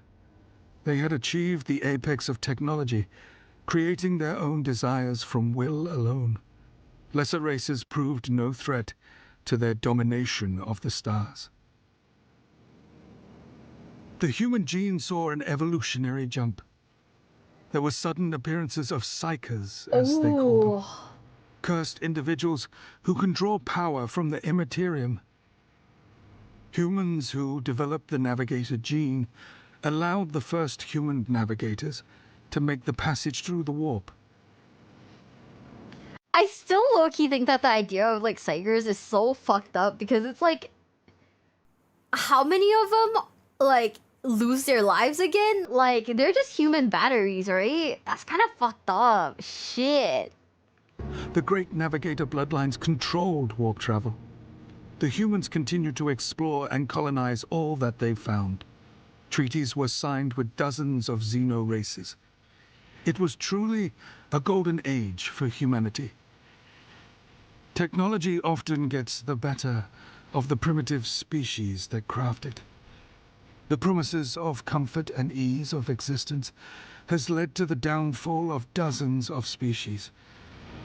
It was then that man's greatest creations, their slaves, turned on their masters in force. What? The cybernetic revolt, as it was once called, started with the Men of Iron. Anarchy ripped throughout all of humanity. Ooh. The golden age of humanity ended in brutality. Who knows how many billions lost their lives, or what technology was destroyed in the process. Okay, so if you're a shit psyker, you basically get force fed to the Emperor. Like 1,000 of you gets force fed to the Emperor like every day. But if you're like a really fucking good psyker, you basically become an Inquisitor.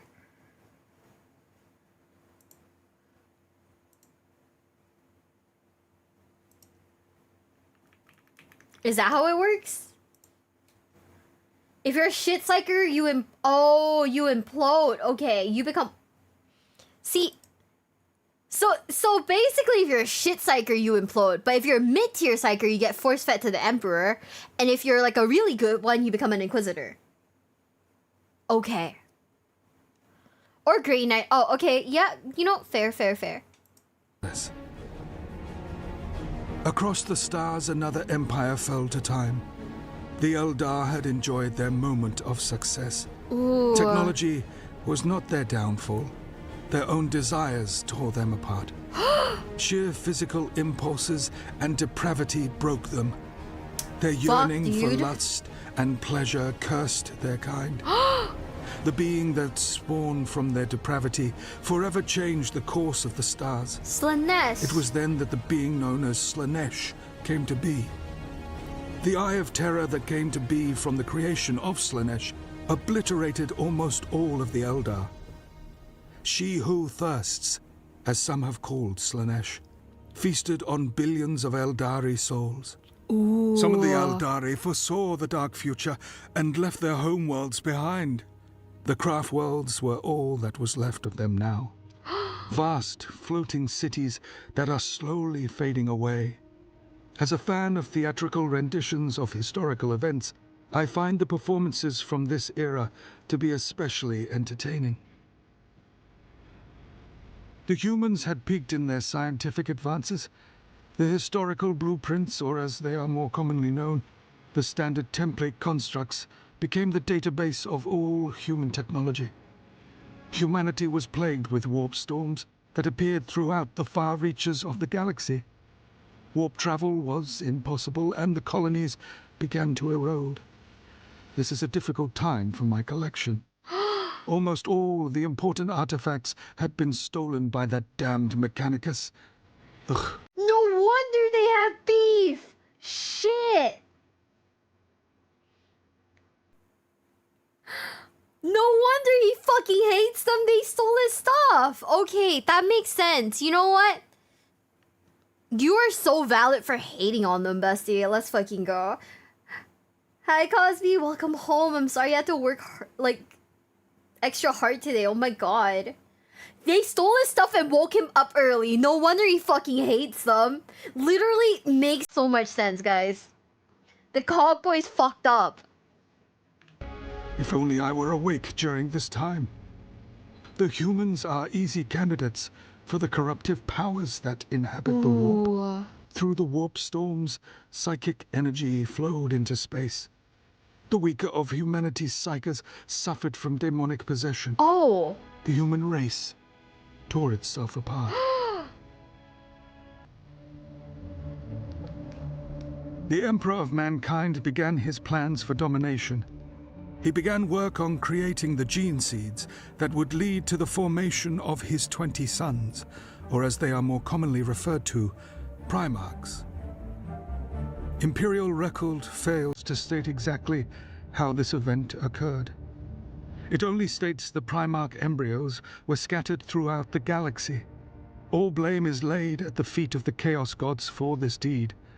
But who can really say? The Emperor set out on his quest to find the missing Primarchs. My sleep was suddenly over. At least he went looking for them. Shit. It would suck if he never went looking for them, but I guess at least he did? Question mark? Myself and other High Lords awakened from our slumber. My initial excitement evaporated as the realization of how much time had passed. I had to continue my work. It was my duty to my dynasty to store the relics of our past.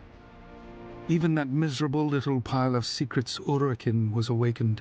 Damn! However, this was not our time to reclaim our galaxy. What a time to be awake, to witness this short era of grandeur. This story of this era contains artifacts that are amongst my favorites in all of my museum. The warp storms that plagued mankind for over 5,000 years drifted away. The Emperor of Mankind was known as the greatest psyker in history. He united the people under his rule during the Unification Wars. He made a pact with the cult Mechanicus on Mars. He expanded the human empire while discovering his wayward sons. The blood that was spilled was that of legend. The humans had set to take hold of the galaxy, swallowing everything in their path. Unity was always their strength, yet they denied it at every chance they could. Okay. The Emperor was the key to their survival. He colored his legions and sent his sons to fight his wars. I witnessed such glorious battles during this period. So much occurred during these times. So much to record, to document, to preserve. The artifacts from this era are amongst some of my favorites. The Primarchs had been found and sent on their various quests for the Emperor. The Great Crusade had come to an end. Humanity had become the dominant life in the universe. Imperial history recording events during these times had been subverted. So much has been altered to appease the masses, to appease the Inquisition and the religious maniacs. What is known as fact is the Emperor's favorite son, Horus, had betrayed the Emperor. He and half of his brothers rebelled against the Imperium, and I was there to see it play out. Horus is low-key a bitch, though, so, like, sit the fuck down, bitch boy. The Battle of Istvan III was where the treachery transpired, with blade and firearm. To see the armored warriors battle, brother against brother, it was as beautiful as it was tragic.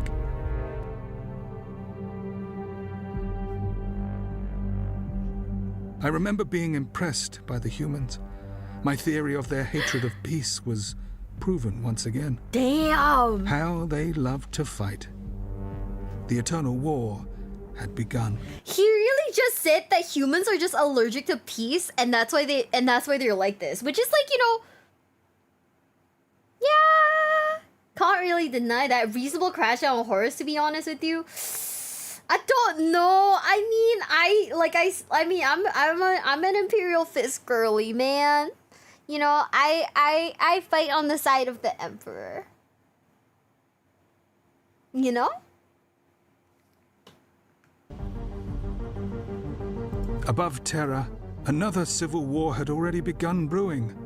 The Mechanicum split into two. The Red Robes believe in a being they named the Omnisire.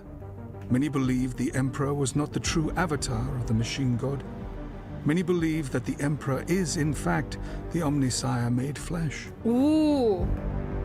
An epic battle took place above what the humans had once called the Earth. The traitor sons of the Emperor invaded the human homeworld.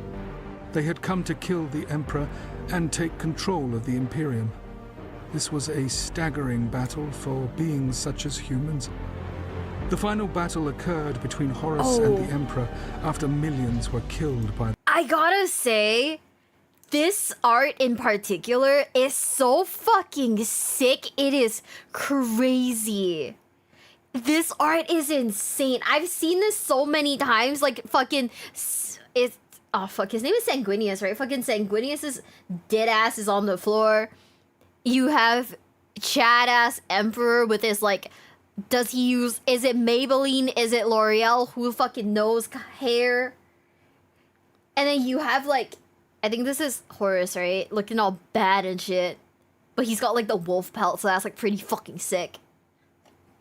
Whoever did this cooked. It's the warp. What's the warp? He looks so fucking sick, it's crazy. Took 6 months just to finish. It is so good. Also, 07 Sanguinius, look at him just on the floor. Just right there on the floor. What the Emperor uses to look good? Oh my god. Whatever he uses for his hair, like, bestie, I need it too. Thank you. Their blood brothers. The final blows were landed by the Emperor and his favorite son Horus. A clash that left the Emperor fatally wounded. It is a shame what happened. The Emperor slew Horus, who, in fairness, had it coming. Okay. Much to my annoyance, those loyal to Horus managed to steal his remains away. How I wished to have Horus's armor in my collection. I have spent many centuries harvesting rumors of the remains of the arch-traitor. The fatally wounded Emperor was interred in the Golden Throne, a technological marvel from humanity's old world. Technology the Mechanicus hardly understood. This was the end of the human reign of superiority. It had come to a glorious finale. Ooh. The fact that I'm reasonably confident that the Golden Throne is our technology is not important. Damn! The times following the Horus heresy were boring in comparison.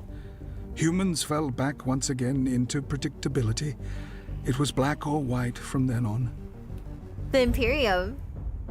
The Loyalists gradually reclaimed the Imperium, pushing the traitor forces that aligned with the Chaos Gods back into the warp. The 9 Loyalist Space Marine legions are divided and began their own quests throughout the galaxy. The humans desperately wanted their place at the top. As they struggled, other races grew in strength across the galaxy. Ooh. The Drukhari had formed back when Slanesh the Depraved was birthed. They saw the event as inevitable and accepted their evolutionary destiny. They are a brutal race, arrogant, hedonist, and vile for the sake of nefariousness. They were... That's not Vector, right? But why does he look like the guy from Mad Max? You know what I'm talking about? Whatever his name is. The bad guy from, like, Mad Max. But that's not Vector, right? Yeah, everyone thinks the Golden Throne is their tech, but whose tech is it? Immortan Joe, yeah, that's what he looks like, low-key, right? But, like, you know, not... But, you know, like, skinnier. Sanguinius' speech from Echoes of Eternity. Ooh. The pre-Slanesh Eldar were worse than the Drukhari? Oh, okay. None in the galaxy who rivaled their cruelty. A slave in the city of Komorra named Vect swore to be the ruler of the Dark City. He was ambitious and founded his own group known as the Cult of the Black Heart. With a devious plan, he betrayed the leaders of Komorra and had the humans kill his enemies. With the leaders weakened, Vect took power and led the Dark Eldar. What he led them towards is unknown. These beasts created nothing, they offered nothing. They reveled in suffering just as the Catan did. They are beneath our regard, but have earned our disgust. The Orcs attempted to claim their position at the top of the evolutionary chain. War! The ancient race had swelled in numbers over the millennia. An Orc war boss known as the Beast built an impressive army that rampaged the universe. It was during this time that the Greenskins became a threat to all. That's what they call me too, guys. The Beast. Trust, right? I mean, you guys believe me, right? Huh? You guys like totally believe me, right?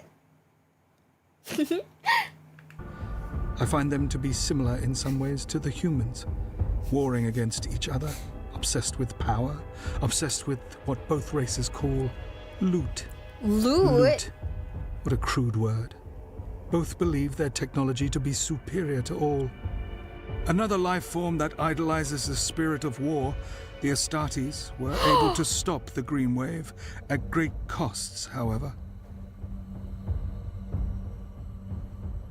A new species emerged from the dust of the cosmos. The Flesh Robotics first discovered the Tau on a distant world. The Adeptus Mechanicus ship, Land's Vision, found the primitive species. The blue creatures were simple in nature, having only learned to use simple tools and fire. Simple creatures that were of no threat, but still, their elimination was ordered as they were to be destroyed for the good of the Imperium. Before the planet could be annihilated, it was surrounded by a violent warp storm. The wars soon to take place changed the fate of their world. The Imperium abandoned their plans for colonization and left the species to their fate. I am sure the Imperium uses this story to drive their agendas. The Tau were able to unite under one banner. They claimed to stand for the cause of the greater good, a seemingly effective form of governance. As the centuries passed, the Tau built their empire, diving into different castes. You may encounter them. They will speak of all these castes, bar one, the Ethereals.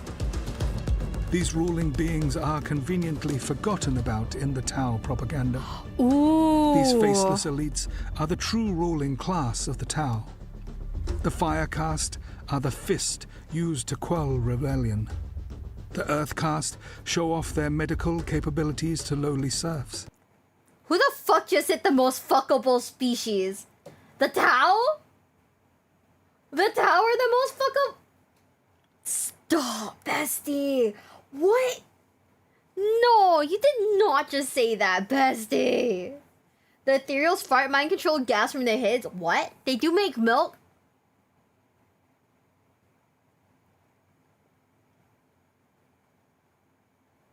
People are so horny for Tau? Really? Why? Oh my god, I see it now. I fucking see it now. I hate that I saw it. I hate that I saw it. I don't want to look at it anymore. The Air caste blockade worlds and offer free transports. And of course, the Water caste. Those silver-tongued diplomats. They promise so much to anyone with the oral receptors to hear. These upstart fledgling fools must learn to tread carefully. They do not have the ability to confront the Imperium that they berate. Ooh. Only Father Time will tell whether these masters of masquerade will live or die. Guys, Big Titty Goth GF or Big Titty Tau GF?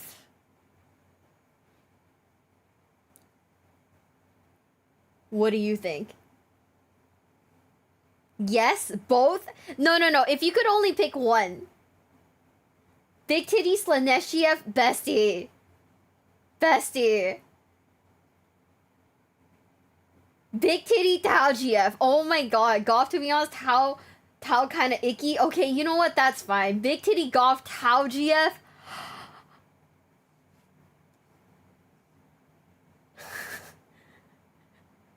Guys, stop. Shit, let me think. Okay, guys, big titty golf Tao GF. No, you're combining all of them together. That sounds insane. I want you, Kari Mommy, to step on me. Bestie, she will step on you so hard you will die.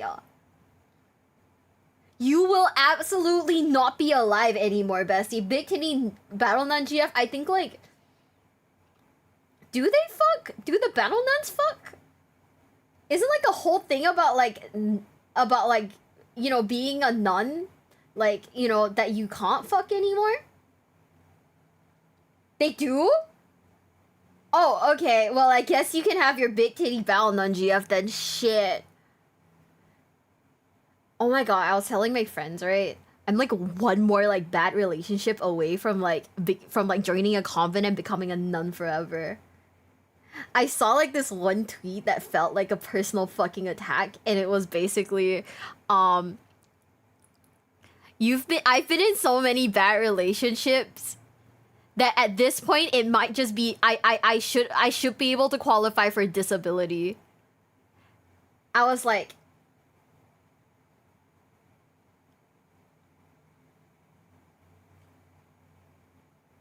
what?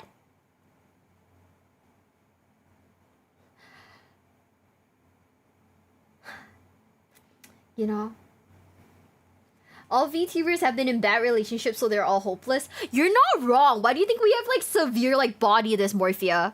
Why do you think we hide behind a model? It's the body dysmorphia, guys. Just date chat? That is a terrible idea. Because let me tell you why you don't date chat. It ruins the illusion. Okay? Do you think I am a sane person outside of stream? Let me tell you what I do. You know what my hobbies are? I watch cat videos. And then I cry. Because the cats are so fucking cute.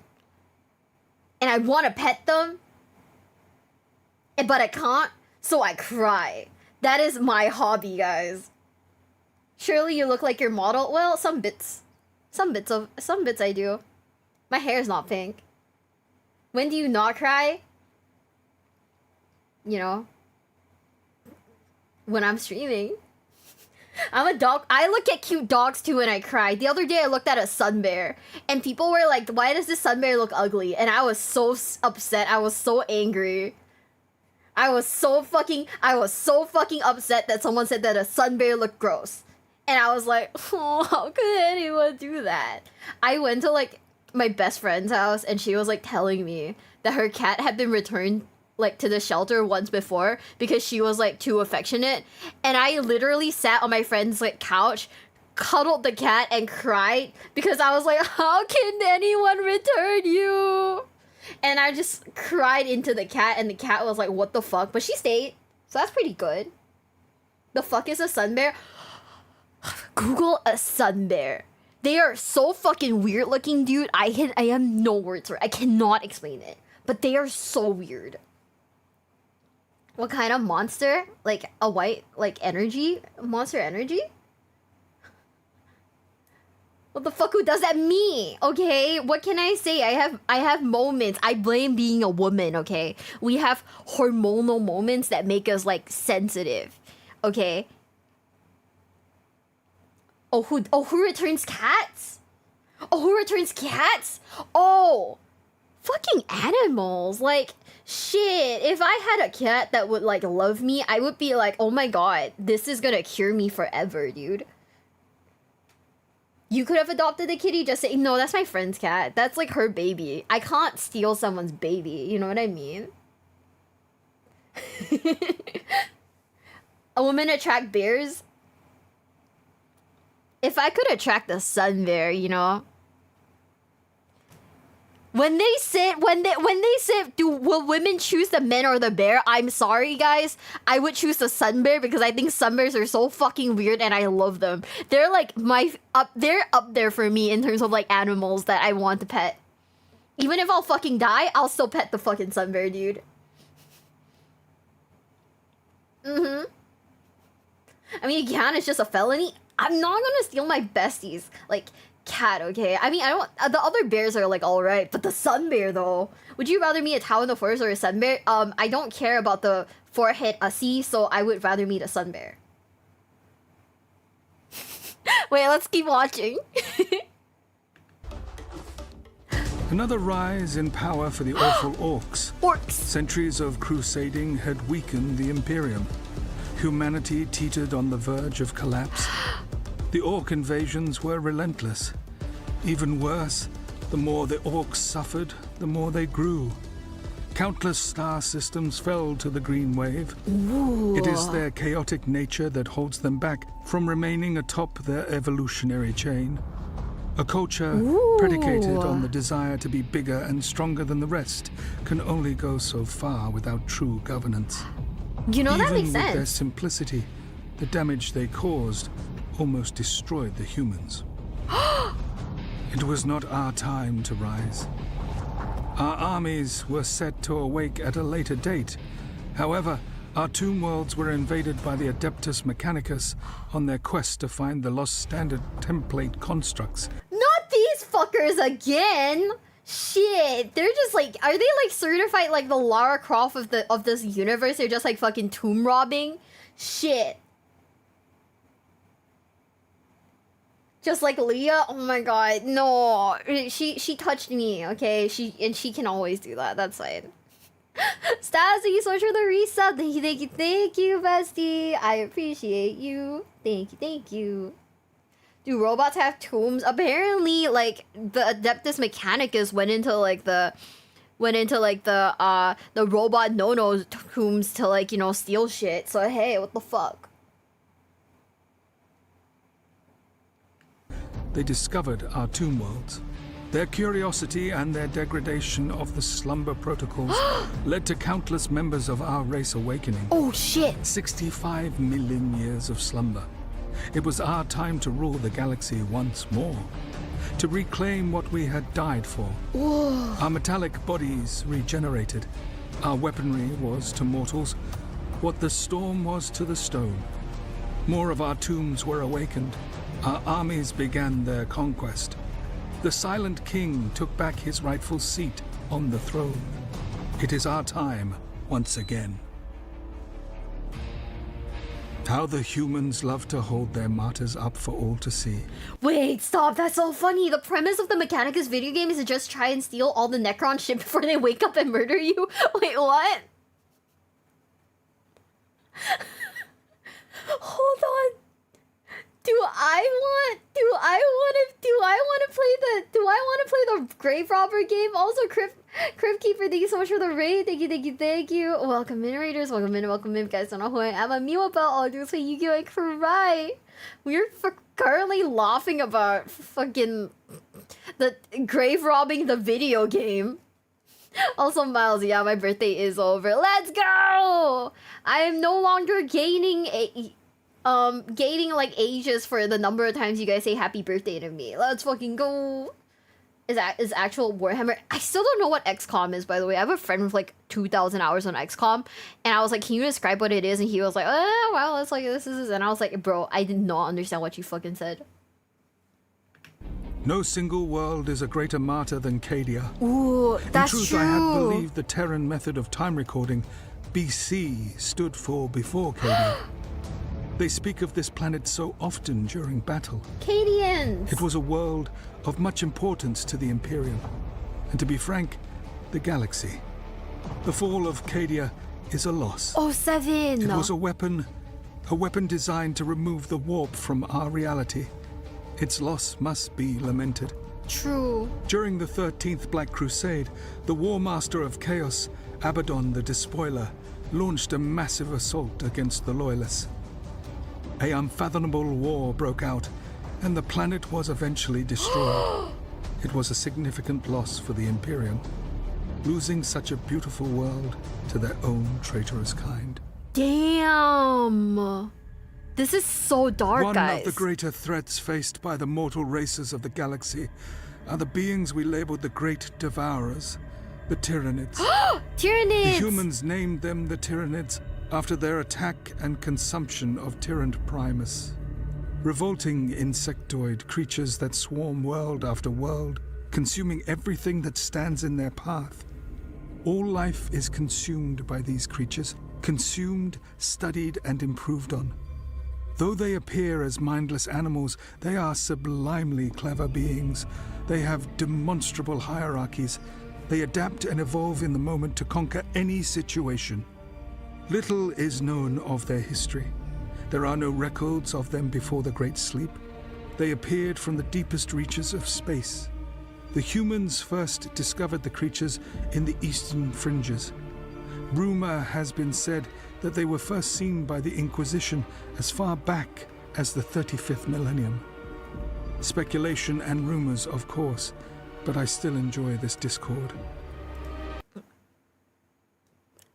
Yeah, type 1 in the chat if you too love Discord. I mean, fuck the new Discord update, but if my homies, if we like Discord, type 1 in the chat, guys. It's so stupid. I know it's not the same Discord, but hey, Discord mentioned. Okay. Who do you think would... Okay, I feel like the Slaneshi demons would definitely have been Discord kittens, huh? How's it going? Jane Goldberg being stupid right now. I don't understand the hate for the new update. The thing that I hate the most about the new update is they have severely overestimated my age. Because they've made the icons on the site so small that I actually have to, like, look to find the servers that I want to be in. And I don't even recognize them that well. So it's like, I'm just old as fuck, dude. So while not being canon, it being an official licensed game means that Necrons do have such technology available to them.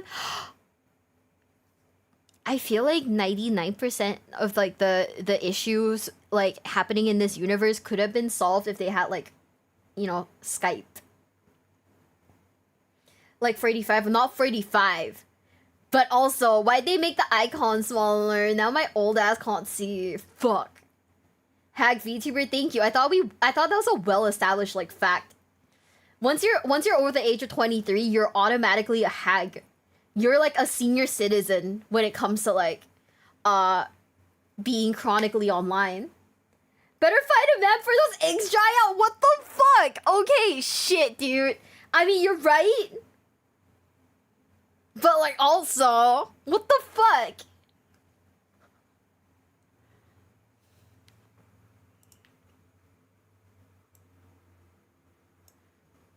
Skype and Excel? Yeah, dude, all they needed, all this universe needs is Skype and Excel.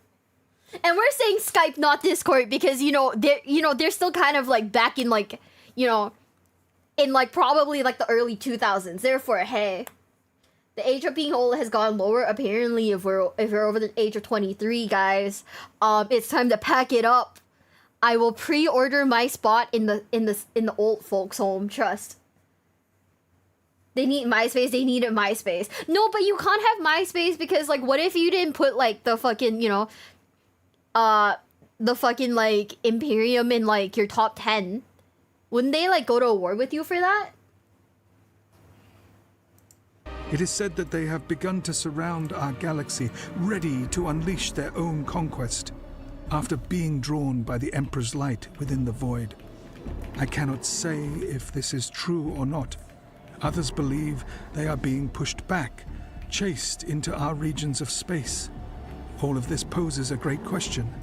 Are these beasts coming to this galaxy after having consumed everything they could in their own? Or, and this is not the ideal case, are they running from something greater? If they continue their rude interruption of the drama that is the galaxy's unfolding history, I may have to add a new section to the gallery. Perhaps I will name it A Brief History of the Tyrannid Species. Ooh. That is interesting. The universe is at unrest. The rapidly growing threats to the galaxies have increased as the weak find power. All of us are grasping for our rightful place on the throne of the universe. All empires rise and fall. It is the destiny of all life to fade away. Damn. Life is a struggle for all who have fought to survive. Even the smallest of life forms face this turmoil. The weak become dust in the infinite darkness, never to be remembered. To rank which species stand at the top would be irrelevant in the current turmoil. Ooh. They all cling to their spot, each battle and war gaining favor, or falling to the side to rise again. The great empires of the past have all earned their place in my halls. They each have a place in the history of the galaxy. Damn. The future of the universe will continue. Others will try to gain their spot, as did all the great empires of the past. It is a pitiful attempt. All life will wither and die. Oh, 7. There is only one race that will succeed them all. We are immortal. We have learned from our mistake. We will rule our galaxy once again. But humanity, in its rapidly breeding expansion, has offered us what we never thought possible. Okay. A means to return to the flesh times. Oh, you were right. We are the infinite. They want to become human again, huh? Subscribe? Okay, guys, we're subscribing to Warriors here. That shit was good. Yeah, we just got through the knits. That is really good. Chazin, we must preserve the galaxy. It's where I keep all my stuff, the infinite. Oh my god. You know a setting is grim dark when a kleptomaniac near immortal skeletal android is considered one of the more amicable characters? This was phenomenal. Detroit become Necron. Oh my god. You're actually right. The Emperor killed Horus, who, to be fair, had it coming. His voice is melted butter. They want to return to Monkey. They want to return to Monkai. Guys. Do you guys like his voice? Is this like you know how like women like the low man voice? Is this like the corpse husband equivalent to men? Old man ASMR? I hope I sound like that when I'm older. Yes. Oh my god. Okay. You guys are like true. You guys are like true like Oshis for this man, huh? I actually think I am. We've been streaming for 6 hours. I actually think I'm a little tired, and I'm probably gonna take a nap before I get up to do stuff. So let me find someone cool to raid. Oh my god, Tyler 1 is live. I'm not raiding Tyler 1. I just said it to be stupid. Let's see who is live right now. I have my wife who is live. And she's playing Monster Hunter. So, do you guys want to go say hi to Mamie? My queen?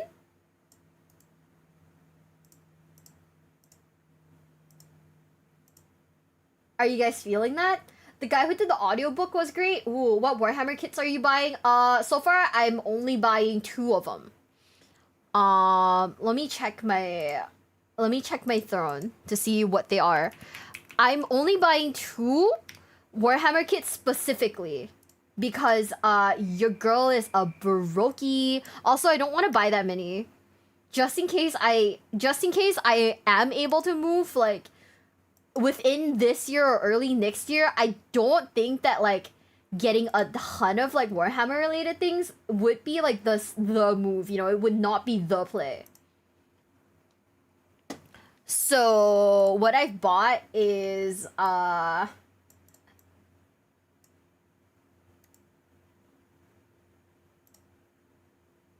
okay, so what I bought is this thing.